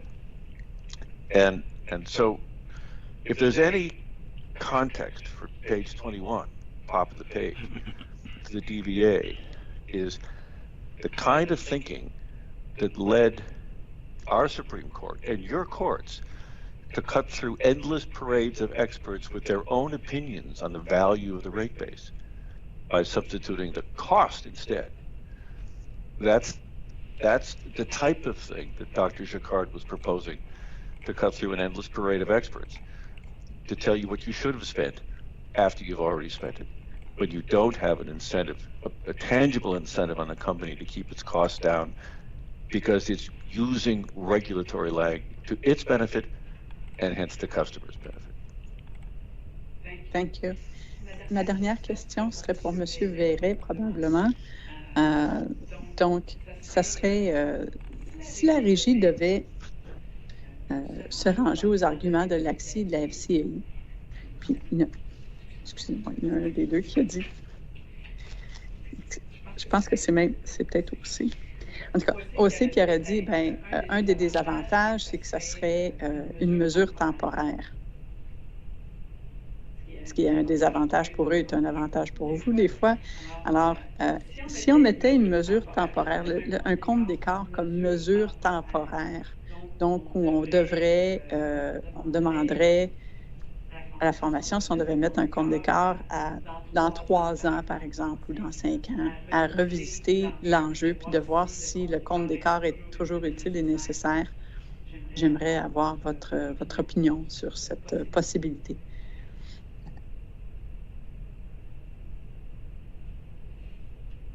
D'abord, la discussion actuelle, elle est, comme vous l'avez précisé dans votre lettre au mois d'octobre, exploratoire. On comprend que dans le régime actuel, avec le MRI, on n'est pas à déterminer c'est pas une question qui fera en sorte qu'il y aura un impact sur la tarifaire 2021-2022. Donc, si je comprends bien votre question, le banc actuel se prononcerait sur une mesure qui serait mise en place pour un prochain dossier tarifaire Bien, ça serait, on pourrait créer le CER et dont les modalités seraient à déterminer par une prochaine formation, par exemple. Et donc, et qui serait applicable non pas dans les années qui sont étudiées présentement par le banc 21-22, mais applicable 23-24, par exemple. Vous nous avez dit que 23-24, ça serait des années en coût de service. Bon, évidemment, l'année 2023, si on devait créer un compte d'écart là, puis qu'on devait dire que c'était applicable à 2023, ça sera revu, évidemment, l'année prochaine, en faisant 2023 et 2024. Mais ça pourrait être le cas et ça serait la même formation qui devrait décider des modalités dans lesquelles ce compte d'écart-là serait disposé. Okay. Je comprends bien votre question. Je vous dirais que ça ne change pas du tout la position que le transporteur a fait valoir et ce que M. Malcolm a également exposé dans ce dossier-ci. Ça ne change pas le changement au niveau de l'incitatif qui serait fourni à l'entreprise pour établir des tarifs, performer durant l'année, réaliser ses activités et être en mesure par la suite de partager tout l'écart qui aurait pu être généré entre l'entreprise et les clients. Donc, ça, pour moi, que ce soit mis en place après le présent MRI, ça ne change pas le retrait de l'incitatif qui existe dans le régime actuel. Je vous remercie. Ça va être l'ensemble de mes questions. Merci. Moi, je n'aurais qu'une question de précision pour M. Verret. Un suivi des questions de Maître Legault et de mes collègues sur l'expérience ontarienne. J'ai cru comprendre du Dr. Mankoff qu'il n'avait pas une connaissance précise et raffinée de ce nouveau processus. J'aimerais savoir si vous, dans votre vigie réglementaire à Hydro-Québec, vous aviez noté cette nouvelle façon de procéder et si vous avez développé une opinion positive ou négative de sa pertinence pour Hydro-Québec.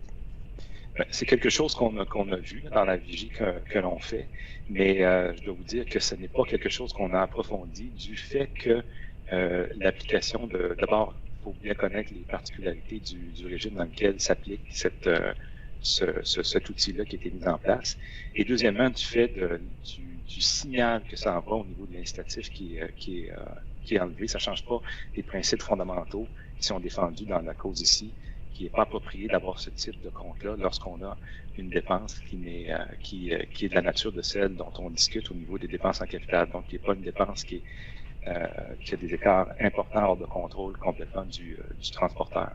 Donc, on n'a pas approfondi pour voir le précédent que ça pourrait créer ici, étant donné que ça ne respectait pas, à nos yeux, les principes qui sont défendus dans le dossier-ci. Je crois que M. Dumas aimerait faire un follow-up, comme on dit. Oui, c'est ça. Bien, on parle beaucoup de mécanismes incitatifs, avec la mécanique en place, là, ça fait en sorte que l'entreprise va déployer des efforts pour, dans le fond, réaliser ses projets en dessous de l'enveloppe qui est prévue. Mais concrètement, là, dans le quotidien, comment ça se joue, ça? Parce que moi, il me semble que le gestionnaire qui gère un projet de, je sais pas, 10 millions à Rivière-du-Loup, là, il est bien loin du siège social. Puis le siège social, il est bien loin de Rivière-du-Loup. Alors, tu sais, comment vous faites en sorte pour qu'il y ait comme une pression pour que tout le monde essaie de faire mieux, alors que concrètement, ce qu'on voit, puis bien plus souvent, c'est pas nécessairement la faute du transporteur, mais à cause du fonctionnement de l'industrie de la construction, ce qu'on voit bien plus souvent, c'est des dépassements de coûts pour toutes sortes de facteurs impondérables, là. Alors, j'ai de la difficulté à voir comment, en théorie, oui, il y a peut-être une incitation, un incitatif, là, mais en pratique, concrètement, là, comment ça se vit dans l'organisation? Comment vous pouvez faire en sorte que cet incitatif-là, il agisse concrètement? Une très bonne question, M. le Président. C'est à travers une multitude de moyens qui sont déployés dans l'organisation pour s'assurer que tout le monde vise à réaliser les actions telles qu'elles sont prévues, que ce soit à travers les objectifs qui sont fixés pour les différents groupes, les différents cadres dans l'entreprise, que ce soit au niveau des approvisionnements, quelle façon est-ce qu'on va réaliser des approvisionnements stratégiques pour pouvoir s'allier avec des fournisseurs pour s'assurer d'avoir les meilleurs prix possibles et qui va faire partie des objectifs que les gestionnaires vont avoir en place, que ce soit à travers une espèce de tour de contrôle qu'on a mis en place pour pouvoir gérer tous les retraits sur le réseau, bien coordonner les retraits, s'assurer d'utiliser au maximum les plages qui sont disponibles pour pouvoir réaliser les différents projets, les listes de projets qui accompagnent les objectifs corporatifs de l'entreprise. Alors, c'est à travers une multitude de moyens qui sont déployés par la gestion et qui sont réalisés par l'ensemble des employés de l'entreprise qu'on peut s'assurer de déployer des mesures d'efficience qui vont être au bénéfice de l'entreprise et de sa clientèle. Merci. Alors, je crois que ça fait... est-ce que vous avez des questions à poser à vos témoins, Maître Fréchette? Et je ne ferai pas ça, M. Visiteur. je pense que c'est tout, ça complète. Je vous remercie, M. Peut-être une dernière question, Maître Fréchette. L'engagement numéro 1, avez-vous idée quand vous croyez qu'elle peut être répondue? Et j'ai pas eu la chance de discuter avec les gens, mais je pense que d'ici demain matin, il va certainement avoir un excellent progrès de réaliser. Là. Comptez sur moi pour faire le message.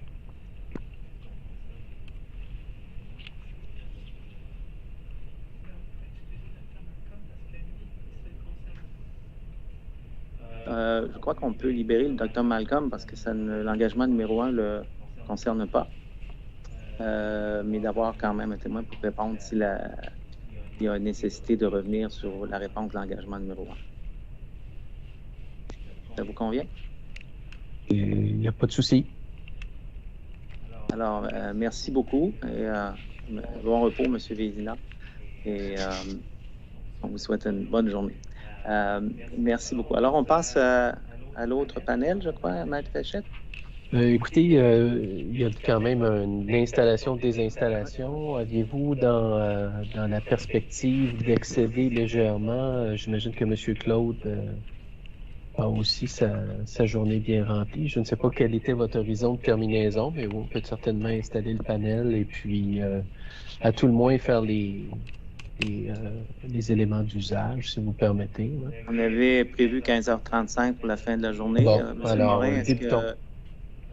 oui, je crois que oui. Puis on verra si M. Morin est en mesure de continuer un petit peu plus tard ou non, là, selon c'est 15h35 qui était indiqué.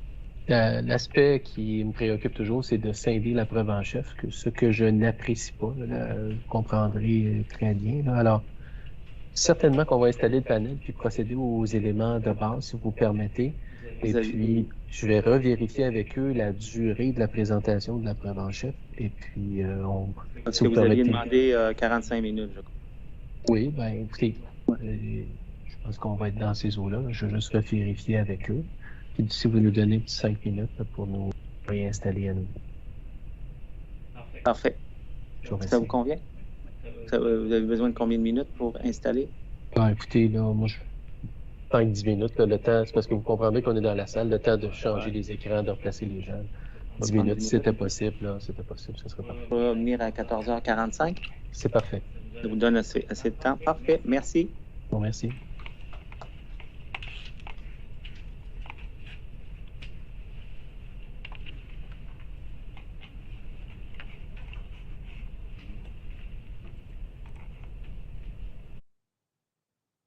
Alors, Maître Fréchette, nous sommes de retour pour le panel 5. Oui, alors, rebonjour. Alors, oui, tout d'abord, quelques points d'intendance sur lesquels on s'est laissé, Maître Roy. Alors, la durée de présentation du panel est de 60 minutes. Alors, l'alternative, et je vous dis, là, scinder la preuve en chef, je suis vraiment pas à l'aise, mais voici ce que je vous propose.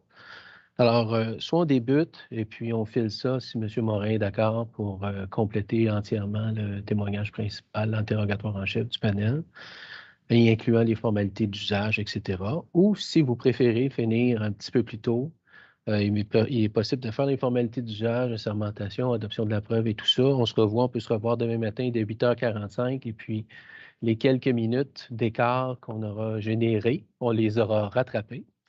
par une gestion efficiente du processus. Alors, je m'en remets à vous. C'est à vous de voir. Je faisais un clin d'œil à ce qu'on vient de... J'ai juste demandé à M. Morin de nous informer si, en premier lieu, s'il est en mesure de... jusqu'à quelle heure il peut aller. On peut certainement finir le panel, mais faire l'épreuve. C'est à peu près 1 heure, pas de problème. Les notes ne seront pas prêtes de toute façon ce soir à cause de l'anglais et tout ça, là, mais on va faire au mieux. Ça va? Oui, merci de votre réponse. Merci. Alors, parfait, monsieur. Merci, monsieur Morin. Alors, je comprends qu'on y va. Monsieur le Président, on complète la preuve en chef par les présentations du panel.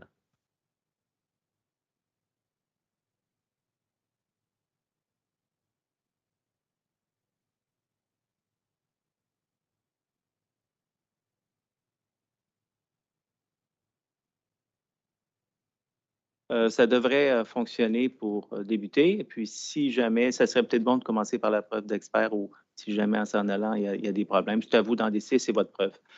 Ben, écoutez, je vous dis d'emblée, scinder la preuve en chef, je ne suis vraiment pas à l'aise. Alors, on file jusqu'à... Vous faites ça selon votre désir.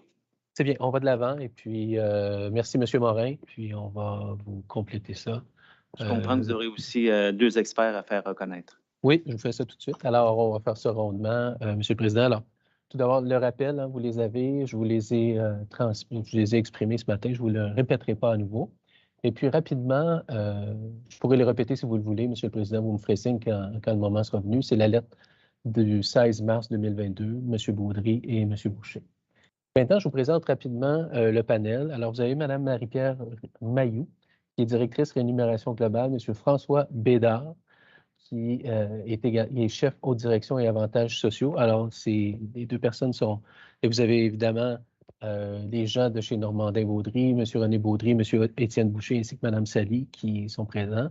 Alors, en ce qui concerne Mme Mailloux et M. Bédard, vraiment, ils vont vous énoncer les positions de l'entreprise en ce qui concerne en écho aux préoccupations qui ont été émises par les participants sur le sujet du balisage. Alors, ils auront une présentation. Et puis, par la suite, va suivre M. Baudry et M. Boucher qui vous entretiendront là, sur le sujet de leur expertise.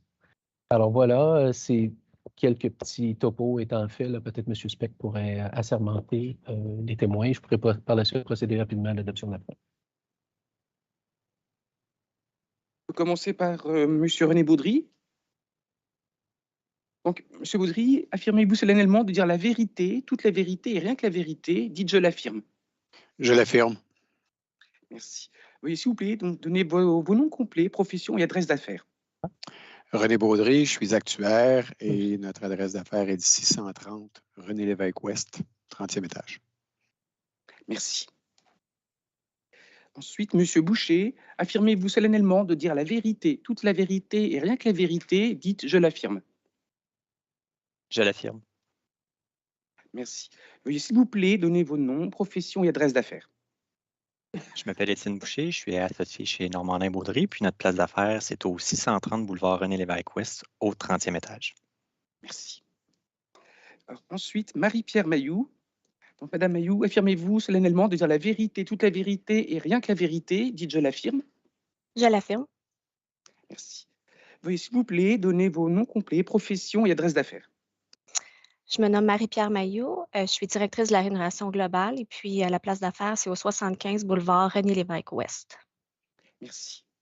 Ensuite, M. Bédard, affirmez-vous solennellement de dire la vérité, toute la vérité et rien que la vérité, dites je l'affirme. Je l'affirme.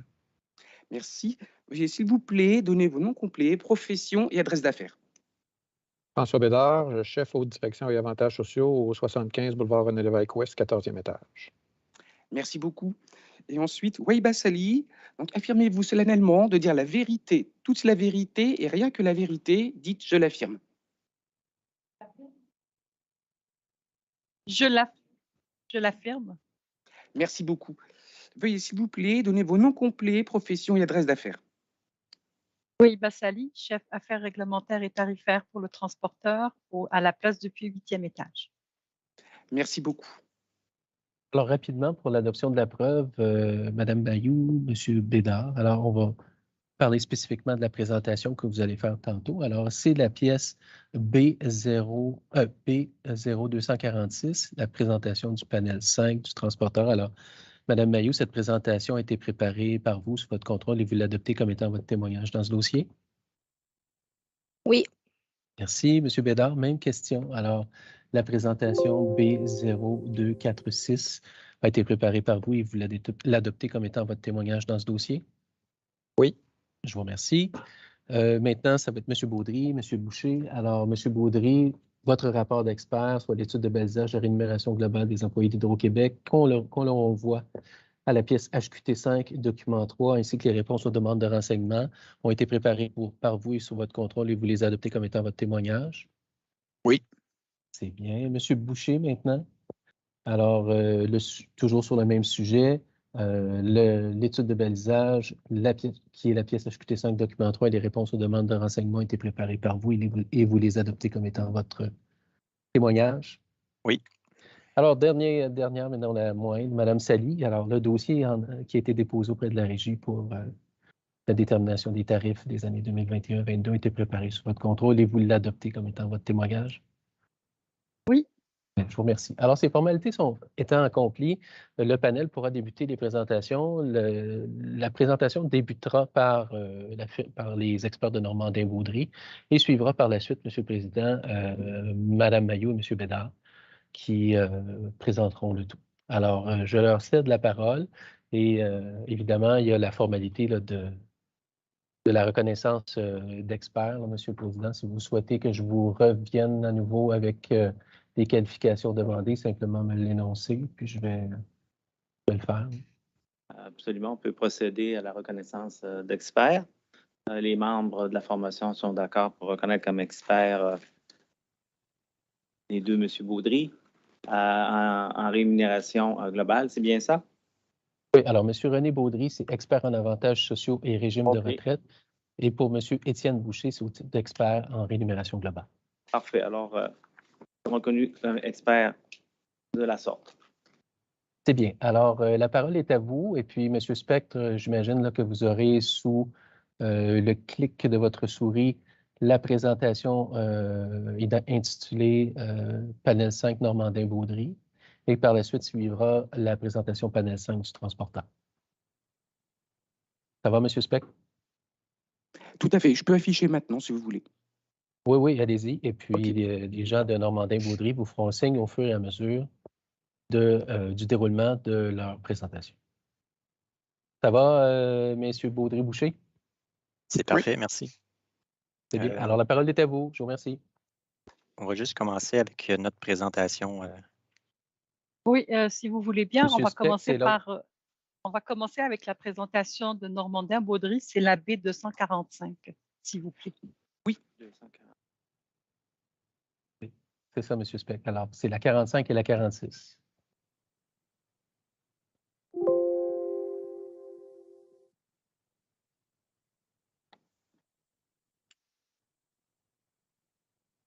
La voici. Parfait, merci beaucoup.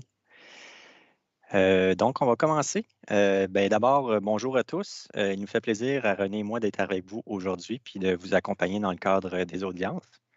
Avant de nous lancer dans le vif du sujet, on a pensé que ce serait bien de prendre 2-3 minutes pour nous présenter brièvement. Donc, je vais commencer.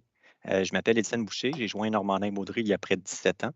Je suis maintenant associé dans la pratique rémunération dans laquelle j'ai œuvré à titre de chef de pratique au cours des 6 dernières années. René? Bonjour, René Baudry. Je suis un des fondateurs de cette firme. Je suis actuaire de formation et mon rôle dans ce rapport a été de coordonner tous les travaux au niveau des régimes de retraite, des avantages sociaux. Merci beaucoup. Donc, on peut aller à la page suivante, à la page 2. On a pensé également que ce serait bien de prendre quelques minutes pour présenter notre firme en particulier pour ceux qui pourraient moins bien nous connaître.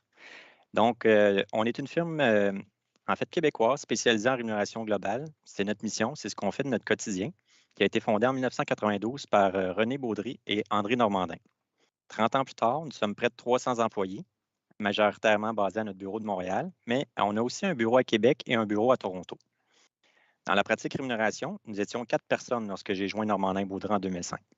L'équipe se compose aujourd'hui de 40 spécialistes en rémunération, ce qui en fait la plus grande équipe au Canada. À travers notre croissance, plusieurs collègues qui se sont joints à nous provenaient d'autres grandes firmes de rémunération. À titre d'exemple, uniquement dans la pratique rémunération, il y a 5 de nos collègues qui proviennent de la firme Mercer, puis il y a 4 autres collègues qui proviennent de la firme Willis Towers Watson. Ce sont 2 firmes qui sont là régulièrement mentionnées dans le cadre de la démarche. Nous avons accompagné plusieurs centaines d'organisations chaque année qui proviennent de tous les secteurs d'activité. En fait, au niveau du secteur privé, on peut penser au secteur de la haute technologie, de l'innovation, du divertissement, des services professionnels, du secteur manufacturier et du commerce de détail, entre autres. On accompagne également plusieurs organisations qui proviennent là, du secteur public et parapublic. On fait notamment des projets spéciaux pour le Conseil du Trésor, puis on est très présent aussi auprès des universités, puis des municipalités. En somme, on dessert la grande entreprise, mais aussi la PME et des plus petites organisations, dont plusieurs au BNL. À la page suivante, on vous présente comment se divise notre présentation. Donc, il y a 4 grandes sections. Dans un premier temps, je vais rappeler le contexte dans lequel s'inscrit l'étude, ainsi que l'objectif. Par la suite, je vais vous faire un résumé de notre démarche, puis je vais revenir sur certains éléments clés de la démarche.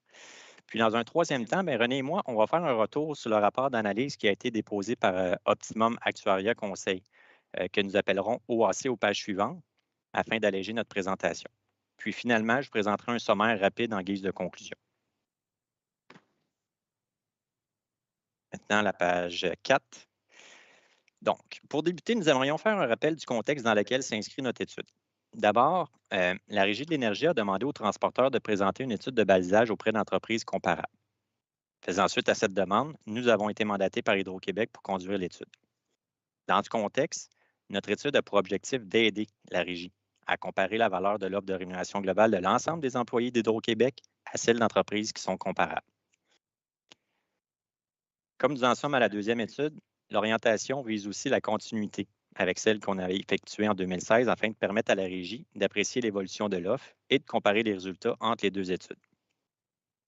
Nous avons utilisé les 4 composants de la rémunération globale identifiés dans la décision de la Régie pour définir le cadre conceptuel de notre étude, c'est-à-dire sur quoi devrait porter notre étude. On parle ici du salaire de base, de la rémunération incitative, du régime de retraite et de l'assurance collective. En réponse aux demandes de renseignements, nous avons aussi fourni de l'information complémentaire sur d'autres composants, dans la mesure où c'était possible de le faire avec rigueur et aussi lorsque c'était possible de le faire en préservant nos règles de confidentialité. Nous aimerions préciser que chaque étude est unique, c'est-à-dire qu'aucune étude de balisage ne contient les mêmes emplois repères, le même marché de référence, les mêmes composantes à l'étude, ni la même déclinaison méthodologique. À notre avis, il est nécessaire et même souhaitable que la firme qui conduit l'étude établisse un bon cadre conceptuel en fonction du contexte puis de l'objectif qui est visé par l'étude, puis ça, c'est propre à chaque étude. Nous aimerions aussi partager d'entrée de jeu que, contrairement à ce qui est avancé par OAC à la ligne 36 de son rapport, nous considérons que notre étude constitue bien une étude de rémunération globale. Nous allons d'ailleurs y revenir plus en détail à la section 3 de notre présentation. On va aller à la page 5, page suivante.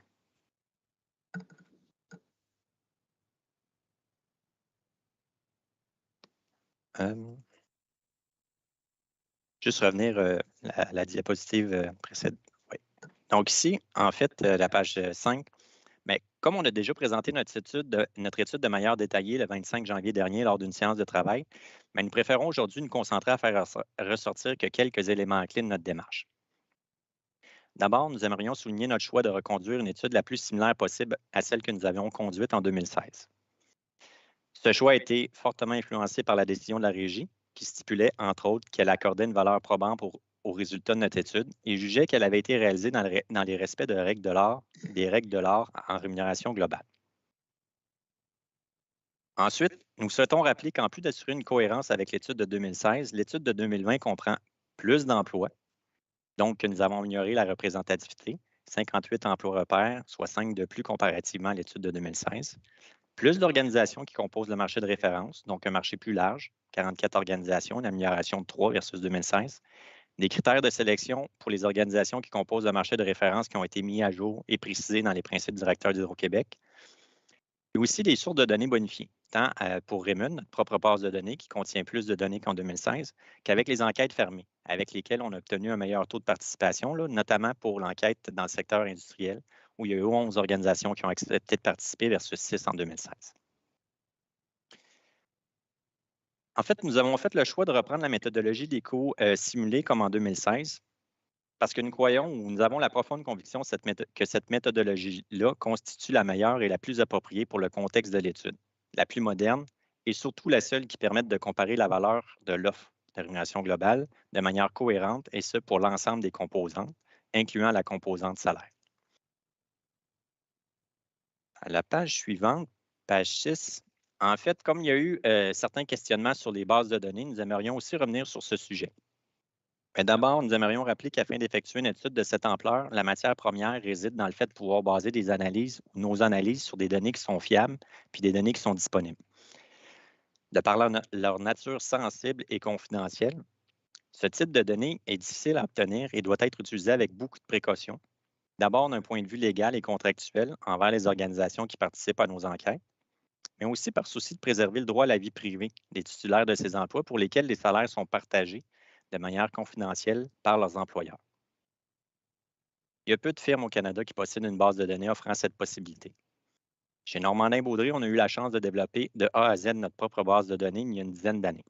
Aujourd'hui, non seulement elle constitue la plus récente base de données, la plus grande au Québec, mais aussi elle constitue surtout la seule qui contient des données exhaustives sur la rémunération globale pour toutes les organisations qui participent à l'enquête, et non pas uniquement sur des salaires et les bonis, comme les autres bases de données existantes. Elle nous permet donc de comparer de manière cohérente les différentes composantes, puis aussi d'amener à la régie une meilleure perspective pour son objectif, une analyse qui est plus rigoureuse.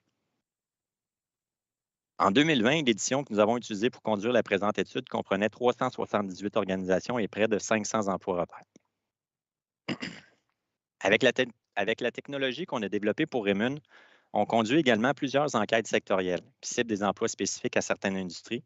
On peut penser notamment aux bureaux d'avocats, aux firmes de génie conseil, aux compagnies d'assurance, aux organisations qui proviennent de la haute technologie, de l'intelligence artificielle, du secteur minier, du secteur manufacturier ou pharmaceutique, pour ne nommer que ceux-ci. On a également développé une plateforme avec cette technologie-là qui s'appelle Raymond Académique. Puis cette technologie-là est utilisée pour l'enseignement de la rémunération dans plusieurs universités anglophones et francophones du Québec et de l'Ontario. On peut penser notamment à HEC Montréal, à l'ESG de l'UQAM, dans le réseau de l'Université du Québec, à l'Université McGill et Concordia, ou encore à l'Université de Ryerson, à George Brown College ou l'Université de Toronto en Ontario. Page 7, page suivante.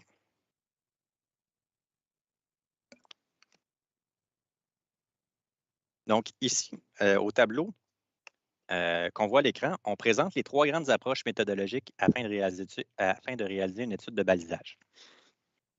La colonne de gauche présente la méthode des débats.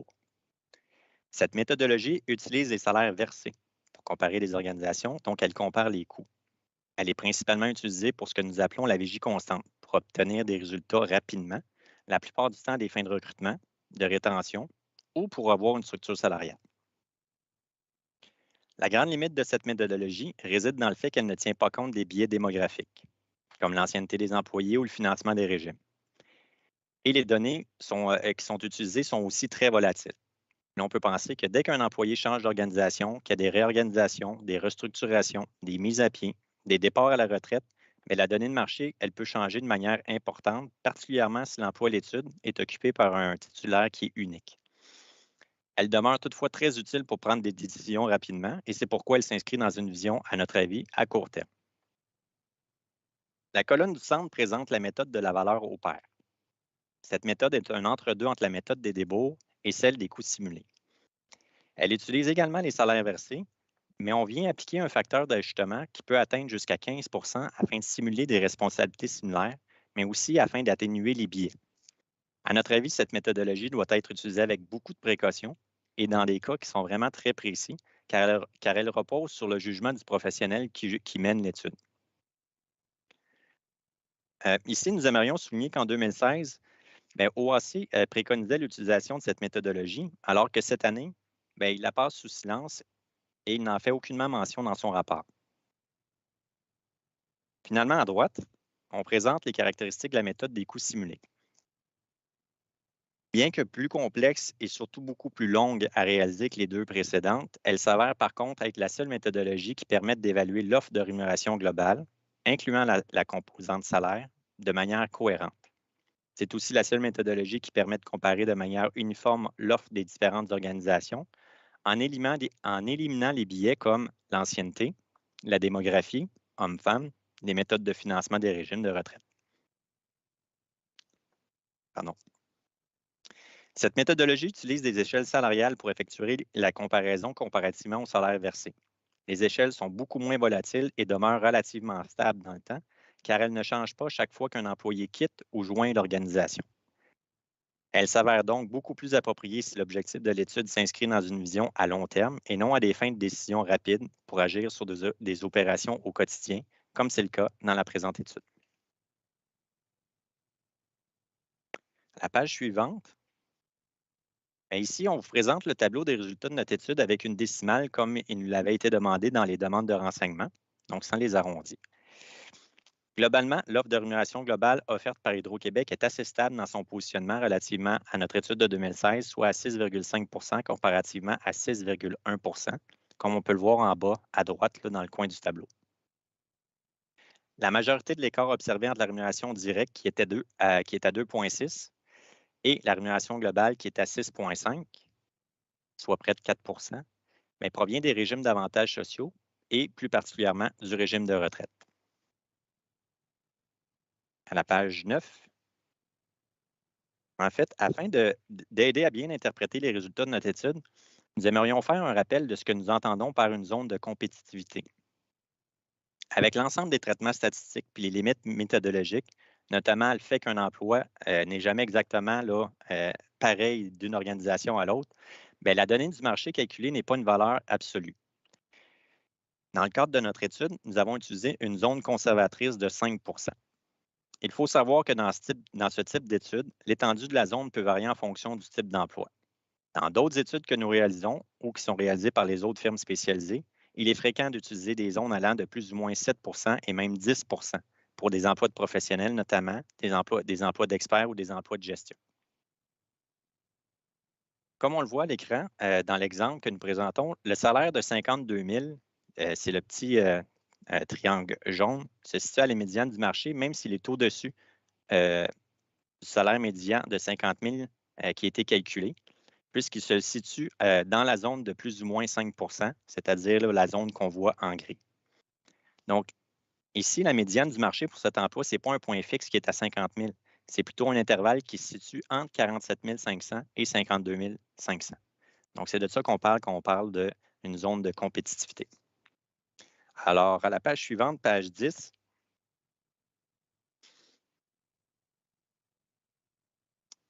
ici, donc, en appliquant la zone au résultat de notre étude, on constate que le salaire de base et la rémunération directe de l'ensemble des employés se situent à la médiane du marché, ce qui correspond à l'objectif d'Hydro-Québec évoqué dans ses principes directeurs. Lorsque nous ajoutons les avantages sociaux, on constate que l'offre de rémunération globale d'Hydro-Québec est légèrement au-dessus de la médiane du marché de référence, comme en 2016, avec 0,4 d'écart. Donc, on est à 1,5 versus 1,1 encore une fois, là, dans le coin en bas à droite du tableau. Donc, devant ces résultats, nous avons la difficulté à comprendre pourquoi, dans le rapport d'OAC, il y a beaucoup de moyens qui sont soulevés afin de rétablir la rémunération globale qui ont trait à la rémunération directe, alors qu'elle se situe pourtant à la médiane.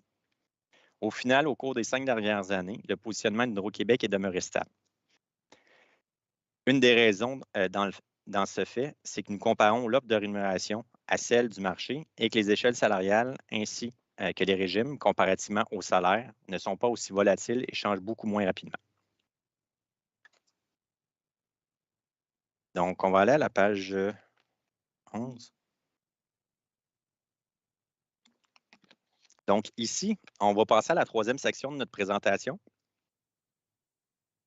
Au cours des prochaines minutes, nous allons revenir sur les différentes sections du rapport d'OAC afin de mettre en lumière des accords les plus forts. En fait, à travers le rapport, On a trouvé plusieurs énoncés qui provenaient d'informations qui étaient sélectives, de citations qui étaient prises hors contexte, de propos sans fondement solide, mais nous avons décidé de nous concentrer uniquement sur nos principaux points de désaccord dans chacune des sections. Donc, pour chacune des sections, nous allons présenter d'entrée de jeu certains énoncés du rapport d'OAC avec lesquels nous sommes en désaccord, puis nous poursuivrons avec nos explications, les faits et les fondements rattachés à ces désaccords. Donc, à la page 12,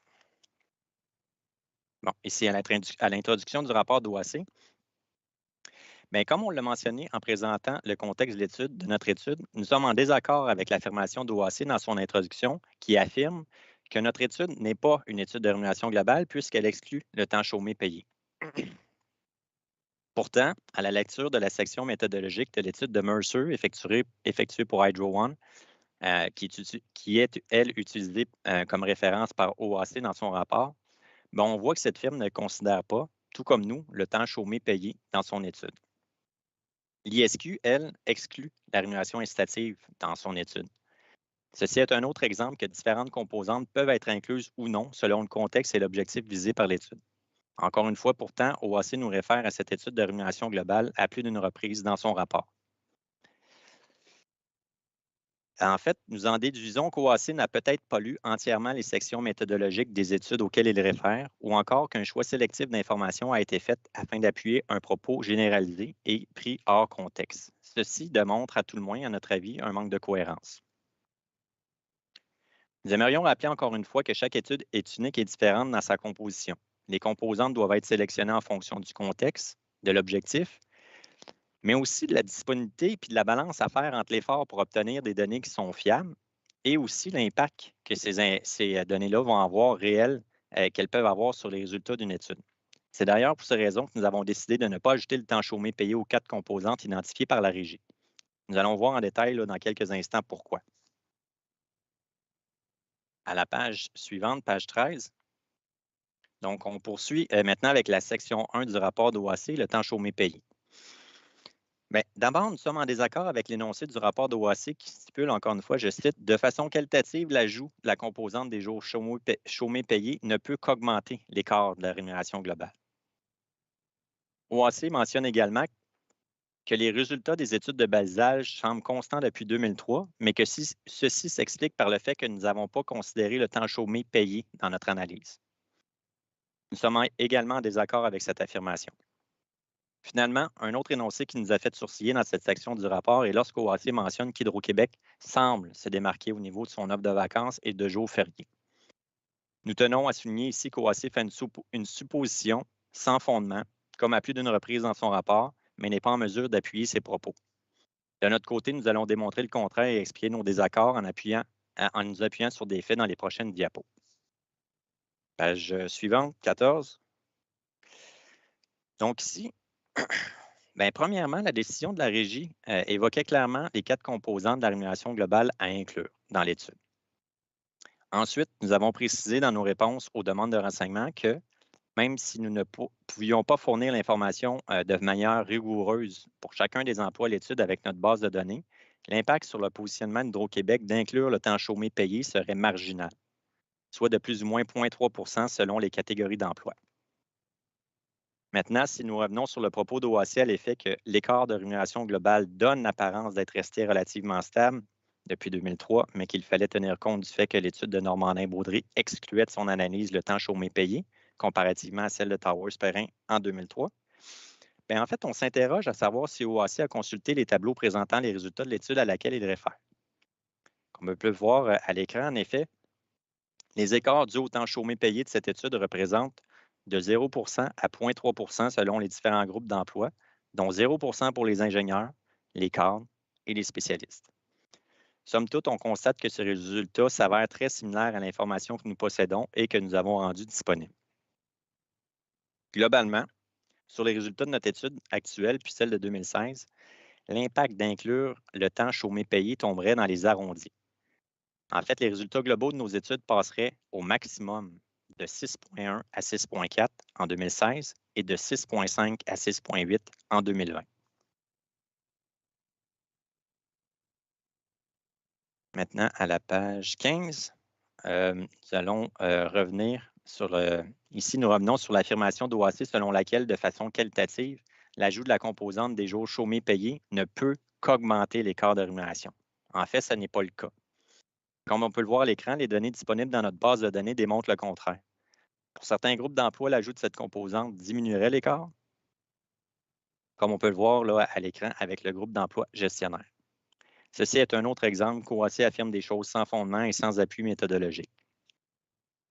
Au final, comme nous venons de le démontrer avec des faits, la considération du temps chômé payé n'a pas d'impact sur les résultats de notre étude. Et contrairement à ce qu'affirme OAC dans son rapport, on peut conclure que les résultats de nos deux études de balisage ainsi que celles de Towers-Perrin sont effectivement très stables depuis 2003.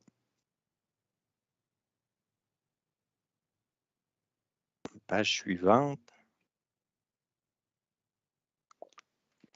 Ici, on enchaîne avec la section 2 du rapport d'OAC, la semaine normale de travail. Alors, dans cette section du rapport, OAC mentionne qu'il est pratique courante de mettre les salaires de toutes les organisations sur une base horaire. En fait, nous sommes en désaccord avec ce propos. Nous croyons que c'est la bonne manière de procéder, mais uniquement pour les emplois syndiqués dont le salaire est basé sur un taux horaire, et c'est exactement ce que nous faisons pour les emplois syndiqués chez Hydro-Québec, comme on le décrit à la page 13 de notre rapport. Nous sommes donc en désaccord avec les propos d'OAC concernant l'ajustement des salaires en ce qui a trait aux employés avec une rémunération annuelle, tels que les professionnels, les cadres de maîtrise et les cadres intermédiaires. En fait, la rémunération de ces employés est établie en fonction d'une prestation de travail annuelle et non pas pour chacune des heures travaillées ou une prestation où chacune des heures qui est travaillée est rémunérée. À la page suivante, page 17. Mais pour appuyer nos propos, on vous présente ici un extrait tiré de la méthodologie du rapport de la firme Mercer utilisé comme référence par OAC à la ligne 532 de son rapport. Comme on peut le voir, ou comme on peut le lire, cette étude utilise le salaire de base annuel sans ajustement, sans ramener les données sur une même base d'heures annuelle, exactement comme dans notre étude pour les emplois non syndiqués. En fait, pour l'ensemble des études que nous conduisons, et on en conduit quand même plusieurs par année, on tient à réitérer que les salaires annuels sont comparés sans aucun ajustement pour ce type d'emploi non syndiqué. On a vraiment la profonde conviction que ce choix méthodologique est la norme dans l'industrie, pour nous, mais aussi pour les autres firmes spécialisées. Vous comprendrez donc qu'on demeure perplexe face aux propos d'OAC dans la section portant sur la semaine normale de travail. Page 18, on va passer à la section 3 du rapport, la méthodologie pour le salaire de base. Ici, nous aimerions revenir sur la méthodologie dite normalement utilisée qui est décrite par OAC dans cette section de son rapport. Bien, d'abord, au-delà des erreurs qu'on a trouvées dans ces tableaux, nous devons souligner que nous avons eu de la difficulté à comprendre cette section du rapport et avons dû la relire à plusieurs reprises afin de nous faire une idée de son propos. À notre avis, la tentative de démonstration est difficile à suivre, apporte davantage de confusion que de clarté ou de pistes d'amélioration pour notre étude ou les études qui viendront. Dans son rapport, OAC mentionne que pour des employés non syndiqués, le maximum mérite ne devrait pas être utilisé puisque seulement une minorité des titulaires parviendront à ce niveau. Nous sommes en désaccord avec cette affirmation. À la page 19. Ici, afin de mettre en lumière notre désaccord, bien, nous aimerions d'abord réexpliquer la méthodologie que nous avons utilisée pour évaluer l'offre de rémunération globale. Au fin de cet exemple, nous avons utilisé une échelle salariale avec un minimum de 60 000 et un salaire maximum de 100 000, donc comme on peut le voir à l'écran. Donc, dans cette échelle, les employés peu expérimentés devraient habituellement se situer près du minimum de l'échelle. Les employés qui sont en progression près du point milieu, alors que les employés très expérimentés se retrouveraient dans ce que nous, on appelle le haut de l'échelle, c'est-à-dire entre le point milieu et le maximum. Comme nous l'avons déjà mentionné, plus de la moitié des employés d'Hydro-Québec pratiquent un métier qui est peu commun, très spécialisé, et plusieurs sont très expérimentés. Pour cette raison, une bonne proportion des employés d'Hydro-Québec se trouvent au maximum de leur échelle salariale. Pour simuler l'offre de rémunération du marché de référence, nous avons calculé un salaire moyen pour chaque emploi à l'étude et pour chacune des organisations évaluées en utilisant la formule qui est présentée à la page 13 de notre rapport. Soit, on va passer à la diapositive suivante. C'est une animation, mais OK, ça se passe bien. Donc, le pourcentage des employés d'Hydro-Québec qui sont au maximum de leur échelle salariale, multiplié par le maximum de l'échelle, auquel on a additionné, un autre clic, page suivante, le pourcentage des employés d'Hydro-Québec en progression, multiplié par le point milieu de l'échelle. Donc, comme on peut le constater, cette approche nous permet de simuler l'offre de rémunération globale du marché aux employés d'Hydro-Québec en tenant compte de l'ensemble de l'échelle salariale. Maintenant, si on passe à la page 22, donc ici, on revient sur le rapport d'OAC. Puis, ce qu'on comprend, c'est qu'il est en accord, toujours selon notre compréhension, qu'il est en accord avec la façon dont on compare les emplois syndiqués avec les emplois syndiqués et comment on compare les emplois non syndiqués avec les emplois non syndiqués. Toutefois, il sera en désaccord avec notre méthode des coûts simulés lorsqu'on compare des emplois syndiqués avec des emplois non syndiqués. Mais pour notre part, on est en désaccord avec au moins 2 points de la démonstration qu'il a faite aux pages 19 et 20 de son rapport. Premièrement, dans ces exemples fictifs que nous avons illustrés à l'écran, pour OAC, ces 2 échelles salariales seraient équivalentes. Donc, vous comprendrez que pour nous, ça ne fait pas beaucoup de sens. Une échelle de 60 000 à 100 000 n'a pas la même valeur qu'une échelle de 80 000 à 120 000. Son exemple fictif est difficilement concevable dans la réalité. En fait, si les organisations agissaient ainsi dans la gestion de leur salaire, pour un emploi équivalent, une entreprise syndiquée paierait pour un jeune ingénieur 60 000, alors qu'une entreprise non syndiquée paierait 80 000. On va cliquer, aller à la page suivante. Bon, deuxièmement, selon la méthodologie qu'OAC définit comme étant la pratique courante, un seul point d'ancrage de l'échelle qui couvre une minorité d'employés devrait être considéré dans notre comparaison.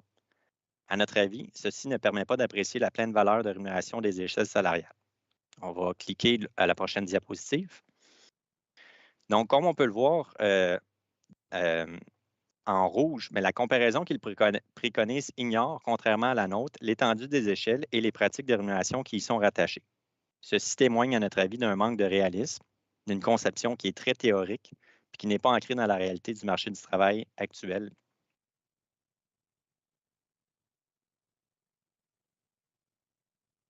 En fait, le point principal à retenir dans cette section, c'est que contrairement à l'approche qui est suggérée par OAC dans son rapport, en utilisant 2 points d'ancrage dans les structures salariales pour comparer les emplois, la méthodologie des coûts simulés que nous utilisons permet de tenir compte de l'ensemble des échelles salariales.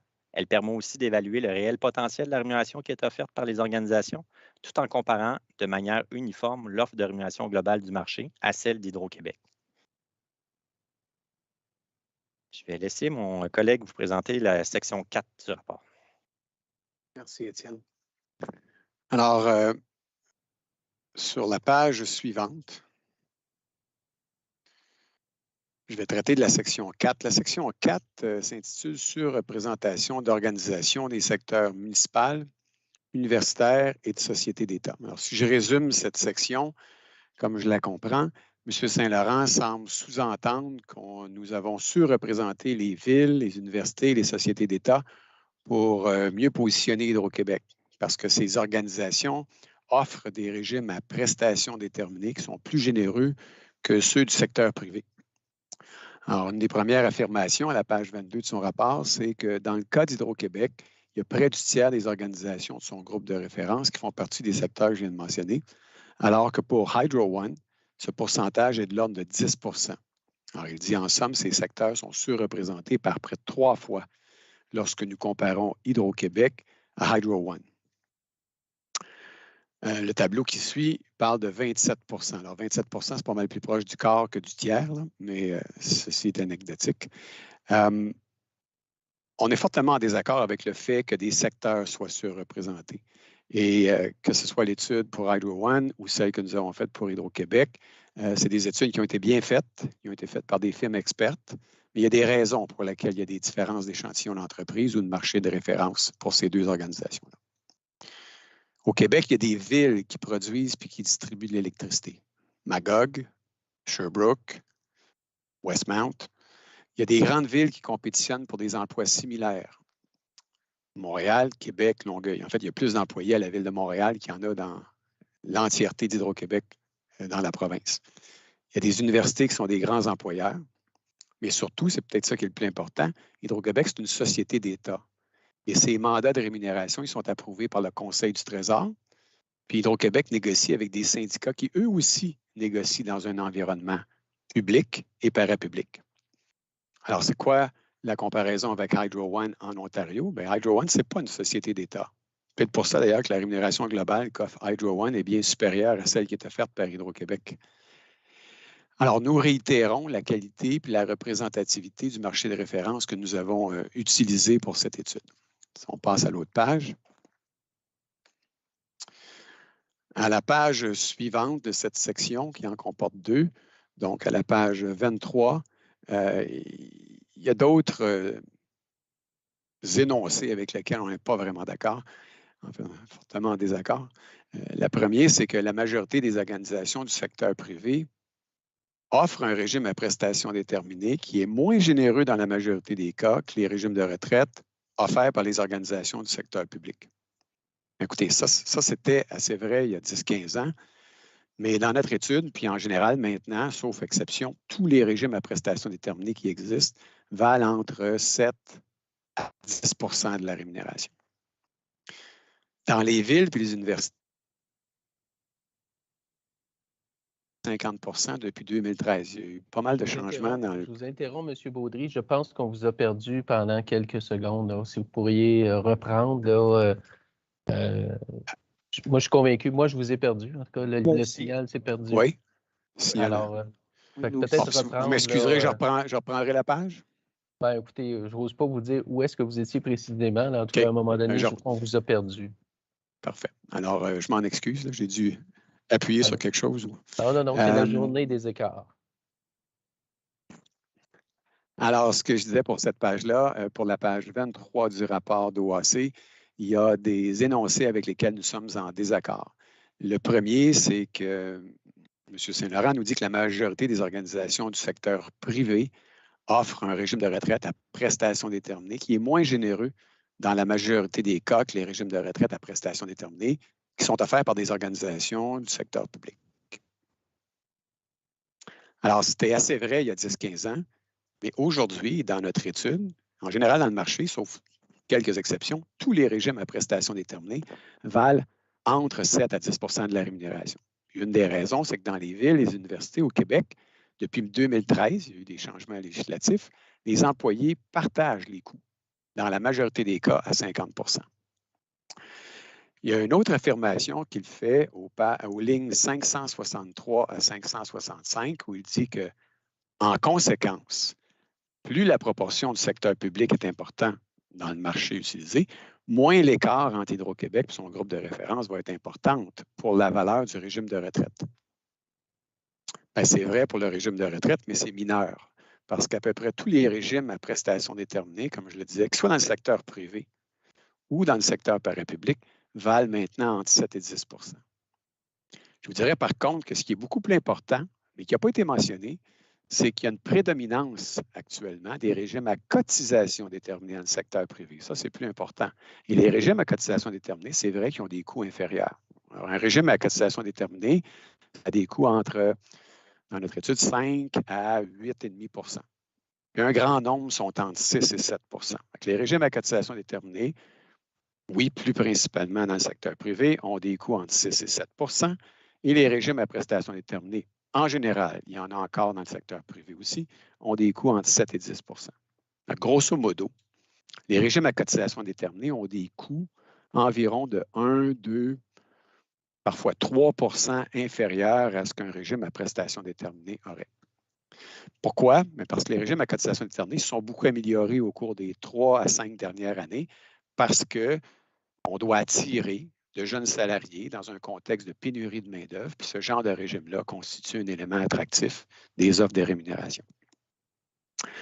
Il y a une autre affirmation, une quatrième, qui est sur cette page-ci, qui est qu'il y a une plus forte, c'est ça, merci, qu'il y a une plus forte proportion des organisations dans le groupe de référence, et puis que ça génère un plus faible écart pour la comparaison des régimes de retraite, et par conséquent, ça réduit l'écart de rémunération globale. Écoutez, comme je le disais, c'est une mauvaise prémisse de comparer des régimes à prestations déterminées. Cette affirmation-là devrait référer au régime à cotisation déterminée.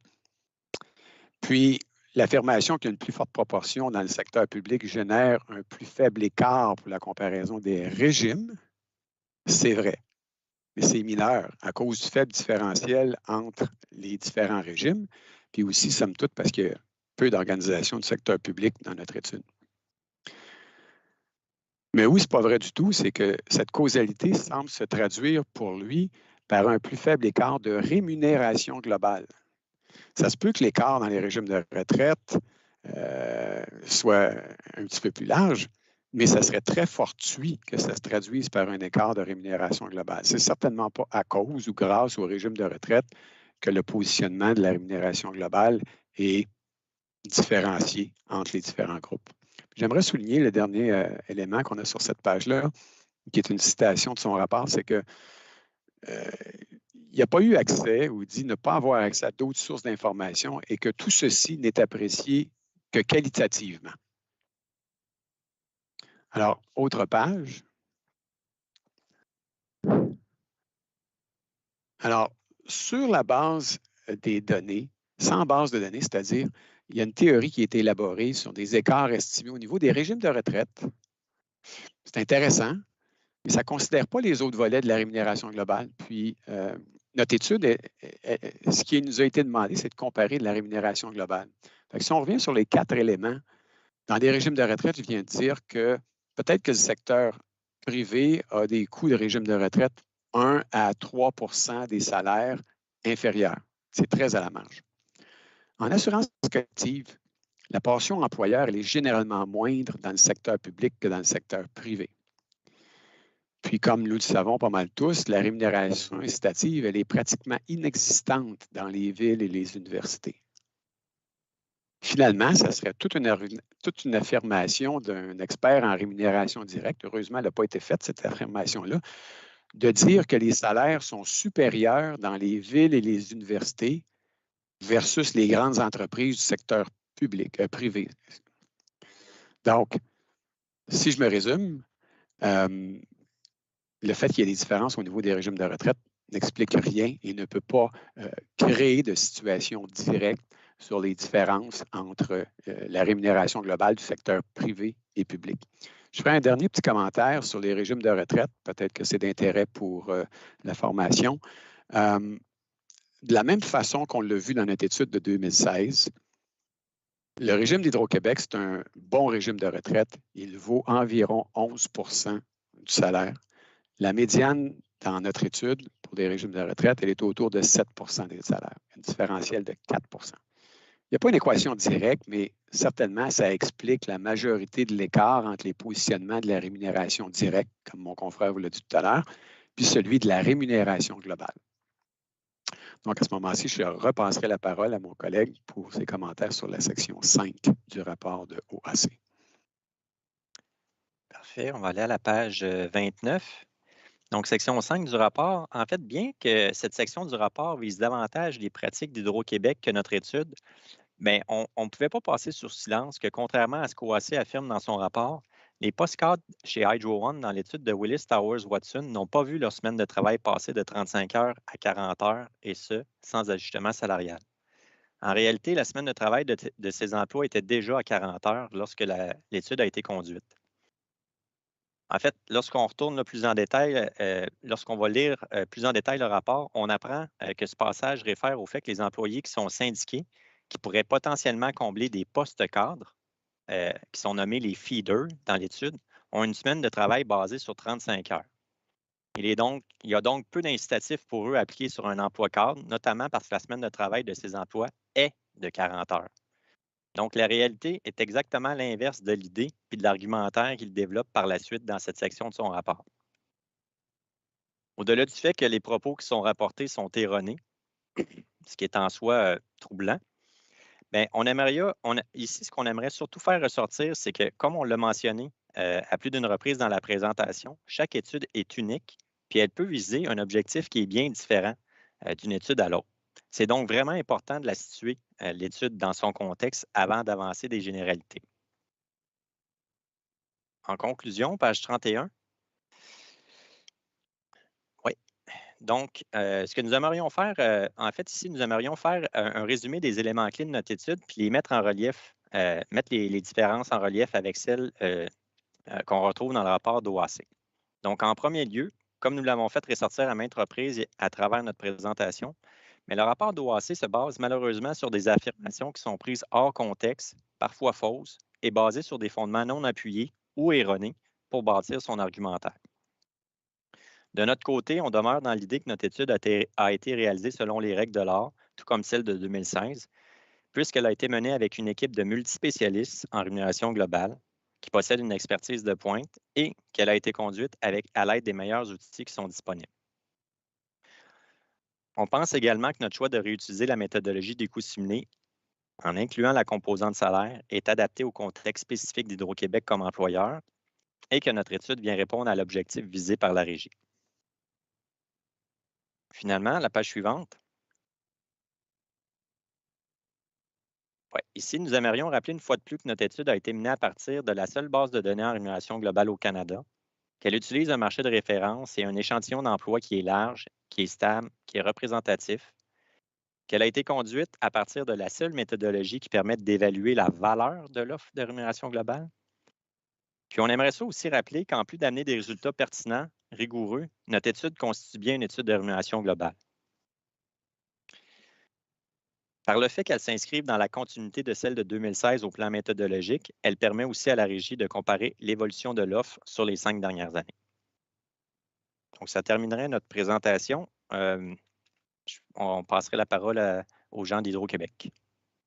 Alors, avant qu'on débute, M. Specht, alors merci, M. Boucher. Alors, M. Specht, donc, ce sera la pièce maintenant B0246.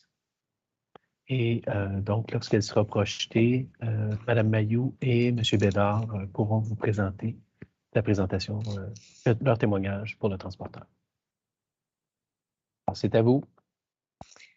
Merci. Donc, bonjour, je me présente, Marie-Pierre Mayou. Je suis la directrice rémunération globale pour Hydro-Québec. J'ai joint l'organisation à pareille date l'année dernière. Je suis accompagnée aujourd'hui par mon collègue François Bédard, chef haute direction et avantages sociaux. À la page suivante. Alors, en réponse à la section 5 du rapport d'analyse préparé par OAC, nous allons vous parler des moyens déployés par Hydro-Québec afin de maintenir la rémunération à l'intérieur de la zone de compétitivité. Plus précisément, nous allons discuter de l'actualisation des principes directeurs de rémunération globale. Ensuite, on va s'attarder à l'étude de balisage de la rémunération globale d'Hydro-Québec, principalement le positionnement en fonction du marché. Par la suite, nous allons vous parler de la gouvernance, de la rémunération directe et des régimes de retraite depuis 2015. Nous allons revenir sur la fréquence des balisages de la rémunération globale. Et ensuite de ça, comme complément d'information, on voulait revenir sur l'enquête de rémunération globale d'Hydro One et nous allons conclure. À la page suivante.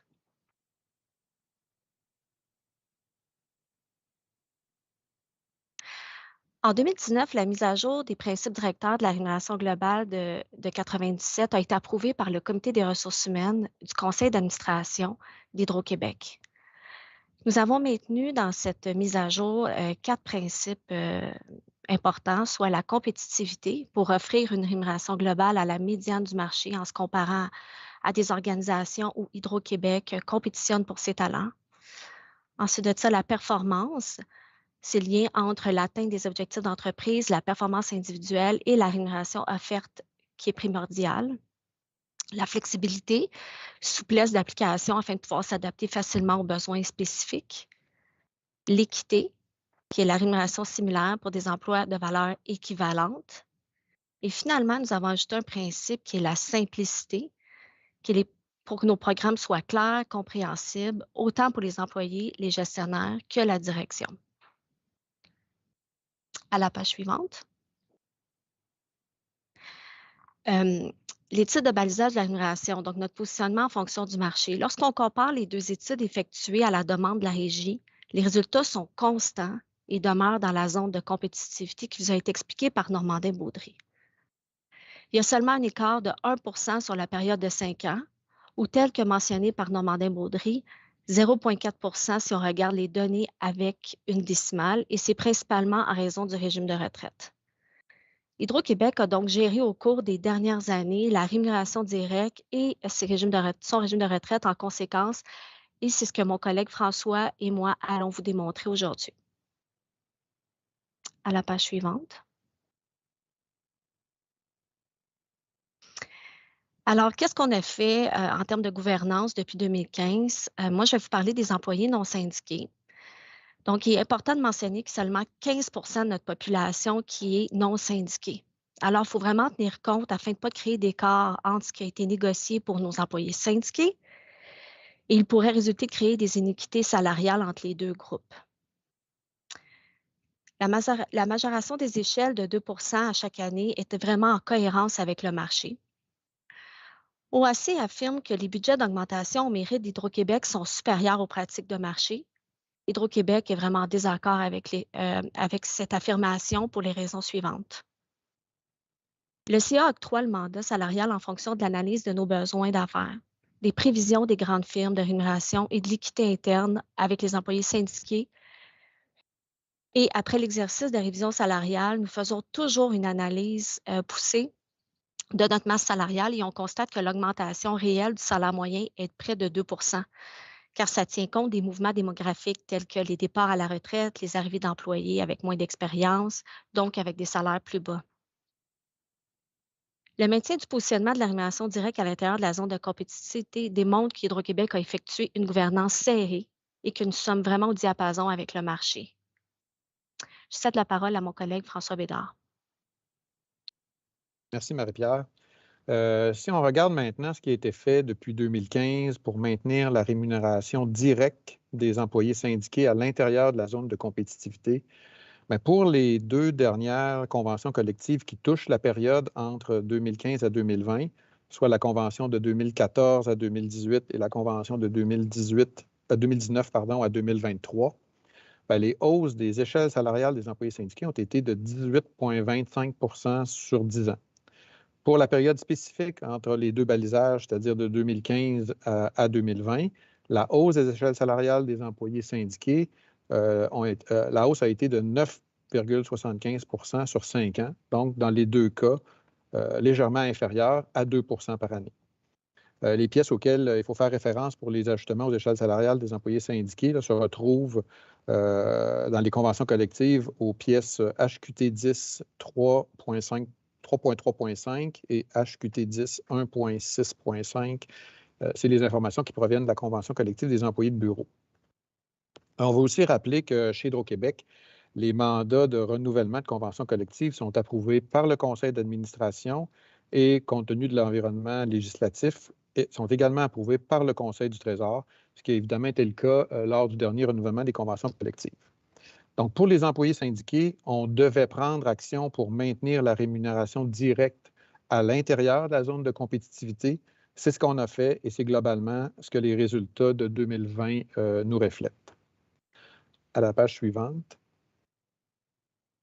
Des actions différentes devaient être prises cependant pour le régime de retraite, car, comme on l'a vu précédemment, c'est le principal élément qui expliquait que la rémunération globale était légèrement à l'extérieur de la zone de compétitivité lors du balisage de 2015, et c'est ce que nous avons fait.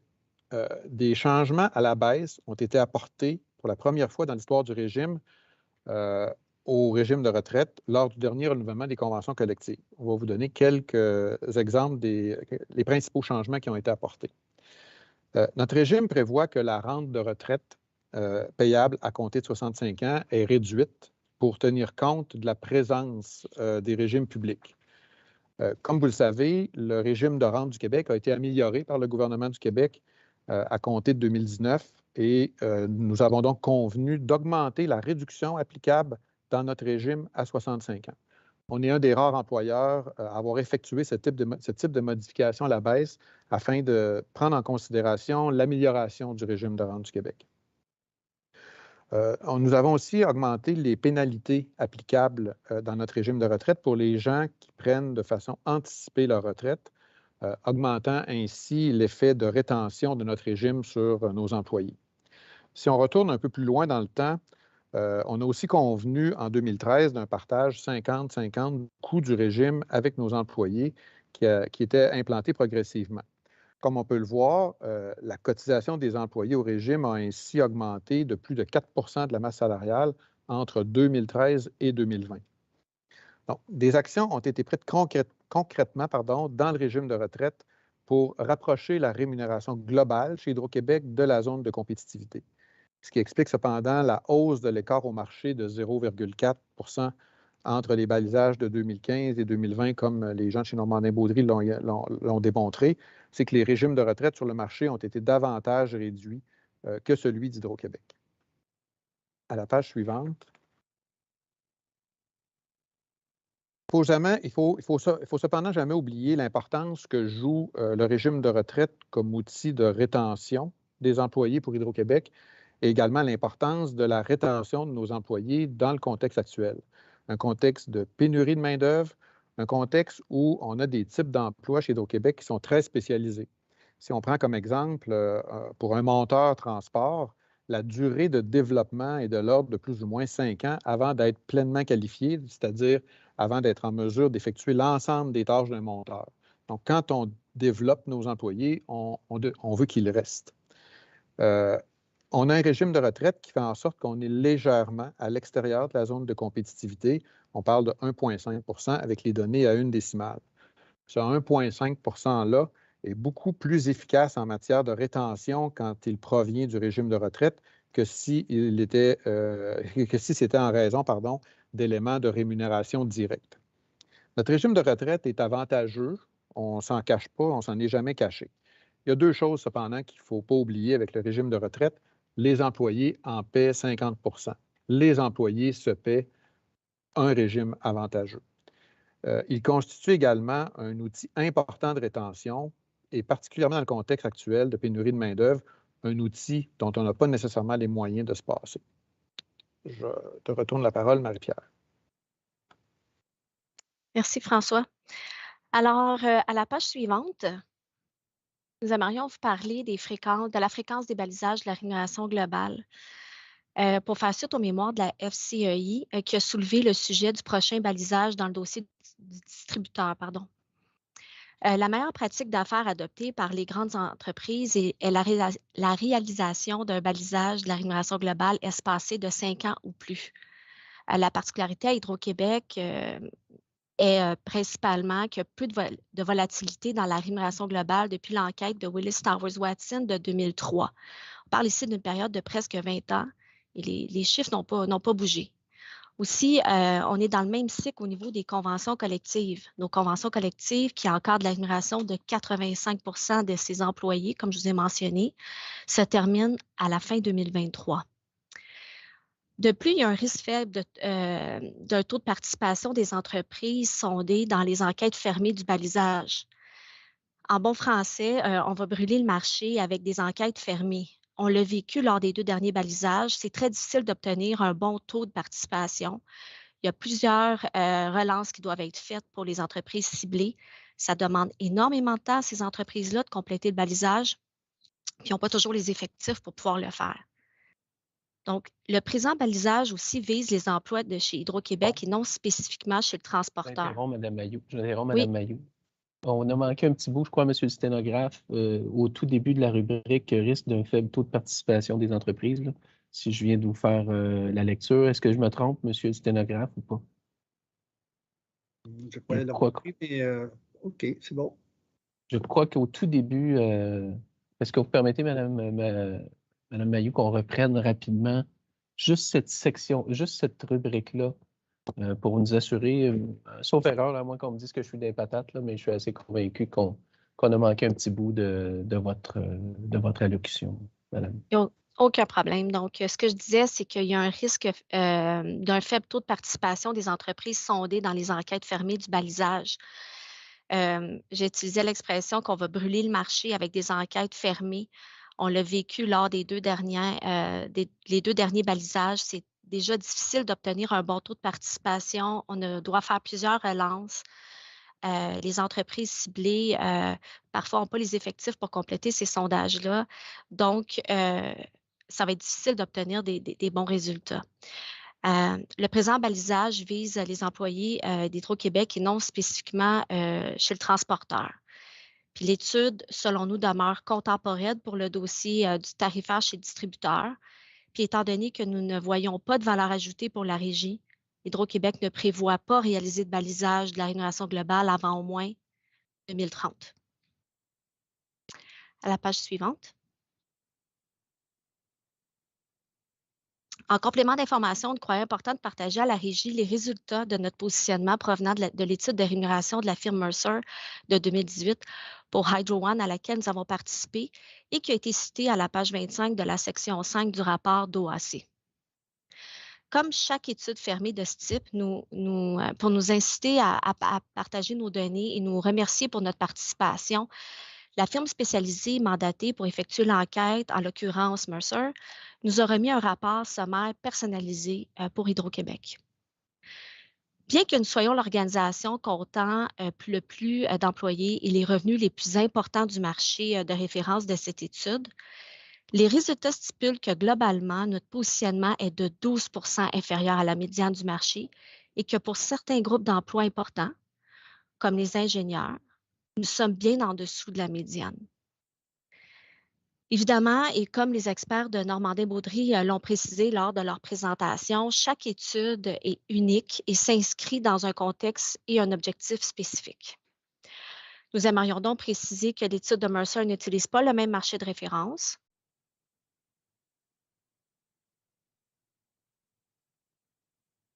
Est-ce que...